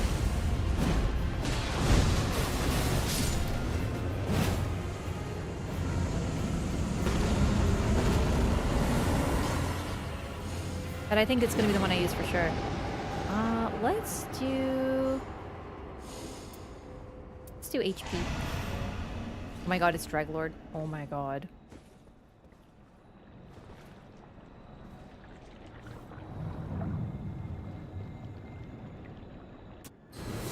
But it's Everdark Balancers. They do lead build-up on hit and on scream. Like regular Balancers? No problem on Guardian. Everdark? They don't get stunned by his wind either.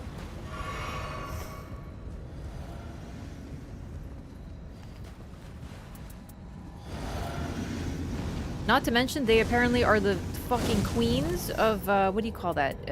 Dead angling. I got dead angled like 4 times during the fight. That was awful. I'm standing right in front of one, I'm blocking, and they just jump in front, like just cut through the shield like it's nothing because they just dead angle me and I'm on my ass. And it's like, I don't know, man. Not a good Guardian fight. Did not feel like a good time. Not to mention bleed, the moment, because bleed buildup goes through shields. That's the main problem.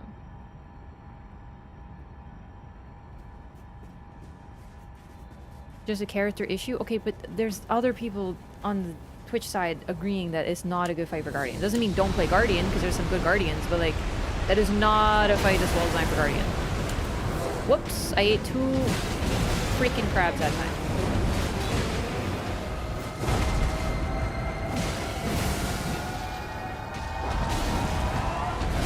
Oh, Jesus. Like Dreggy? A blast with Guardian, actually. I almost did an entire freaking health bar on Guardian with him, with no healing. That felt really great, even with the rot buildup and the dot damage and stuff. It was scary, but it was doable. Of course, if you get more proficient with the character, but like, I disagree.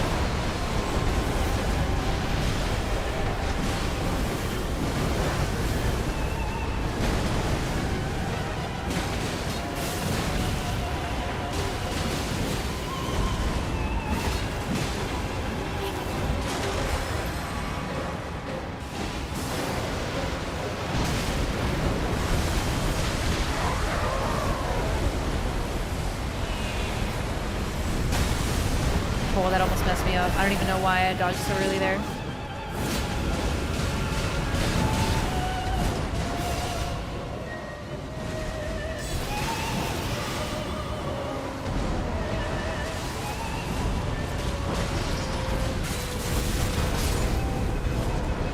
I whiffed it real bad.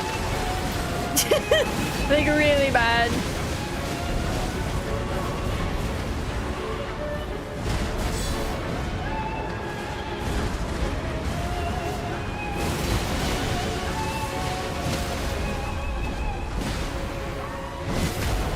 Feels bad, man. Ah!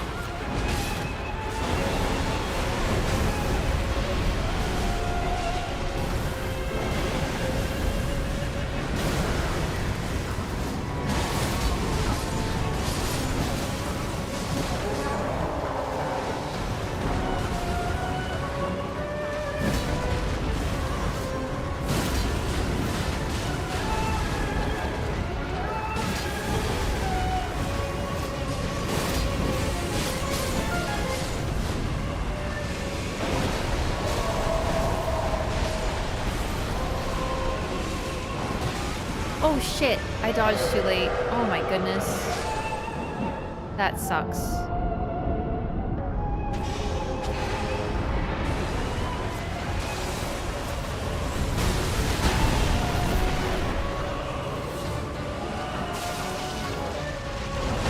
Wow, okay.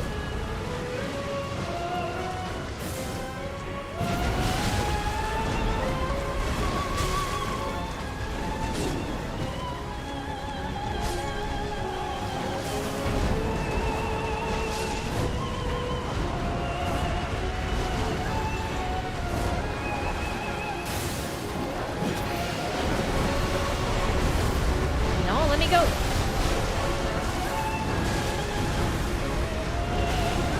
Okay, thank you for proccing twice in a row. My ability.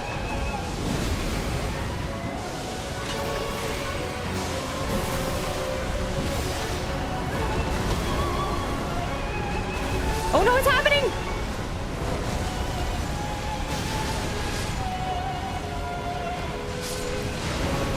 Oh my god. That was stressful.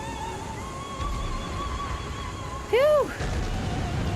I have to get better with this claw revive. Still don't know how it works. But Vikes is great.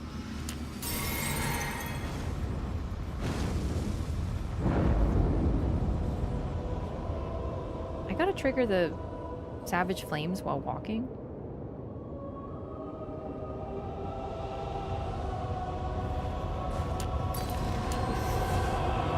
Oh, I also have the warrior jar shard. That helps.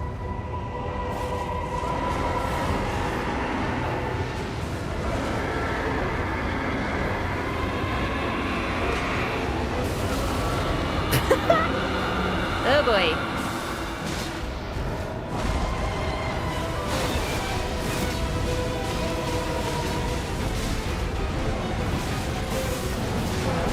Oh my gosh, it's hard to tell where I am. That was really bad dodging, but also tough.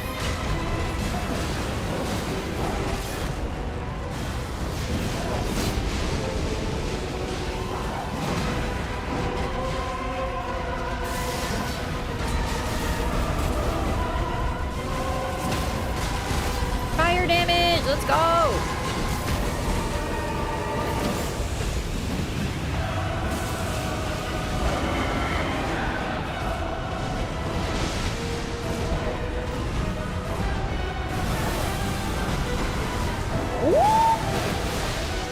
Mess that one up.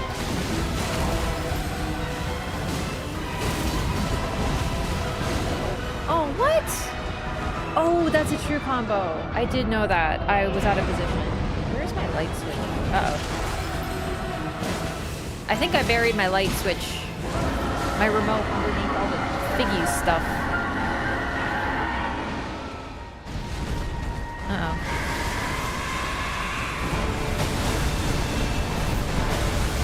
Dang it! Oh, no, no, no, please not like this. Whoa.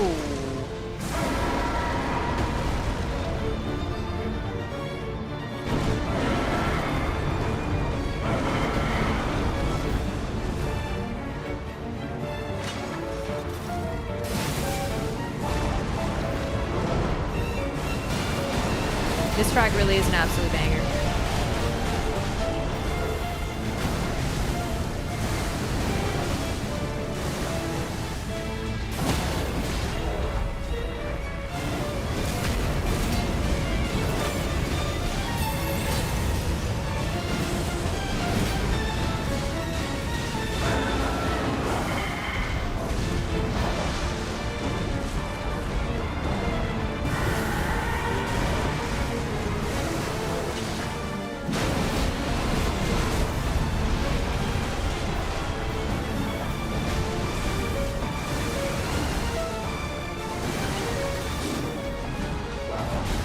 Whoa, enough.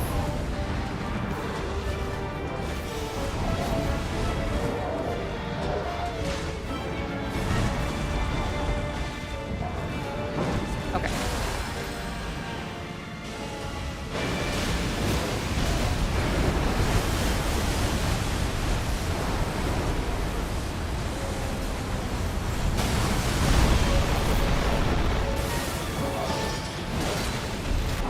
Damn it! Ah! I was like, this ult is gonna be so good.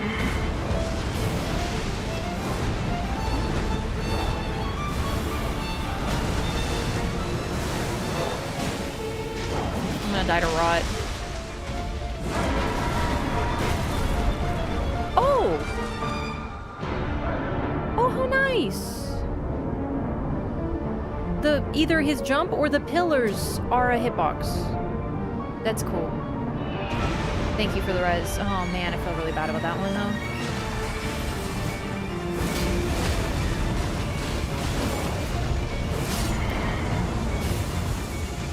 Well done, gamers. GG. It's the pillars. It's so fun. It's so fun. They just come out of the ground and destroy your life. Yeah, neat.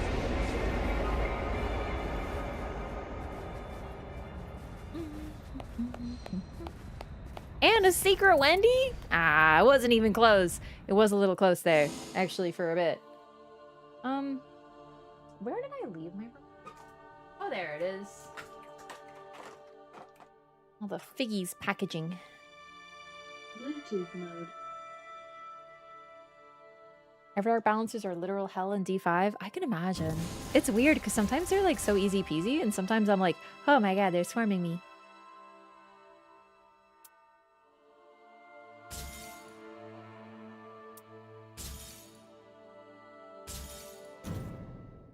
forgot to show the plushie. I did! Thank you.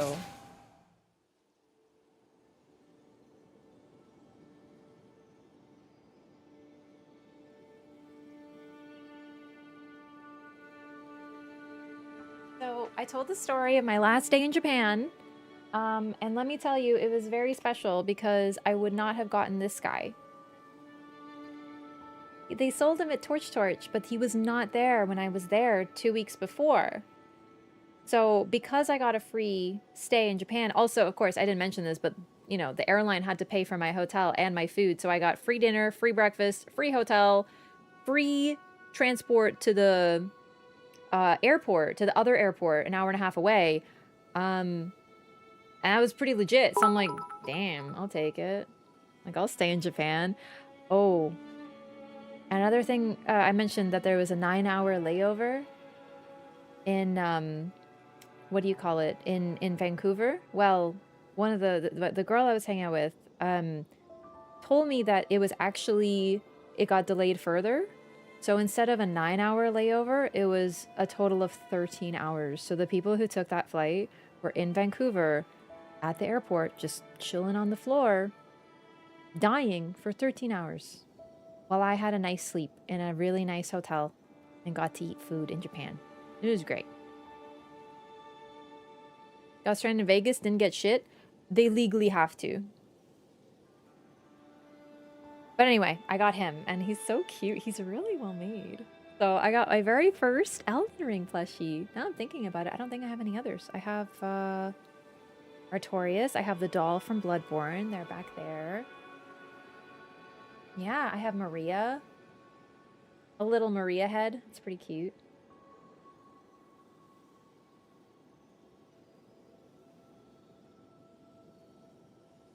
I'm really happy I got him. And I'm happy I got an extra day in Japan.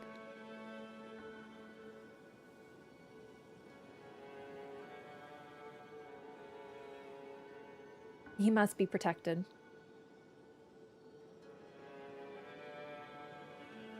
It's also just such a great story, like for me, like a memory, I should say, that I got an extra day in Japan and I went to the store and they didn't have something that I then got that I wouldn't have gotten. So it's like really special to me, you know? Okay. I'm gonna do one more BRB. First I'll roll, actually. Let's pick my character. 7. That is Undertaker? Sure is. Perfect. Another Undertaker run.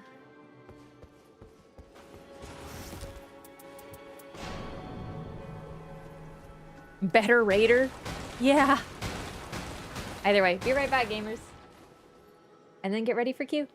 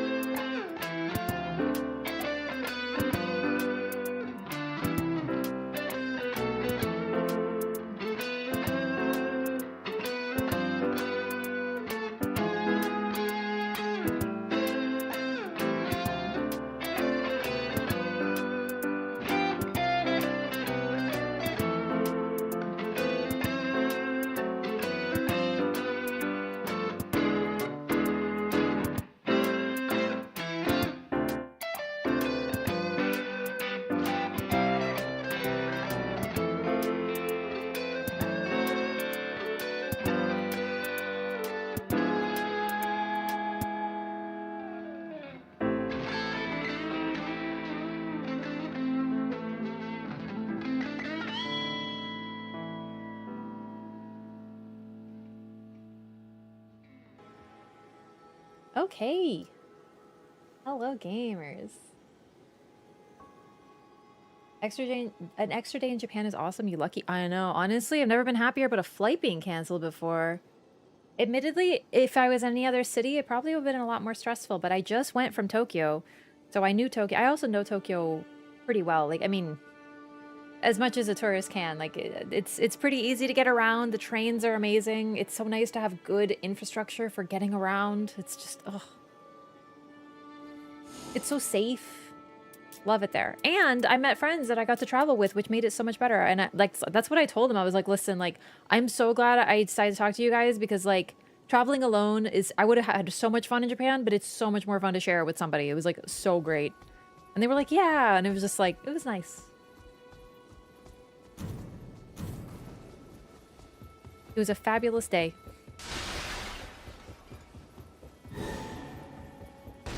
And the hotel food was so good. I had miso soup. I had so much miso soup because I love miso soup. Oh.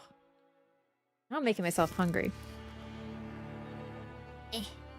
Yeah, you know what? Now I'm thinking about it, I wonder if it's because, like, I fly with Air Canada. Canada doesn't have too many airlines, but there are a lot of protections for consumers. So because the flight was delayed on their part, canceled on their part, they had to rebook me, but they had to rebook a lot of people. And I think that's part of why they were fine when I was just like, yeah, I'll just stay in Japan. I want a direct flight. There's no way I'm doing that, like, crazy 9-hour layover. Oof.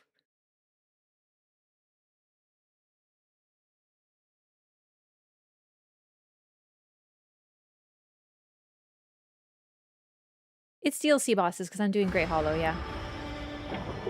Any Japanese friends made? No.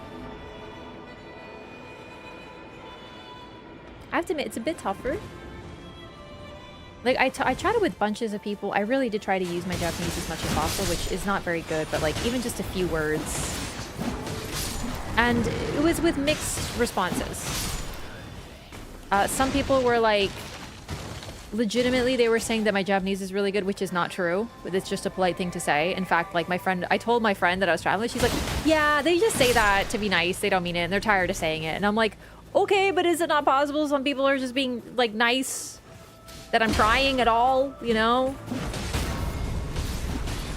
And then I did get one person in Japanese tell me, you don't have to speak Japanese. Like, it's okay. And I was like, oh, I'm definitely butchering it. Her ears.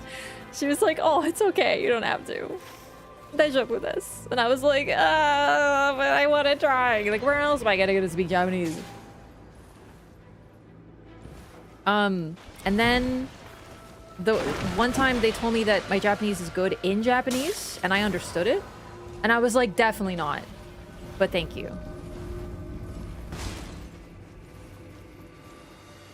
They make friends with a princess? Who, princess?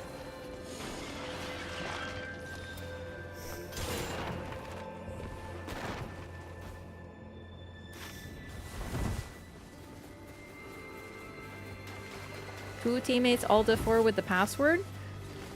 I'm about to start doing like a census of who's queuing. You know, one thing I did think about could be fun. It's a little bit more like maybe for like a special event or something, doing a subs queue only. So like going to the Discord and putting the password there.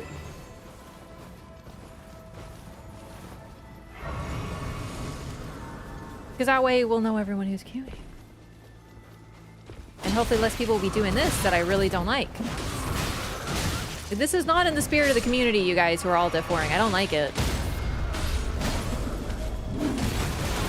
It's really shady. Because I'm sitting here and I'm like, oh man, I'm having so much fun playing with the community. I want it to be a positive community. And not do like this and chat is having a good time. And then you guys are queuing with me because presumably you want to join me because you like my content, but you're acting like that. So don't do that. It's really messed up. I don't want to play with you if you're gonna have that attitude.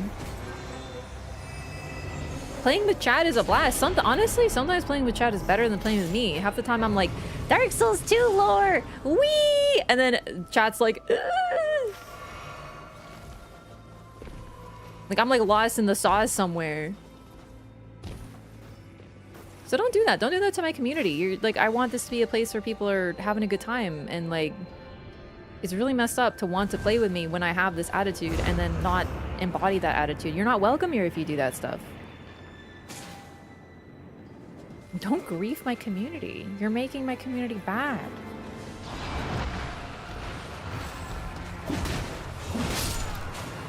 Oh, do you remember I told you guys about the my whole Facebook saga? Someone, if you weren't there, someone made a fake Facebook pretending to be me. They're really creepy. Fuck that person. They stole my content and are pretending to be me using my face on Facebook.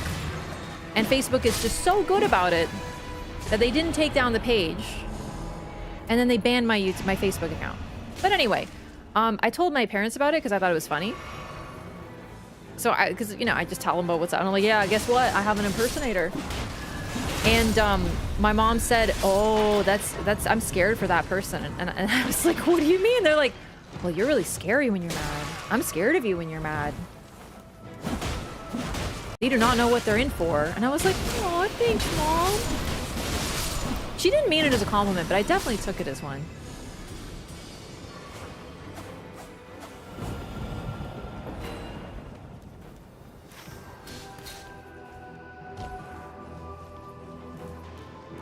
Yes, exactly.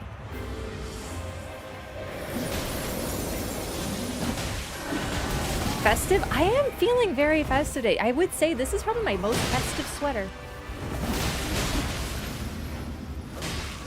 Is it okay to still be celebrating Christmas? No, you have to be celebrating my birthday, which is on December 24th.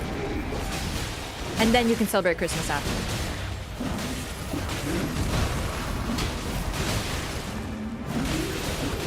Unacceptable.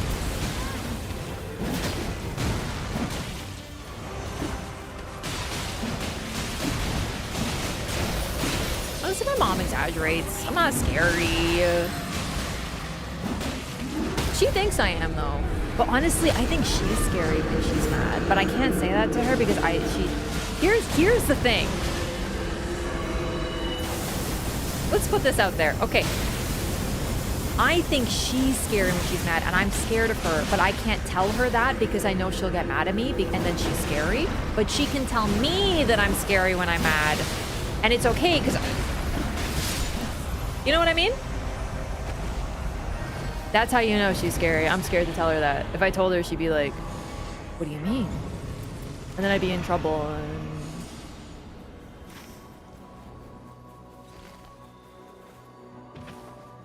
You look like you're going to a party? Yeah. Right now, right here. This is the party. The chat. Nightreign.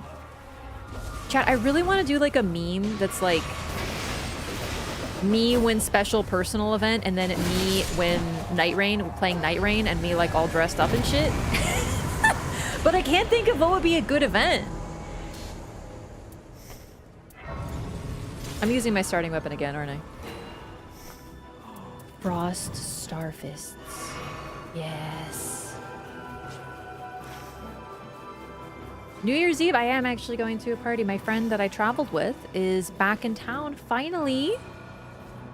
So I'm gonna go over to hers and we're gonna have a New Year's party with some other folks.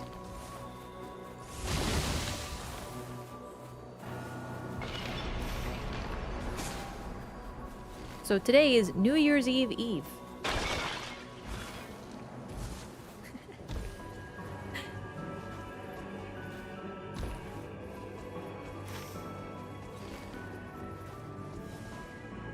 Now listen, my mom's great. I just do think she's scary when she's mad. But she thinks I'm scary when I'm mad. So, you know what? It's fine. I just am scared to tell her because I think it'll make her mad. I take it as a compliment. I think she will get mad if I tell her that. I also considered saying, where do you think I get it from? But I knew that would start something. I think it's just funny. She would be mad. I would be in danger. Do not. Resist. I must resist, you know? Really though, where do you think I get it from?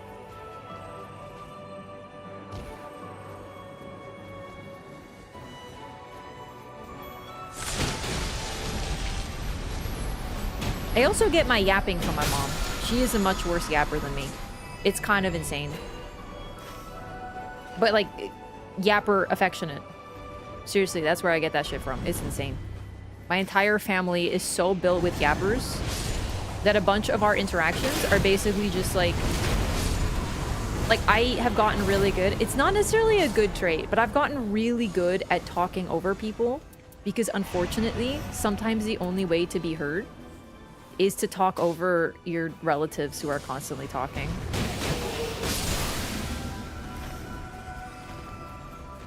The yappiest family ever. I'm actually not the yappiest in my family, believe it or not.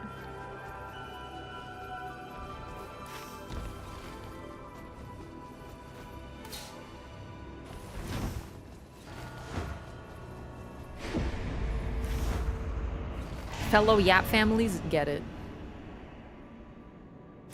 You get it from video games? Ah, yes, the video games. They made me violent.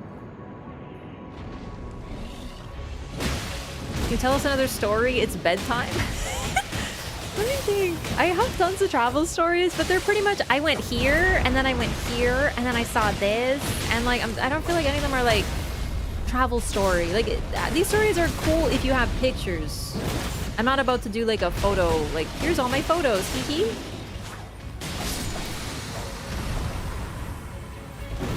My sister visited me earlier. We spent over an hour saying goodbye. We're definitely some yappers. Hell yeah, dog. You are a sorcery gamer, huh? No, you're kind of doing a mix, but right now you're a sorcery gamer. Okay. Then I'm gonna take this.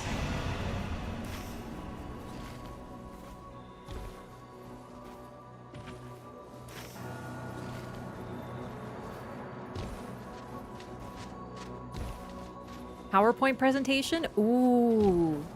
Star transitions. Does your mom yap about lore? Anything. Anything. We have a great capacity to yap in my household. Growing up... Here's the thing. My family is very, like, quiet, but also immensely capable of yap. It's a strange mix.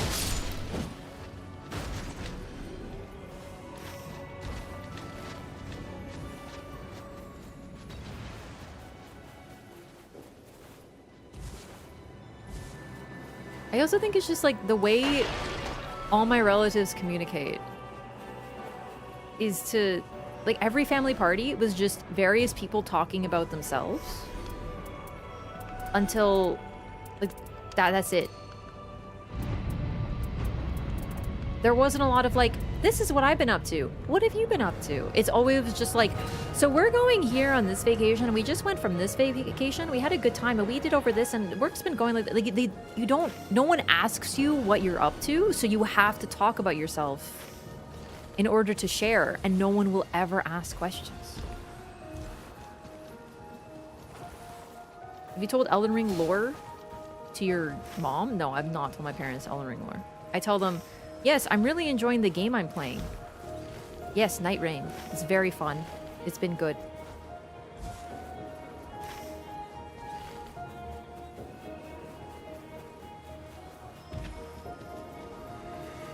Not gonna lie, New Year's Eve Nightreign does sound really nice. It's just I actually do have plans, but like, I'm gonna be honest, like it would be really fun to just play Nightreign and be like, oh my god, I'm not gonna play Nightreign until next year, haha, and then whoops, it's next year.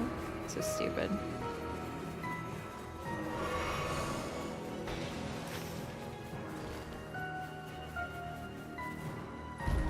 Undertaker with a wall emote? No. Degeneracy?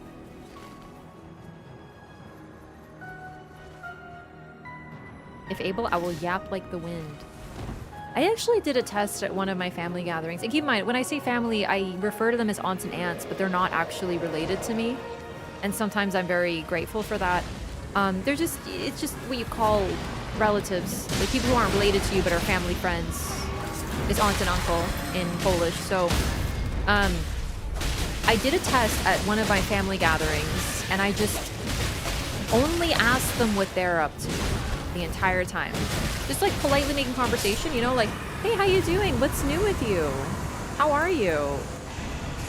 And then just continued asking about what they were talking about. And I was wondering if they would ask myself or my family anything, and they never did the entire visit. And I told my parents my results. I was like, did you know that they didn't ask you anything about what you're talking? To be fair though, like, I'm not saying this is a bad thing. I don't mind listening to other people. I actually quite enjoy listening to people's stories and like figuring out, but like, I just know it's because they don't really give a shit.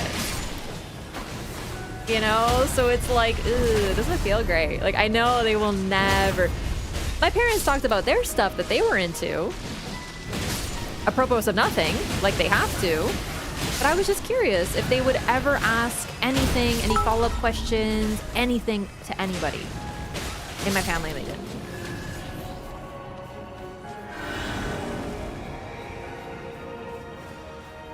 Everything but your future plans? Yeah.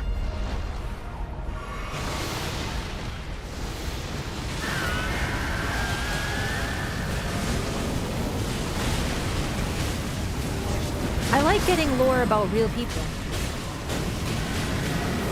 Real life lore. Still just as good as it turns out.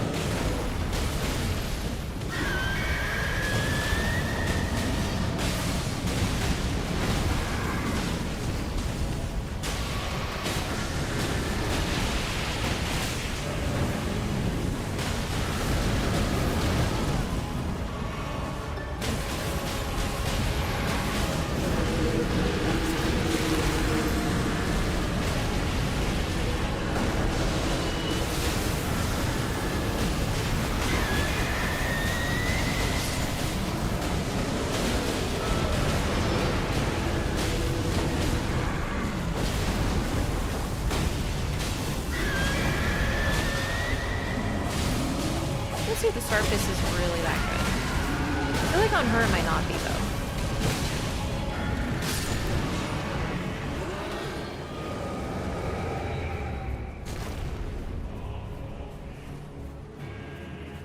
As an Australian, I'm living in the future. It's New Year's in like 8 hours. Oh, really? Well, it is actually now officially New Year's Eve. In my time zone, it just hit 12.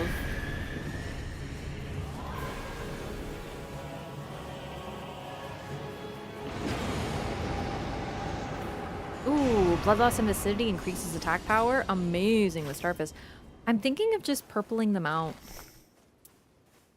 Because, like, you know, well, I don't know. Maybe.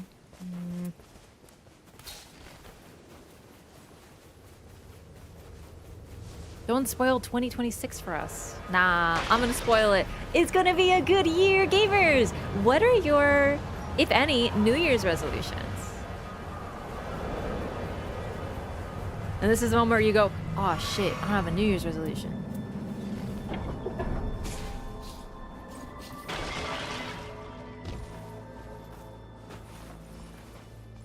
It is the 31st, but you gotta come up with your resolution.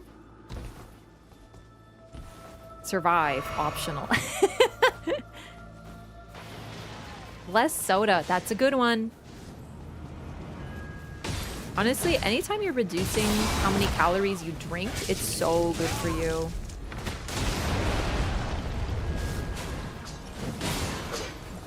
Because, like, they don't satiate you, they're not for nutrition, and they're so calorie dense. Crazy. More water? That should be mine. I'm really trying to drink more water, and yet I end up dehydrated by accident. I forget to drink water a lot. I've been hearing these, there's these water bottles, these, like, fancy hipster like sip bottles that they're really loved or something.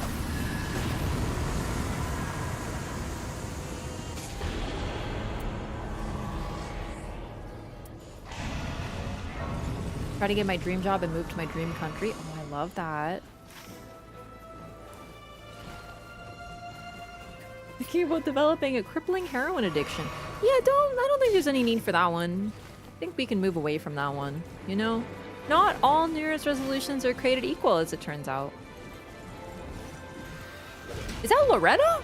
Oh, don't mind if I do.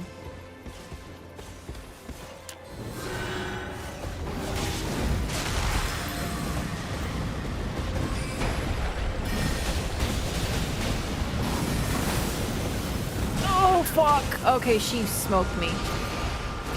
I knew those things were coming for me, the crystals.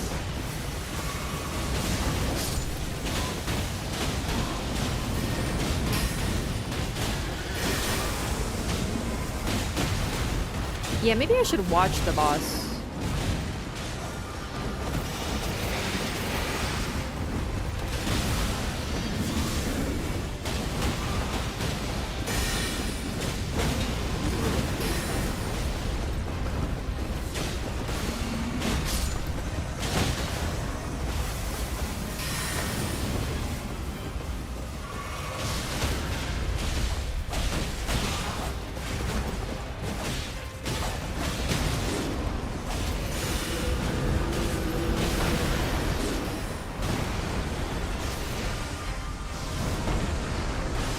Don't kill Sebastian!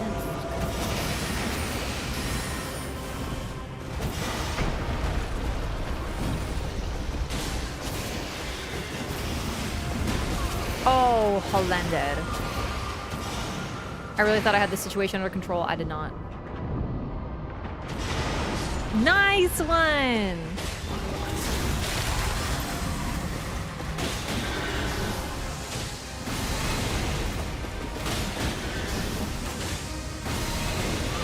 Oh, come on now. Uneven ground. Caused me some problems. Seems wrong to press R1 with the Star Fist? Why is it? Is it because you're supposed to press R2 or something? I love punching. It's probably my favorite strength weapon. That will do. Okay, I have a plan. Godslayer Greatsword with roll poke. How about your New Year's resolution? You know, I'm not sure. I feel like the thing is, I don't know if this counts, but I've already sort of started it. Because like I'm not waiting until like the new year, but I just feel like I was really when I was traveling, I had so much fun, and I feel like it was because my friend wanted to go and she did a lot of the heavy lifting for the plan. And it's hard for me to travel because I always don't like taking time away from stream. I don't like taking days off, you know, like I try to keep it, you know, going, but I also really want to see more places and start crossing things off the list. So I guess one of them is plan more trips. I'm very lucky. I'm you know, Polish background. I don't know if you've heard that enough today. But I have family who live all over Europe, and it would be really nice to visit and stay with them and see them, but also like get to see these places that I've never been. So I guess part of it is like travel more. I don't know if that's like a year thing. Like, and then a lot of likes. Sorry, I'm just trying to think of my thoughts right now. Also though, when I traveled, I had a lot of fun. But I felt limited with some activities because, like, for example, we went kayaking in the ocean. My arms aren't very strong. And my friend was roasting me, and she's like, I'm doing all the heavy lifting on this kayak right now. And I'm like, listen, I know you are. You're very strong. You've been lifting. I know, girl. I've seen your arms. I haven't. My arms are weak. I'm not helping that much. So I was like, I don't want to feel limited. Like, I want to have strong arms too. So kind of, I guess, the usual, like, I want to get in shape, you know, New Year's resolution. Because I don't want to be limited by activities because of, like, that. Yeah, my New Year's resolution is to get fucking yoked, bro. I'm not going to enter the gym at January 1st, though, that's for sure.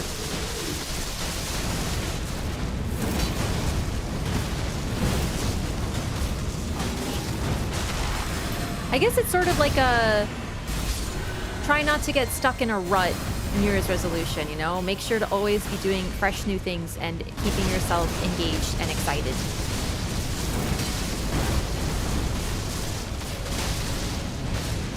I guess that's the core of my New Year's resolution.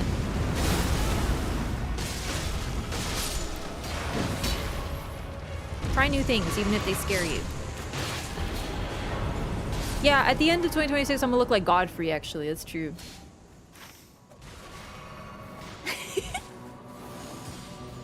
Wraff 2026. I have given thee courtesy enough. I don't know, man. Undertaker came out and I'm like,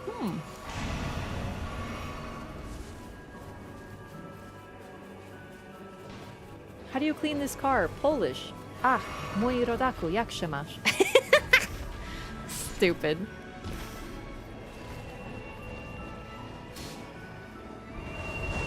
If you get yoked, your mom's gonna be even more terrified of you? Okay, I have literally never... My fear is just psychological, okay? I've literally never been physical with anyone in my entire life. Except for my friend. We used to practice fighting.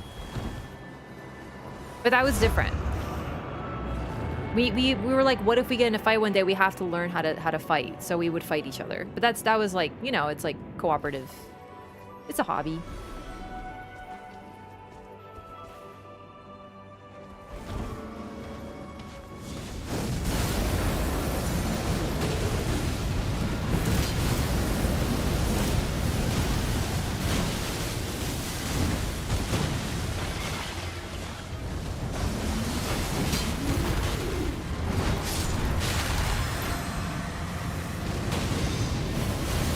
Come 1v1? No, this was just...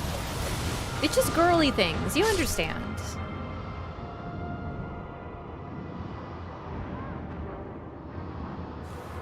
I got smoked.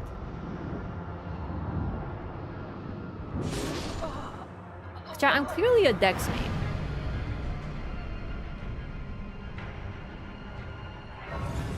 Girly Fight Club actually sounds better. It was pretty fun.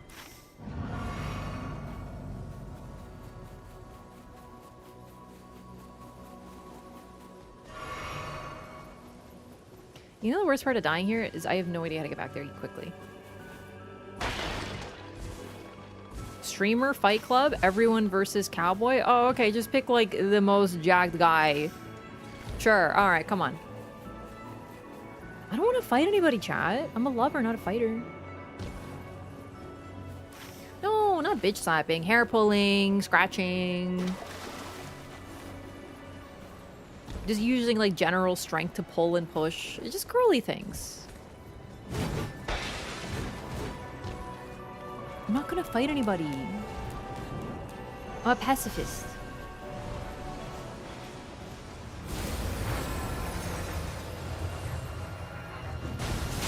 Ah!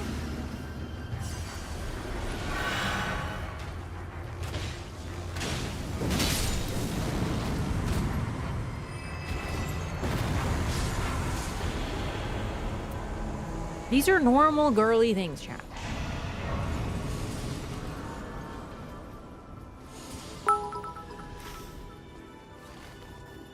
You're a pacifist? Okay, pass that fist into someone's face. It's very stupid. I did actually want to do like kickboxing or something like that. I think that would be like a super fun way to fulfill my goals. So like I might actually do that. But I think I'm gonna start with like yoga. I really miss yoga. I used to go to yoga classes. I just haven't done it in a while. I do like, you know, at home stuff, stretches and stuff, but it's just fun to go to a class. You can really see your form because of the mirrors. So it just helps correct if you've been doing something in a lax way.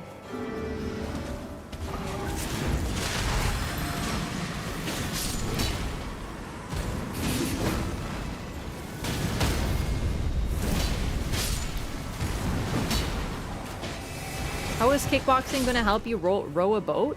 I'm gonna kick the water so hard that I propel myself, obviously.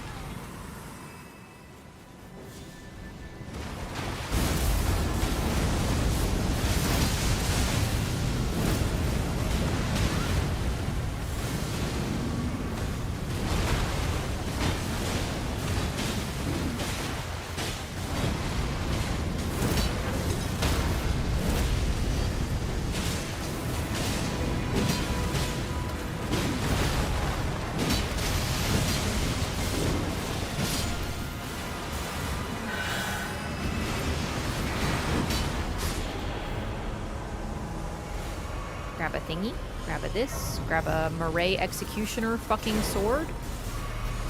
God damn it. Are you joshing me right meow? Right to the end. Oh, great.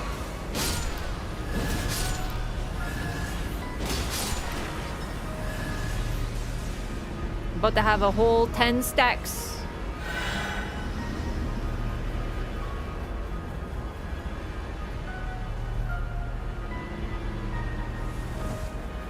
I know, should have done Castle Day 1, like, what the... How can you call yourself a pacifist when you murder people for their outfits? Well, they asked for it by getting stuff that I can't, like, have. I need those clothes.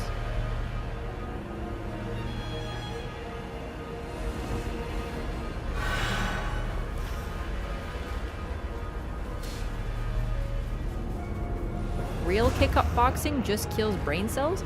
Yeah, I mean, I don't want anyone to, like, kick me in the head. Like, that's insane. I need my brain for, like, yapping. Love when your Canadian accent comes out. Oh my god, don't tell me I have a Canadian accent. I will never talk again. I do not like, listen, I know those are my people and shit, but, like, I don't like the Canadian accent at all. I do not want to sound like that. I needed those clothes. Wraff blush. No. Thank you. Maybe you do say both? Both. Trader, I'm sorry. I've heard people with hella Canadian accents, and I'm like, boy, I don't like this how that sounds.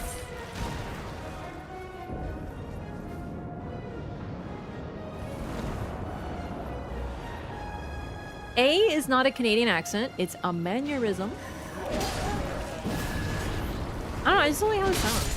I'm sorry. All Canadians are offended. I'm fake Canadian, it's okay. I wish I had a Polish accent, but didn't keep it. Learned English too quickly.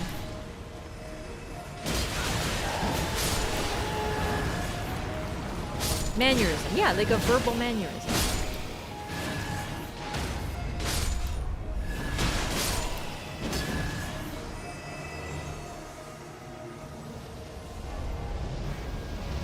I know it comes out with certain sounds, so...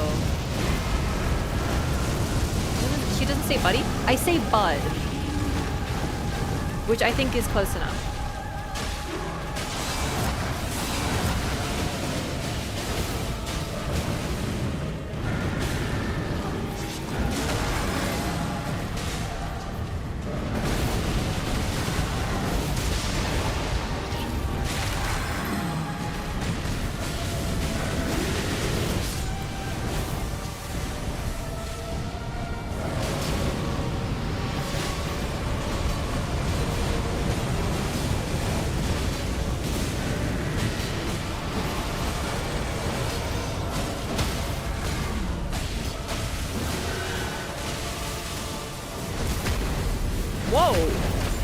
That was weird. Iron Eye just stand there for a second.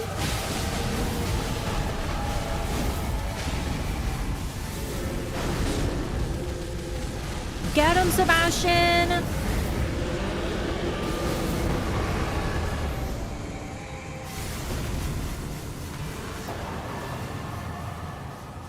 Mannerism. It's how it's said. Okay? Oh my god, chat's making fun of me and how I talk. I'm getting cyberbullied. I'm telling the coalition of Canadians.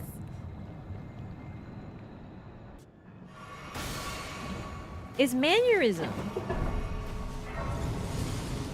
Is it actually? I don't know, but that's how I say it.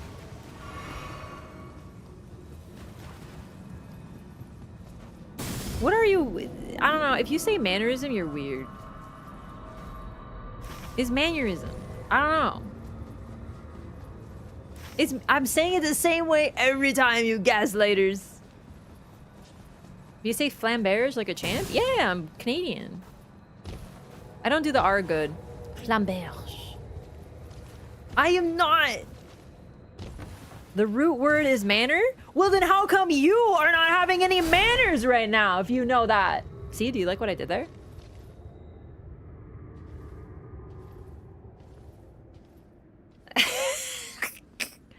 Oh, if you know how to say it, then how come you don't have any? Huh? This is gonna be scintillating all over again. Remember when I said scintillating and chat was like, bro, it's scintillating. She doesn't know how to fucking talk. And I was like, ah, shit, that is true. Sometimes when you learn to speak by reading, you say words funny. It's true.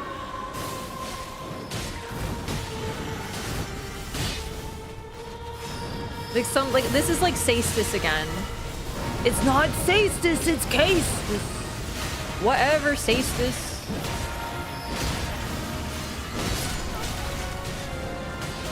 She's angry? Yeah, this is me when I'm angry. I'm totally not doing a bit right now. I'm so mad. Choo! Is this Everdark? Oh, thank God. I'm so tired of Everdark balancers.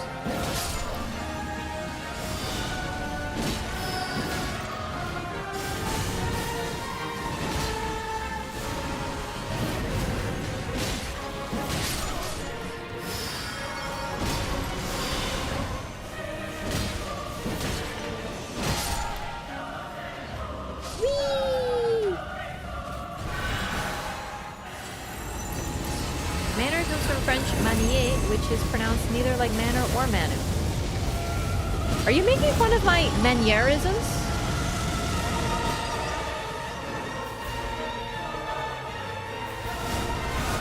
Ah! Have we lored today? Some would say too much. They would be wrong, but some would say it. There may have been something of an incident.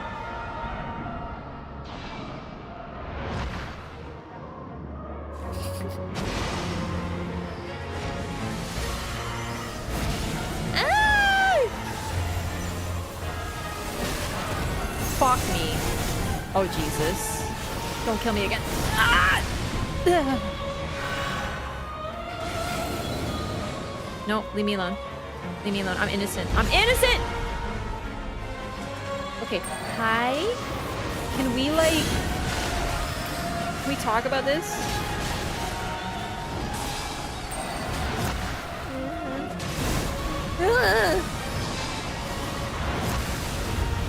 Let's fucking get it, by the way.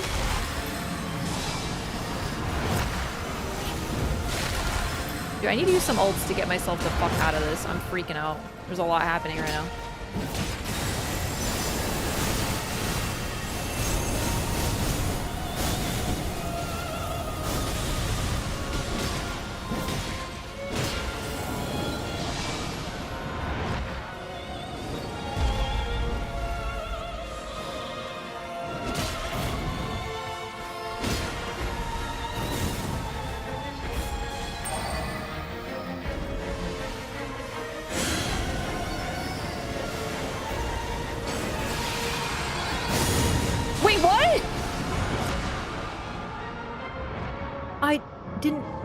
It did that?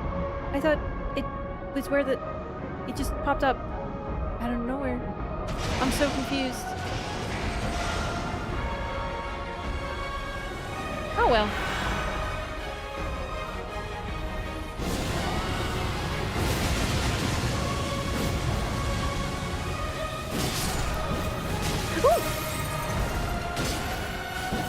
Wow, they are hitting hard, weirdly. I feel like squishy, but I'm like Undertaker.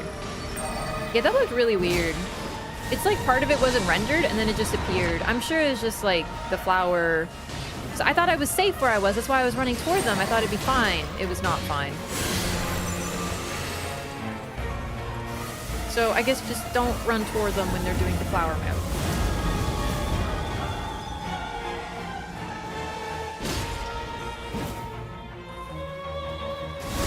Woo!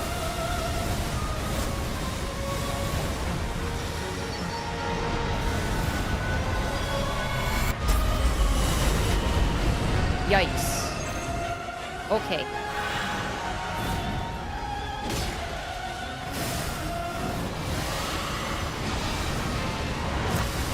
Got it.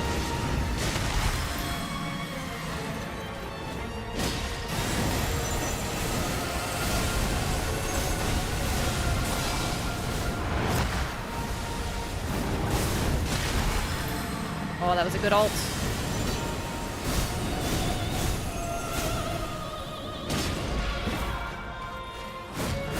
Oh.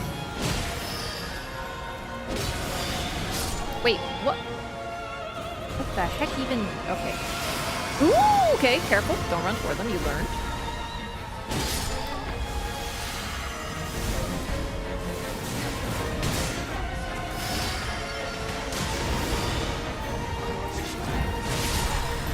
Nice.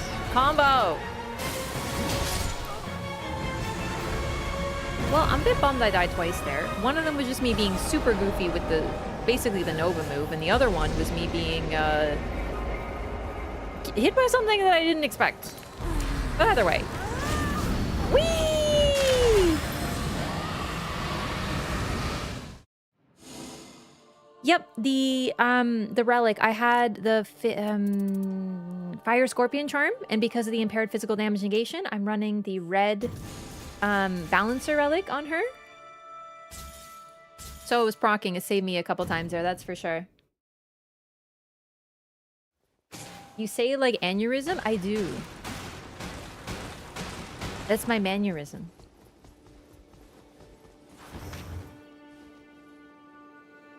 It's a good build. I like it. I'm happy with it. I haven't changed it, but I might experiment with a couple other things.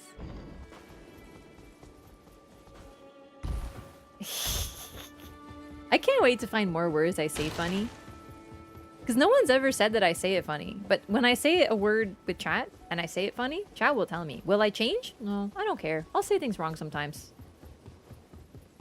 I honestly just think it's funny. I don't know where it comes from, but you're right. If I look at it, it should be mannerism. But mannerism just sounds so stupid and dumb. I'm gonna say it my way, even if that's wrong.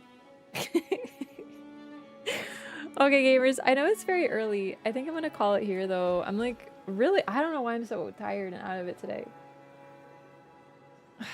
Oh, maybe I'll do one more, though. One more. I think I can do one more. I'll do one more. I know it's very early. I think it's because yesterday I went long. No, one more. We'll do one more. I debated you.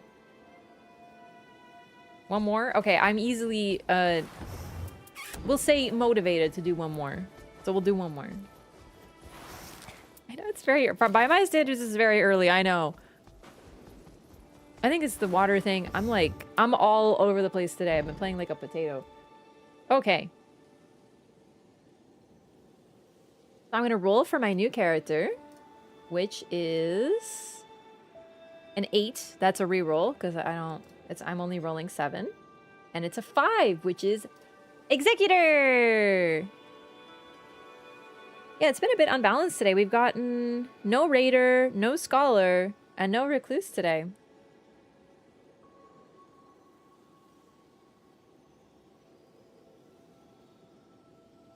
Okay, 2 people back to back asking about the Pokemon Legends ZA DLC. What are the chances? Or like talking about it. Yeah, no, I have not played it yet. I'm like waiting for the right moment to just have free time and just be able to play it. And I was gonna play it on Christmas, but I ended up not doing that.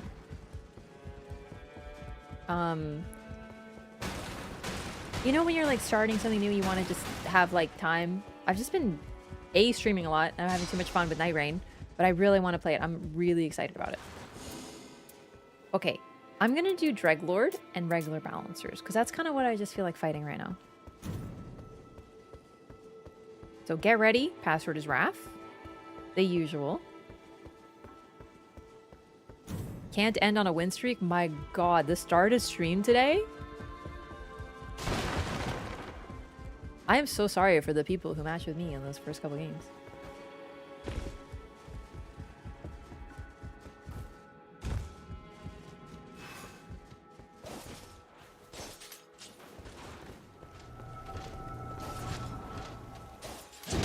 Wait. Okay, that came out much quicker than I expected. Dude, bro is so hard to parry. Iron Menial, relax.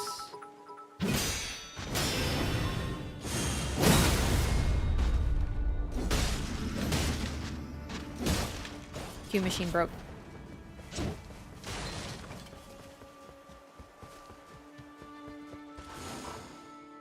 Okay, I can't leave. Cool, cool. Cool, cool.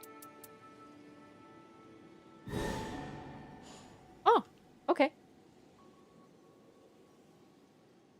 Thank you for the 25 bits, Eric Lowe.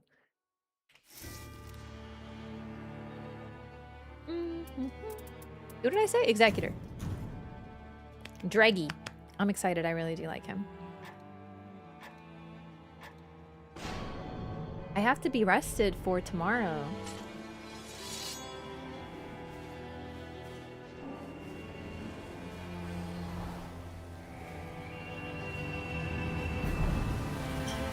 Would have demanded a refund if you ended here? I'm just saying, you can watch the VOD back.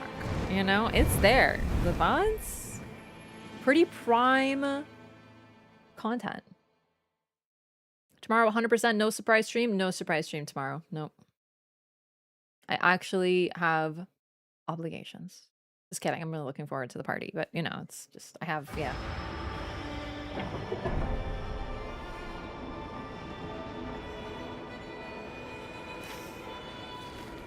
VODs? Yeah, they're so last year. Alright. I was distracted with my executor run today. I think we did 2 or 1 run. Either way, I'm gonna try to get some deflects. I'm gonna try to be her. Yeah, I'm going back to Thailand tomorrow. Oh god, no. The flight is so long. I wouldn't mind more sunshine though.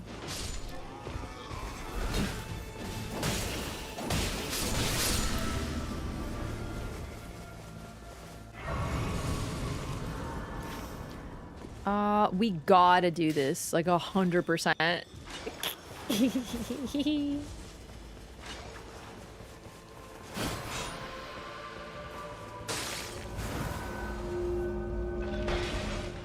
might as well do the ride, so it's right here. We have casters. Did you go to Chicago to see the Fossil Pokemon Museum exhibit? I heard that was cool, but probably not. US is, well, they didn't treat me very nicely last time I crossed the border, and I'm definitely scared to do so now.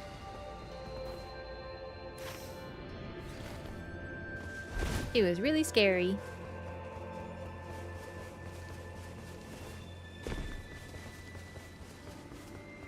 I'd love to, though. Why? I don't know. They thought I was gonna stay over. They questioned me really aggressively, were really, really rude to me. They were like insulting me and stuff. Like it was really messed up. I've never had such an experience before. In fact, I've historically had ridiculously nice experiences at the border, the American border. But they, you know, I think they were trying to aggravate me and to make me, I don't know why. I don't know why they would do that, but they were like super mean. And then they said that I have to get pulled aside, and they searched through all my stuff, and they kept me there for 3 hours, and then they asked what is my evidence that I have ties to Canada. And I was like, what do you mean evidence for ties to I've lived there my entire, it's my home. Like I don't really know how to answer that question.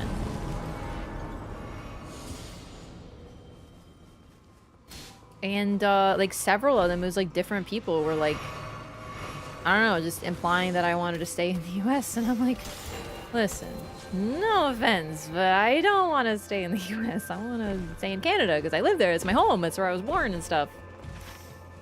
And no, it was like really freaky. So haven't been back since. And this was like, I don't know, like 2 years ago?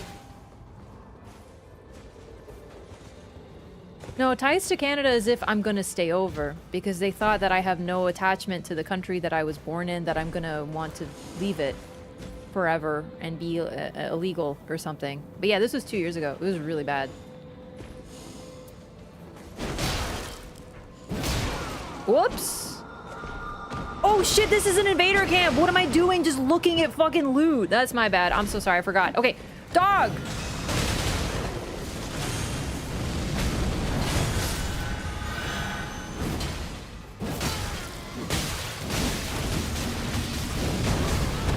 Nice. We already got Giant Slam. You love to see it.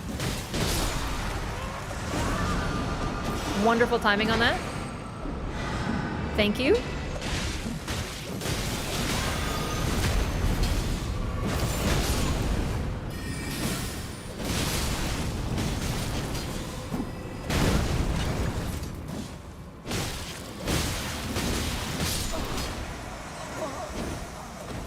Wow.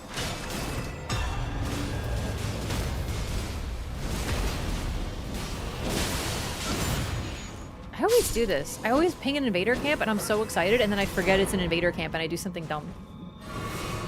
Thought that started this year? No. However, what I will say is it's not surprising to me that I was treated like that because I do think that the way border guards are trained is... And, okay. This stuff going on is not new. I don't want to get into this. I have a no politics rule on the channel. I'm not trying to turn this into that. I'm just saying that, like... They're trained to see everyone as like outsiders and scary and threats, and they reacted that way. And it was really messed up because 10 years ago, I literally crossed the US border. My passport was expired and I was so scared that I wouldn't make it. I forgot to update it and I was so freaked. I was like, oh my God. And they were like, I was literally just crossing the border to go to a con and I was like, maybe they'll let me. And they were totally cool and they were very nice. And now it's like very different and it's a little scary. So anyway, that's all I'm gonna say. It was just frightening and I don't really want to risk it ever again. I don't want to talk about this because like I have the rule because we get enough of this stuff in our daily lives. I don't want to talk about it. I'm just talking about my own personal experience. It was really frightening. And I was like, I was super freaked. I was like scared what they're gonna do. Are they gonna let me in? What am I gonna, because I took a train and I was like, what, how am I gonna get home? And I was like freaking out, you know? I'm doing terrible on this. I'm sorry. Just let me die, yeah.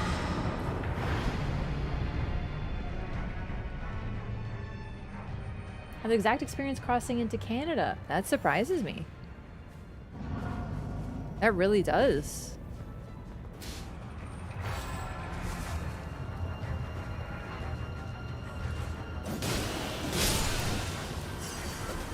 Holy crap. I was looking for a grace because I forgot we don't have one. I need a regular grace. Or yeah, actually we just leave. You got res but died? I know, that was a bit of a weird timing.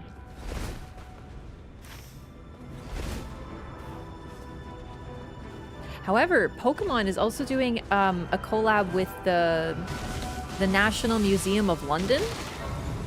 And apparently tickets are insane to get, but I mean, I'm not going to the UK anytime soon, but I was like, man, that's cool. I'm kind of bummed because I really like the National Museum. It was like my favorite part of London. It was just so cool. I love art and stuff. And it was a really beautiful museum. And they're doing a Pokemon thing where you can get a Pikachu plushie there. Honestly, even if I was going to London, I don't think I'd be able to get tickets, but still, it's cool. I love stuff like that. Any news about Crazy Neighborhood Lady? No. Fortunately, well, I haven't been walking because it's winter, and I also went on vacation, and yeah, I haven't seen her, but fortunately, I do have like the whole police report up, so in case, like, I can contact the woman that I was in touch with, the psychologist, the police lady, she works with the police, isn't police lady, works with the mental health cases.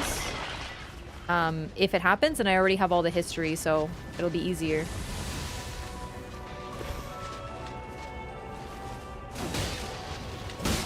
Scalpers are gonna ruin the experience, or like resellers. I don't.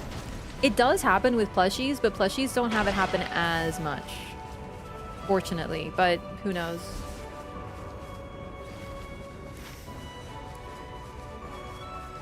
The US did you dirty? Yeah, they were like asking all these personal questions, and like when I answered them, they were really insulting.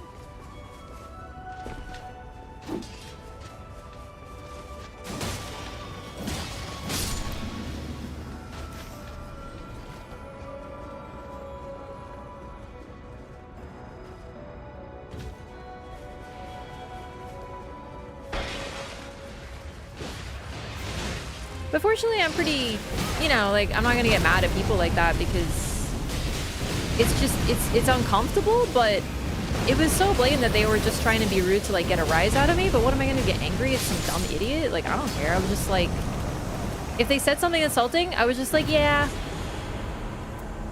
So they might have thought I was stupid, but better stupid than a threat, I guess. The Van Gogh collab? The Van Gogh collab was because of the card. The plushie was part of it, but the plushie wasn't the big problem. It was because there was a Pokemon card they gave out. That Pokemon card was insane.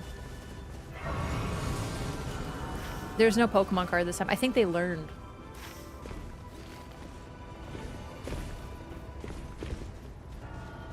A Snorlax plushie? Ooh.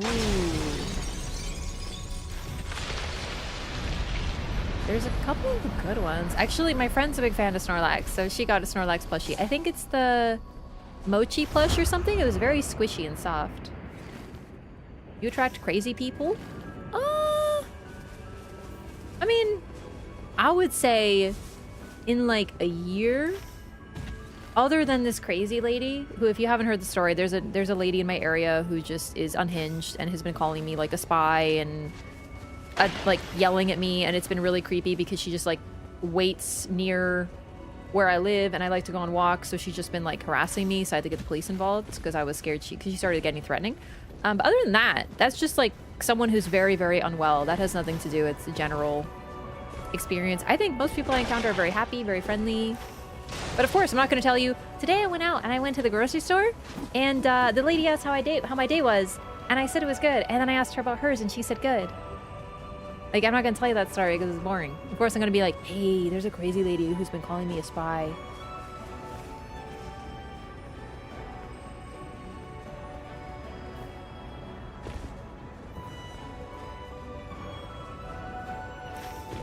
Yeah, no, she's really unwell. I'm going the wrong way. It just started to get really freaky, yeah, because she was like... Well, also, she's like, I don't know, she's just... You know, she was like, I'm gonna fuck you up if you don't leave me alone. Meanwhile, she's following me as I'm walking down the road, ignoring her and pretending she doesn't exist. And I was like, listen, when someone says they're gonna fuck me up, that's when I'm freaked out. But maybe now... After 2026, chat, my goal is to get fucking yoked. I'm not gonna be scared of anybody, bro. I'm gonna be like Godfrey. I'm gonna be like...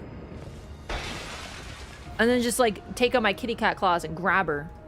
Just kidding, I'm not gonna do that. Nightmare scenario for an introvert. IRL undie arc through. I'm gonna learn, my whole goal actually is to learn how to rip out my spine to use it as a weapon.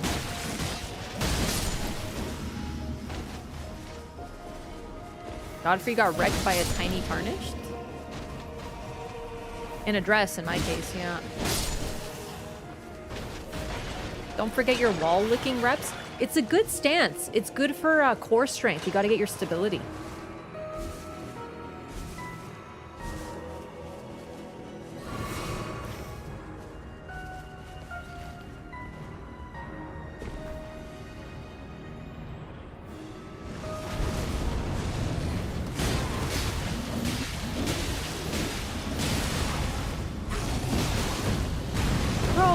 Have been calling me a man. Every single woman on the internet has been called a man by trolls, guaranteeing it. Muscles are not going to help with that. Like, it's not going to change that. It's going to be exactly the same. Do you remember that one guy who I told him to like not spam a message because it's rude, and then he proceeded to get banned because he started calling me slurs, and then he made 5 different accounts, all of which were titled Wraff is a man, Wraff is a male, and stuff like that, and we had to keep banning him for like a stream. And then finally I think he got hungry, so he started to say Wraff has sausage and stuff like that, and I thought it was the funniest shit ever. Like, bro, I was so mad that I told him to stop being annoying that he became like a fucking menace. Oh, it was so funny.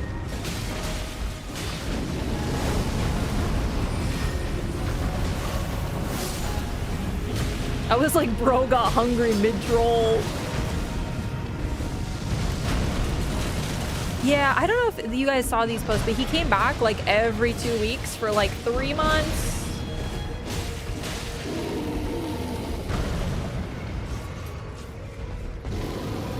And he would post like some weird slur-filled message, but it got auto-modded, I think, so I don't think chat would see it.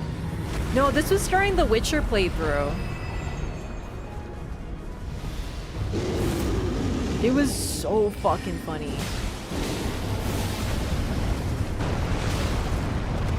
I need these people to know, like, really, don't waste your time trolling. I just think you're a funny child.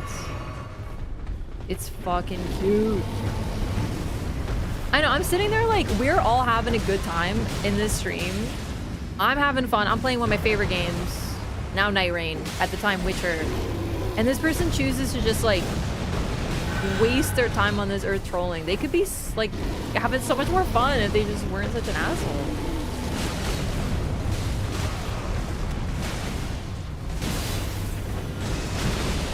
Auto-modded every time? Probably, yeah.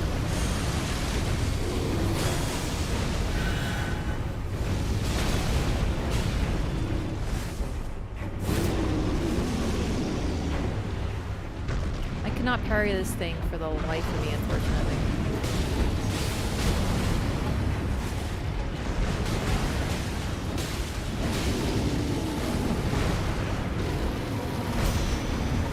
I got one. Damn it, it's delayed. That is the most annoying slam because it looks like Godric's, but it's not. It has a delay. Progression system? Yep. You do a run, you get random weapons just like a roguelike, and then at the end, like a roguelite, you get permanent progression in the form of relics, which you can equip to have different effects on your character, and they're randomly rolled. You also acquire a currency that you can use to purchase skins and to purchase more relics. And keep in mind, when I say purchase skins, oh Jesus Christ, the fucking roar.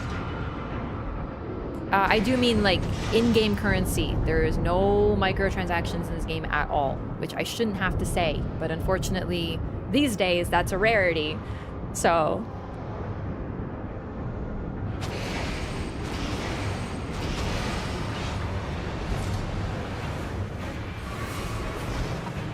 yeah, roguelites have permanent progression. Personally, I kind of use them interchangeably. I think it's a... Oh, Folera. I hate this thing's roar. Thank you. It's maddening. Because the towel looks almost like one of its slams or something. Oh, Jesus Christus. I am going to fucking lose my mind on this creature. Thank you, Lord above. There is a distinction, but to me, it's largely meaningless. I don't know. Maybe it matters if you're, like, more into roguelikes, but I'm a casual roguelike enjoyer, so, like, I don't really care. Yeah, cholera. It's like a Polish damn it.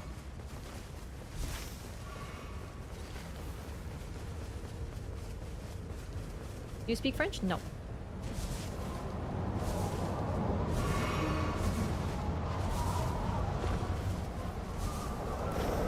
But no, it's just a thing with trolls. Honestly, even before streaming, it's very funny to me because it's like the worst insult that trolls and or men who are doing this usually can come up with for a woman is to call them a man. But it's like, does that mean that you respect me? Because you respect men, right? But it's never true. I don't know why it's supposed to be an insult. Like, I'm not. It's just, like, not correct, but I don't get it. So, anyway, it's just it's a very common troll thing. I really don't get it. Either because I'm not... Like, I don't feel the need to, like, insult people. And troll. Like, I don't get the psychology. But every single woman on the internet, I promise you, has at least once been called a man. But not in the fun way where you get respect and get listened to and stuff.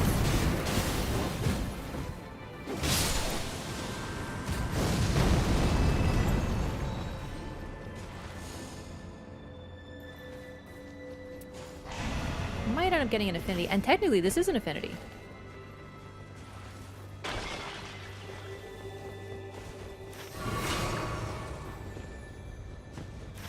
So do we want to do castle? Because I'm down. Probably you have hair on your face. Sweetie, everyone has hair on our faces. We're fucking mammals. We all have hair on our bodies. For fuck's sake, see? It's just women's is softer. Oh my god, am I gonna have to explain?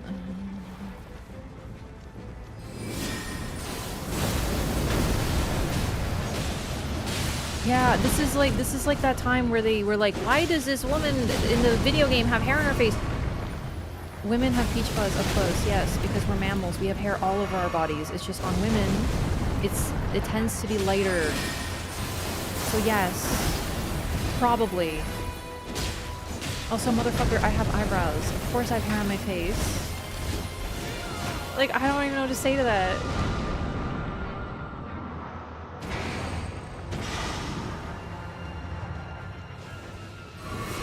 I'm having a really rough game on Executor. Maybe I'm not an Executor main anymore. Also, yes, some people do have alopecia. That's true.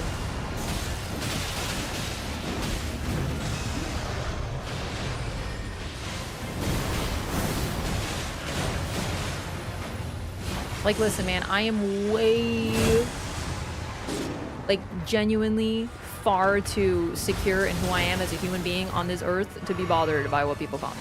I don't. Unless you call me a cleric, that's fucked up. Don't you dare. What do I look like? Some kind of faith user? Yeah, other than that, like, I really don't care.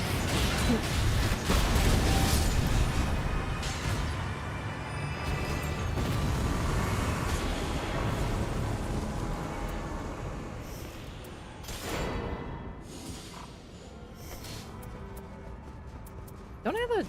I have no purple weapon. Weakness reveal. It's gonna be used against me. Isn't Revenant type of cleric? You take that back! She's my sweet angel of vengeance. You just played with Undertaker? She doesn't know anything about it.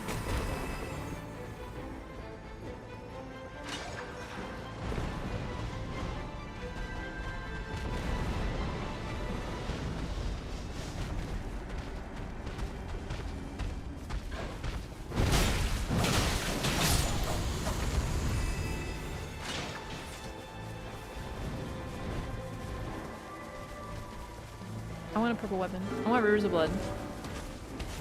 I'm not a cleric. Patches loves me.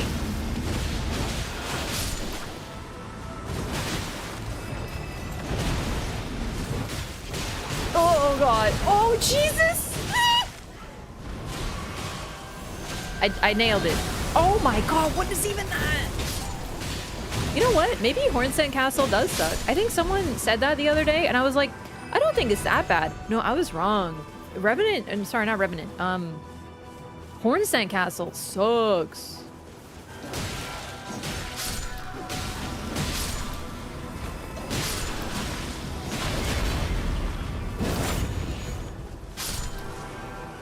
Revenant is not a real cleric, neither is Undertaker, it's true. That's why they're okay.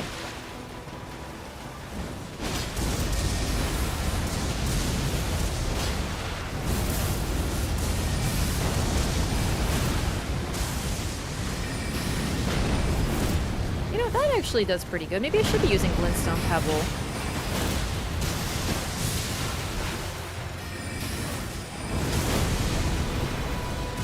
I kind of forgot. It's really good. Oh, great.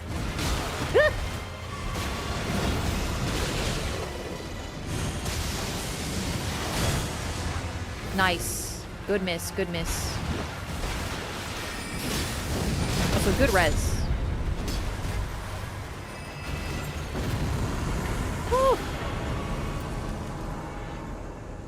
You know what? If this is what the Hornsent were like with the Divine Beast warriors and everything, maybe they deserve to die. Sorry. It's a really bad joke, but I always find it really funny.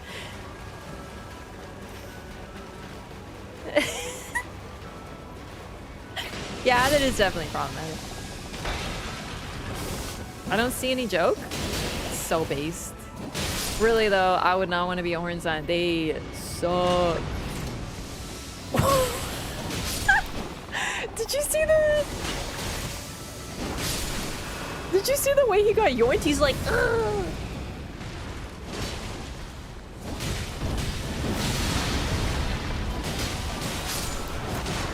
Ah!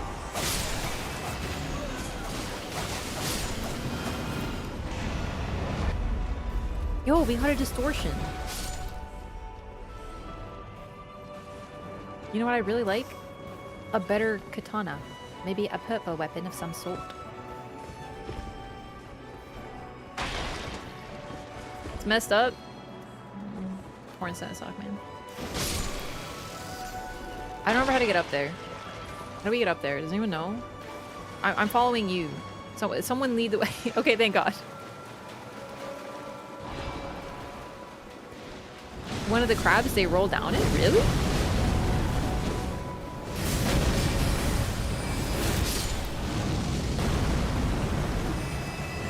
Maybe they're calling you a man because you like Elden Ring? Okay, can you tell me where... I'm just wondering. I'm just wondering, like,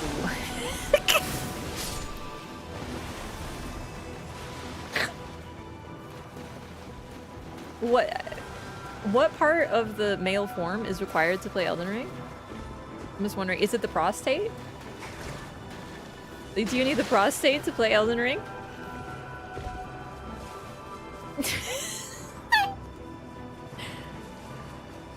I was also playing Witcher at the time. So, like, your point kind of falls apart when you consider that.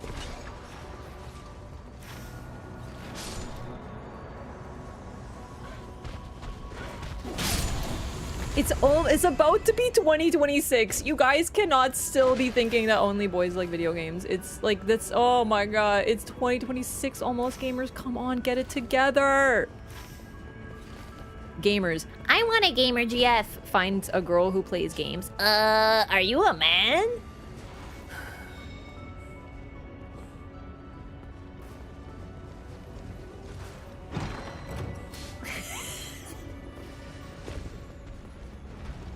Oh my god.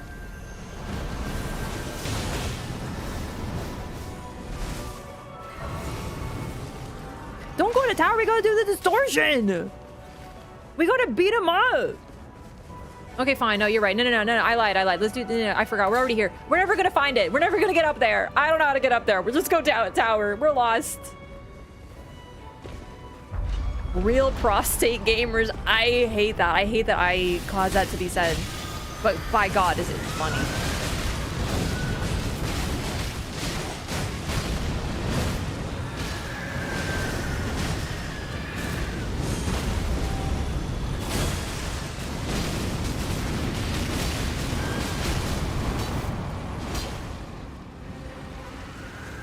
Is that what pro gamer stands for? To want a gamer GF in a male gamer-only world, such as my curse. Wraff sack. Pro gamer is actually prostate gamer? That's crazy, I had no idea. I guess all this time I've just been an amateur. I had no clue, thank you for telling me. Is the prostate gamer bit a reference to the infamous chess incident? No, someone was talking about something about prostate checks on the demi-human queen, and I was like, that's a queen, she doesn't have a prostate, like I had to explain it. So I guess I'm thinking of prostate. Which is a weird sentence out of context, I know, but you know what else is new?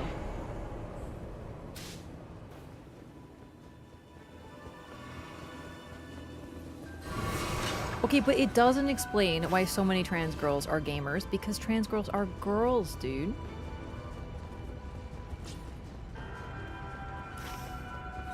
So clearly, you know what I mean? It just means that everyone likes video games. Like, okay, I gotta go. No, don't. MLG How do we actually leave? stands for Major We League can't. How do Prostate you? Wraff, Is this a respectfully. hole? No, we can leave. Okay, gently, carefully. Is this a bad idea? Probably.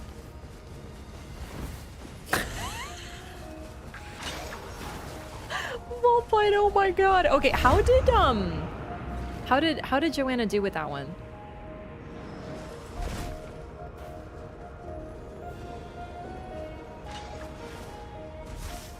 Like, video games are just freaking fun. I can like makeup, I can like purses, I can like reading books, and I can like video games. And you know what? You don't need any genitalia to do that. So there's not really a particular reason that it's like biological.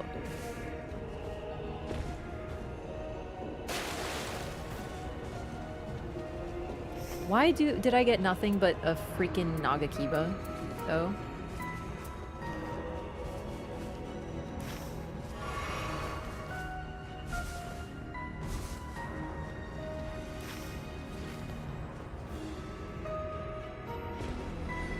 If you were a girl, you should play Hello Kitty Adventure Island. Okay. Hello Kitty Island Adventure, which I said backwards, sorry, is a banger. It's true. But I can do both, baby. And you know what? I'll probably be better than anyone at both games. Think you're a gamer? Okay, show me your Stardew Valley. How's your farm?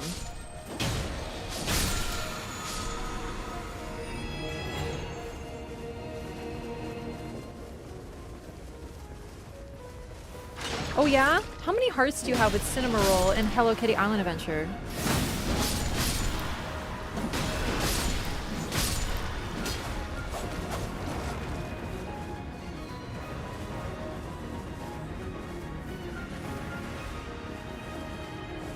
I really do need a better weapon, but oh well. I'll live.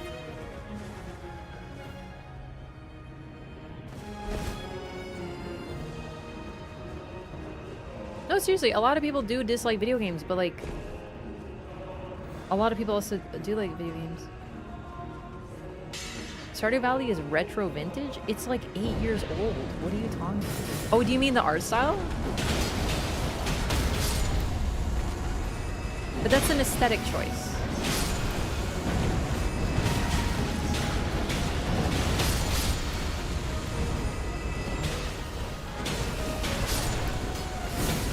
Didn't that game not exist and then South Park made it up and then they actually made it?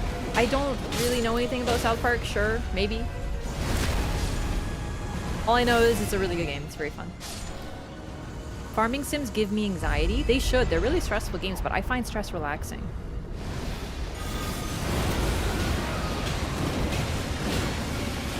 Which might explain why I like Bloodborne and stuff like that.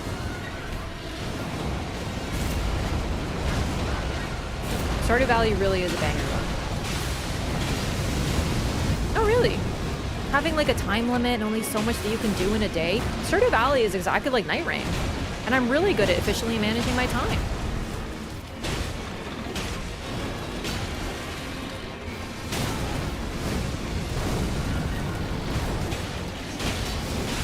I go so extremely type A when I play Stardew Valley. It's amazing. I've literally had people be like, okay, I'm not going to play Stardew Valley with you because you scare the shit out of me. And I was like, fair enough.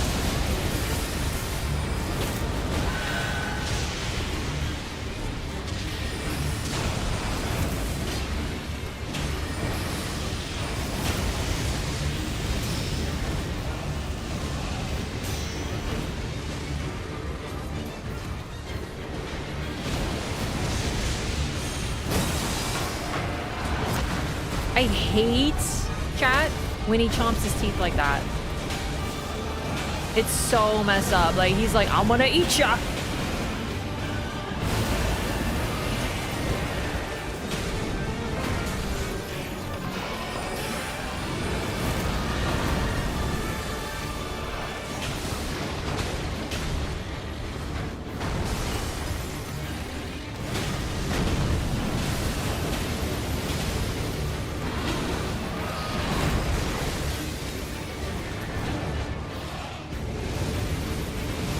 Oh, way too late.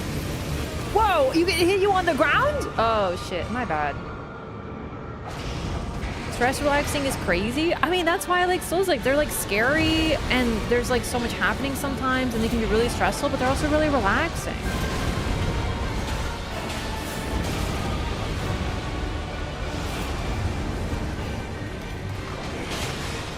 I guess I'm just more hardcore than the average gamer. That's a joke.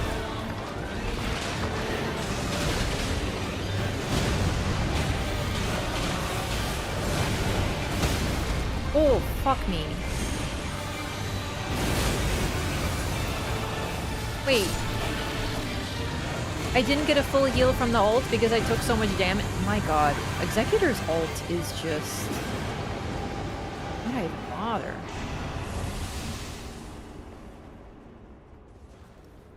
No, seriously, I play Stardew Valley like super like tense, but I find it very relaxing at the same time psychologically.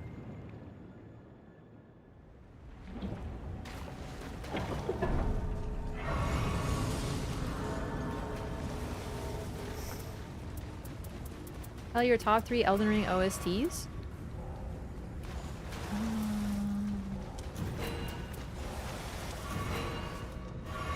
I'm afraid I think they're gonna be Nightreign.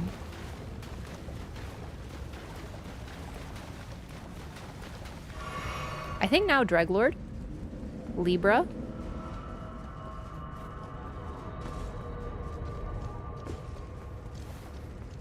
I can't think of any others. It's hard to explain though. It's hard to explain because when I'm always streaming these games, so when I'm streaming, I'm talking to chat, and there's a lot of input, so I do hear the music, but I'm not like hearing it. So, Midra. Oh, Midra's so good. So sometimes if you play it for me, I'll be like, oh, I like that, but I can't like place it. It's weird. Midra's amazing. And actually, I think a special mention for the soundtrack for Limgrave. You know, just the first place you step out in Elden Ring, that music, the moment it starts. Oh, and actually, no, the Elden Ring. Hang on, I have to do another one. I'm gonna do one for Elden Ring. I'm gonna do one for Nightreign. Number 1 for Elden Ring is the main menu theme. Number 2, Shaman Village. Number 3, hey, which one did I mention?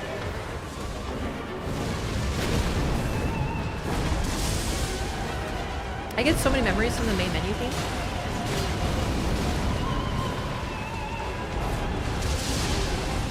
I forgot one that I mentioned. The Limgrave sound and Midra, that's it. Limgrave soundtrack and Midra.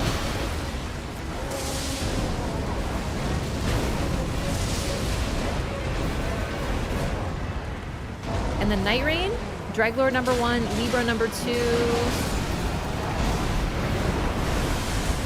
And I don't know if I have a number 3 right now. It's like, man, I love listening to that, you know? Tricephalos! Tricephalos, oh man. When he goes phase 2 and the music matches it and you're just freaking the F out, love it. And Round Table Hold in Nightreign, absolutely.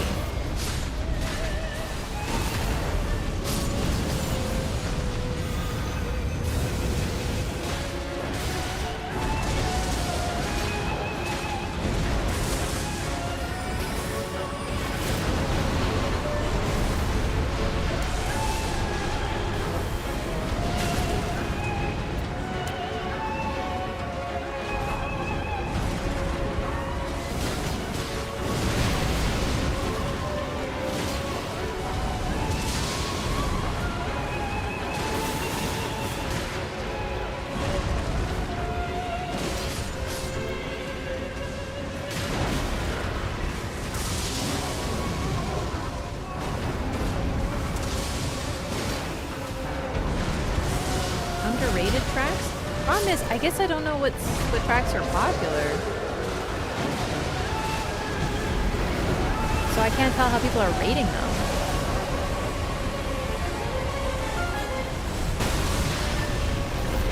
I did it. Oh, Dan. Oh, he didn't break. One of his little guys did.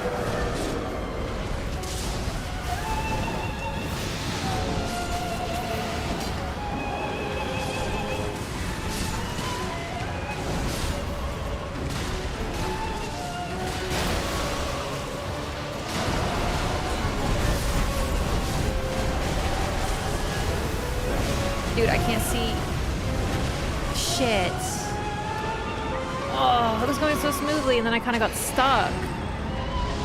I had to get more distance away, so I just started rolling.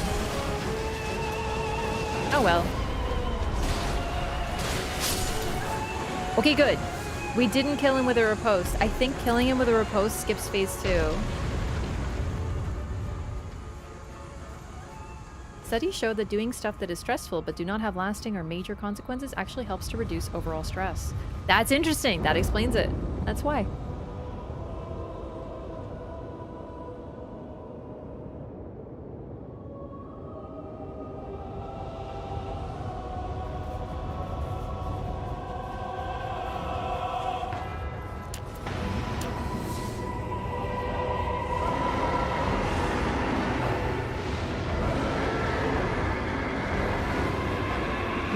Why are we running?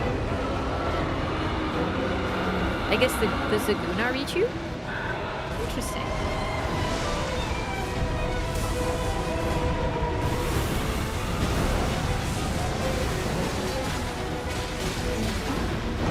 I mean, it seemed to work.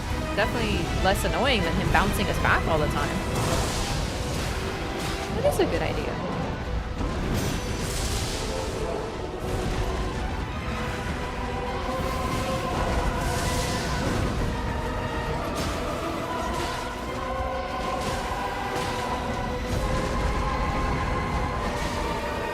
I didn't buy Starlight charts, so I really don't have many skill uses.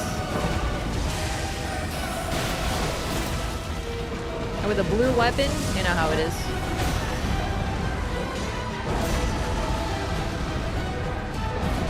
Damn it! That was rude.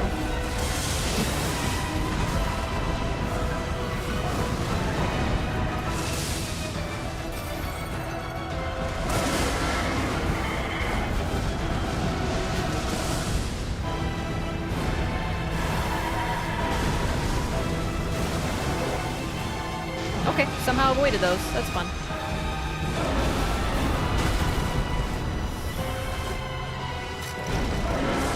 The pillar, that pisses me off. Wow, okay, sorry! No, that's my fault. You're not...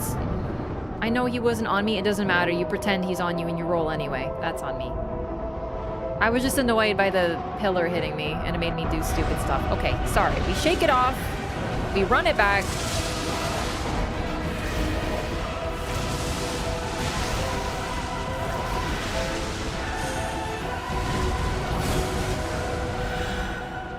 Dope.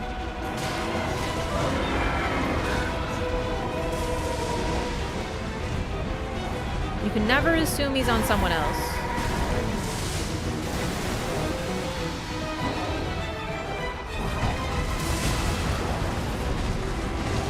Whoa!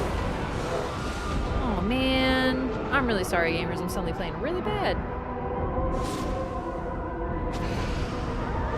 Earlier someone mentioned getting one tap by the pillar spawn on D5. How fun!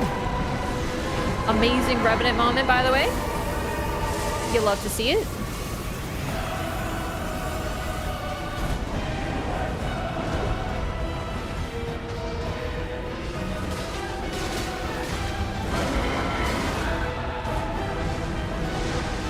I mean, this is what I wanted. I wanted to have a fight where I'm like, I really learned Reggie.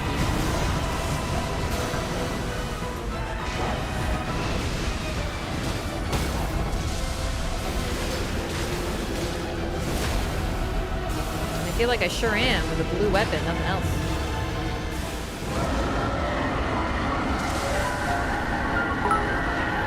This is gonna be spicy.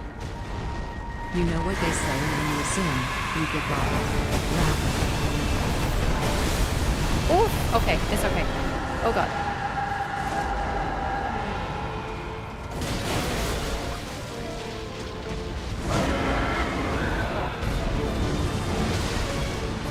Shit.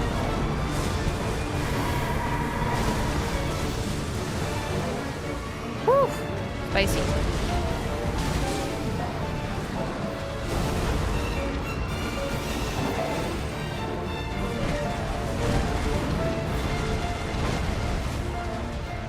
He's camping.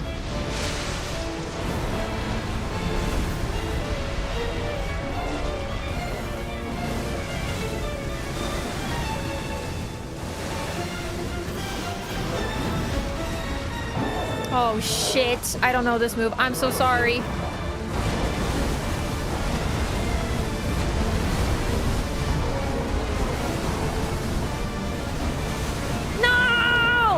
I did better though. I did actually. I think I kind of get it. You dodge and then you dodge back in because it only explodes at the end. I think I'm getting there. Okay, so wait, dodge. I have to see it a little bit more. That sucks. That really sucks. Ugh. I actually like that move, but it's just I haven't seen it enough because he doesn't always do it. I like a really punishing move. Also, another ulti that fast, you love to see it. Don't love to see that as much. Is Frederick the target? Oh god.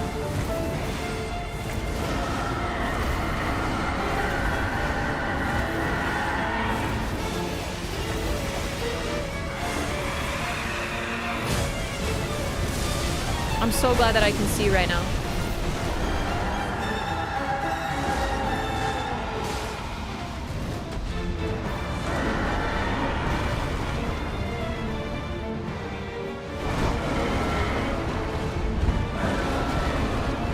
Fuck! Whew. Okay.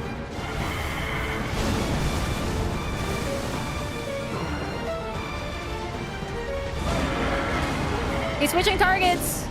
Oh, that's not good.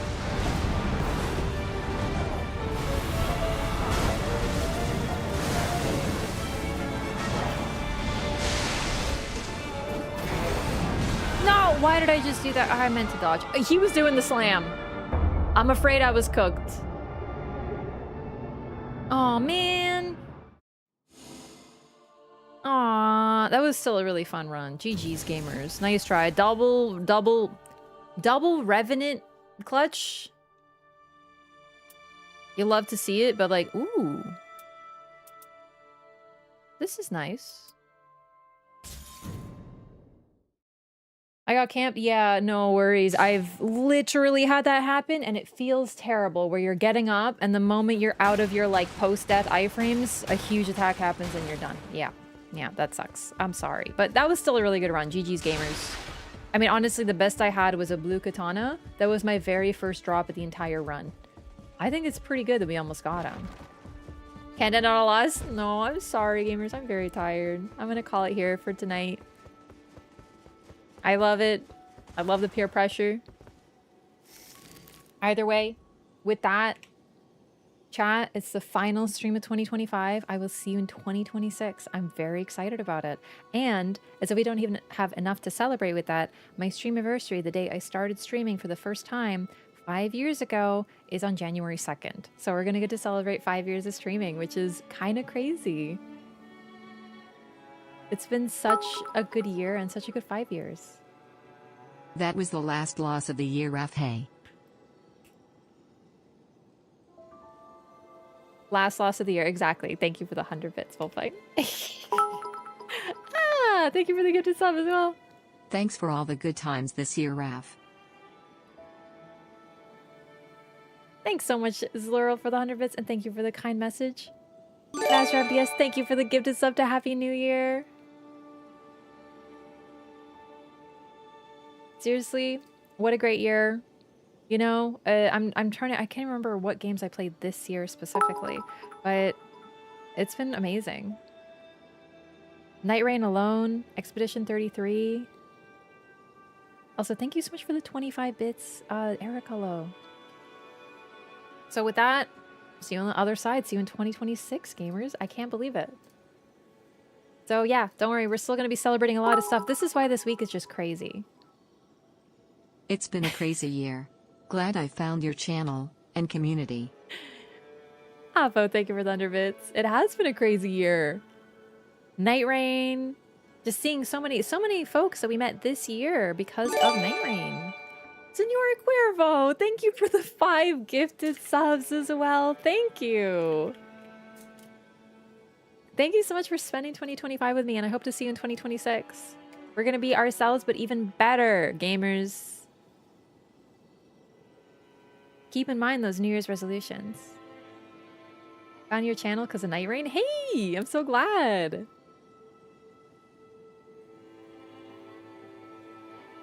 Oh, YouTube chat froze. I was like, is YouTube chat just not talking? Because that happens. No pressure or anything. Sorry, YouTube. Let me crack you guys open again. So I can join with the New Year's wishes. Okay, I wondered if you guys were just quiet. Sorry about that. Welcome. Welcome back, I should say. It had... Ugh, sometimes the app crashes and I don't notice. But yes, YouTube as well. It's been really great on YouTube. I think 2025 was an amazing year for me. Like, I feel very happy with, like, my content. You know, I think we did that. Well, we didn't do the Lorathons. That was actually 2024, I think.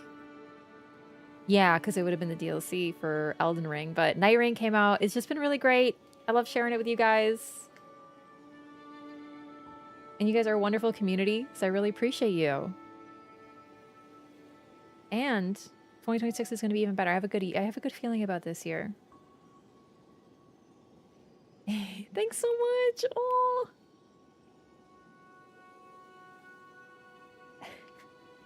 Nightmare and more horrors await. Oh my god. Well, with that attitude. Bryce, thank you for the gift of sub. The buff Rev. That's a good message. 2026 is going to be the year that Revenant gets buffed as well. Thanks so much. I really appreciate that. Well, if I met you in 2025, then I'm looking forward to having known you for a whole year in 2026.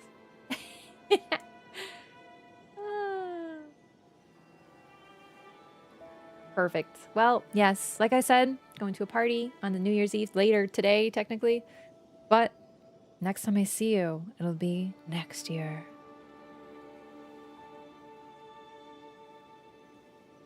I'm really glad you're all enjoying the Nightreign content, because let me tell you, I love making it. So, take it easy. Have a great night. And see you in 2026. Good night. Bye. Enjoy yourselves. Stay safe. That's a good message. Doodles, everybody. Good night, good night.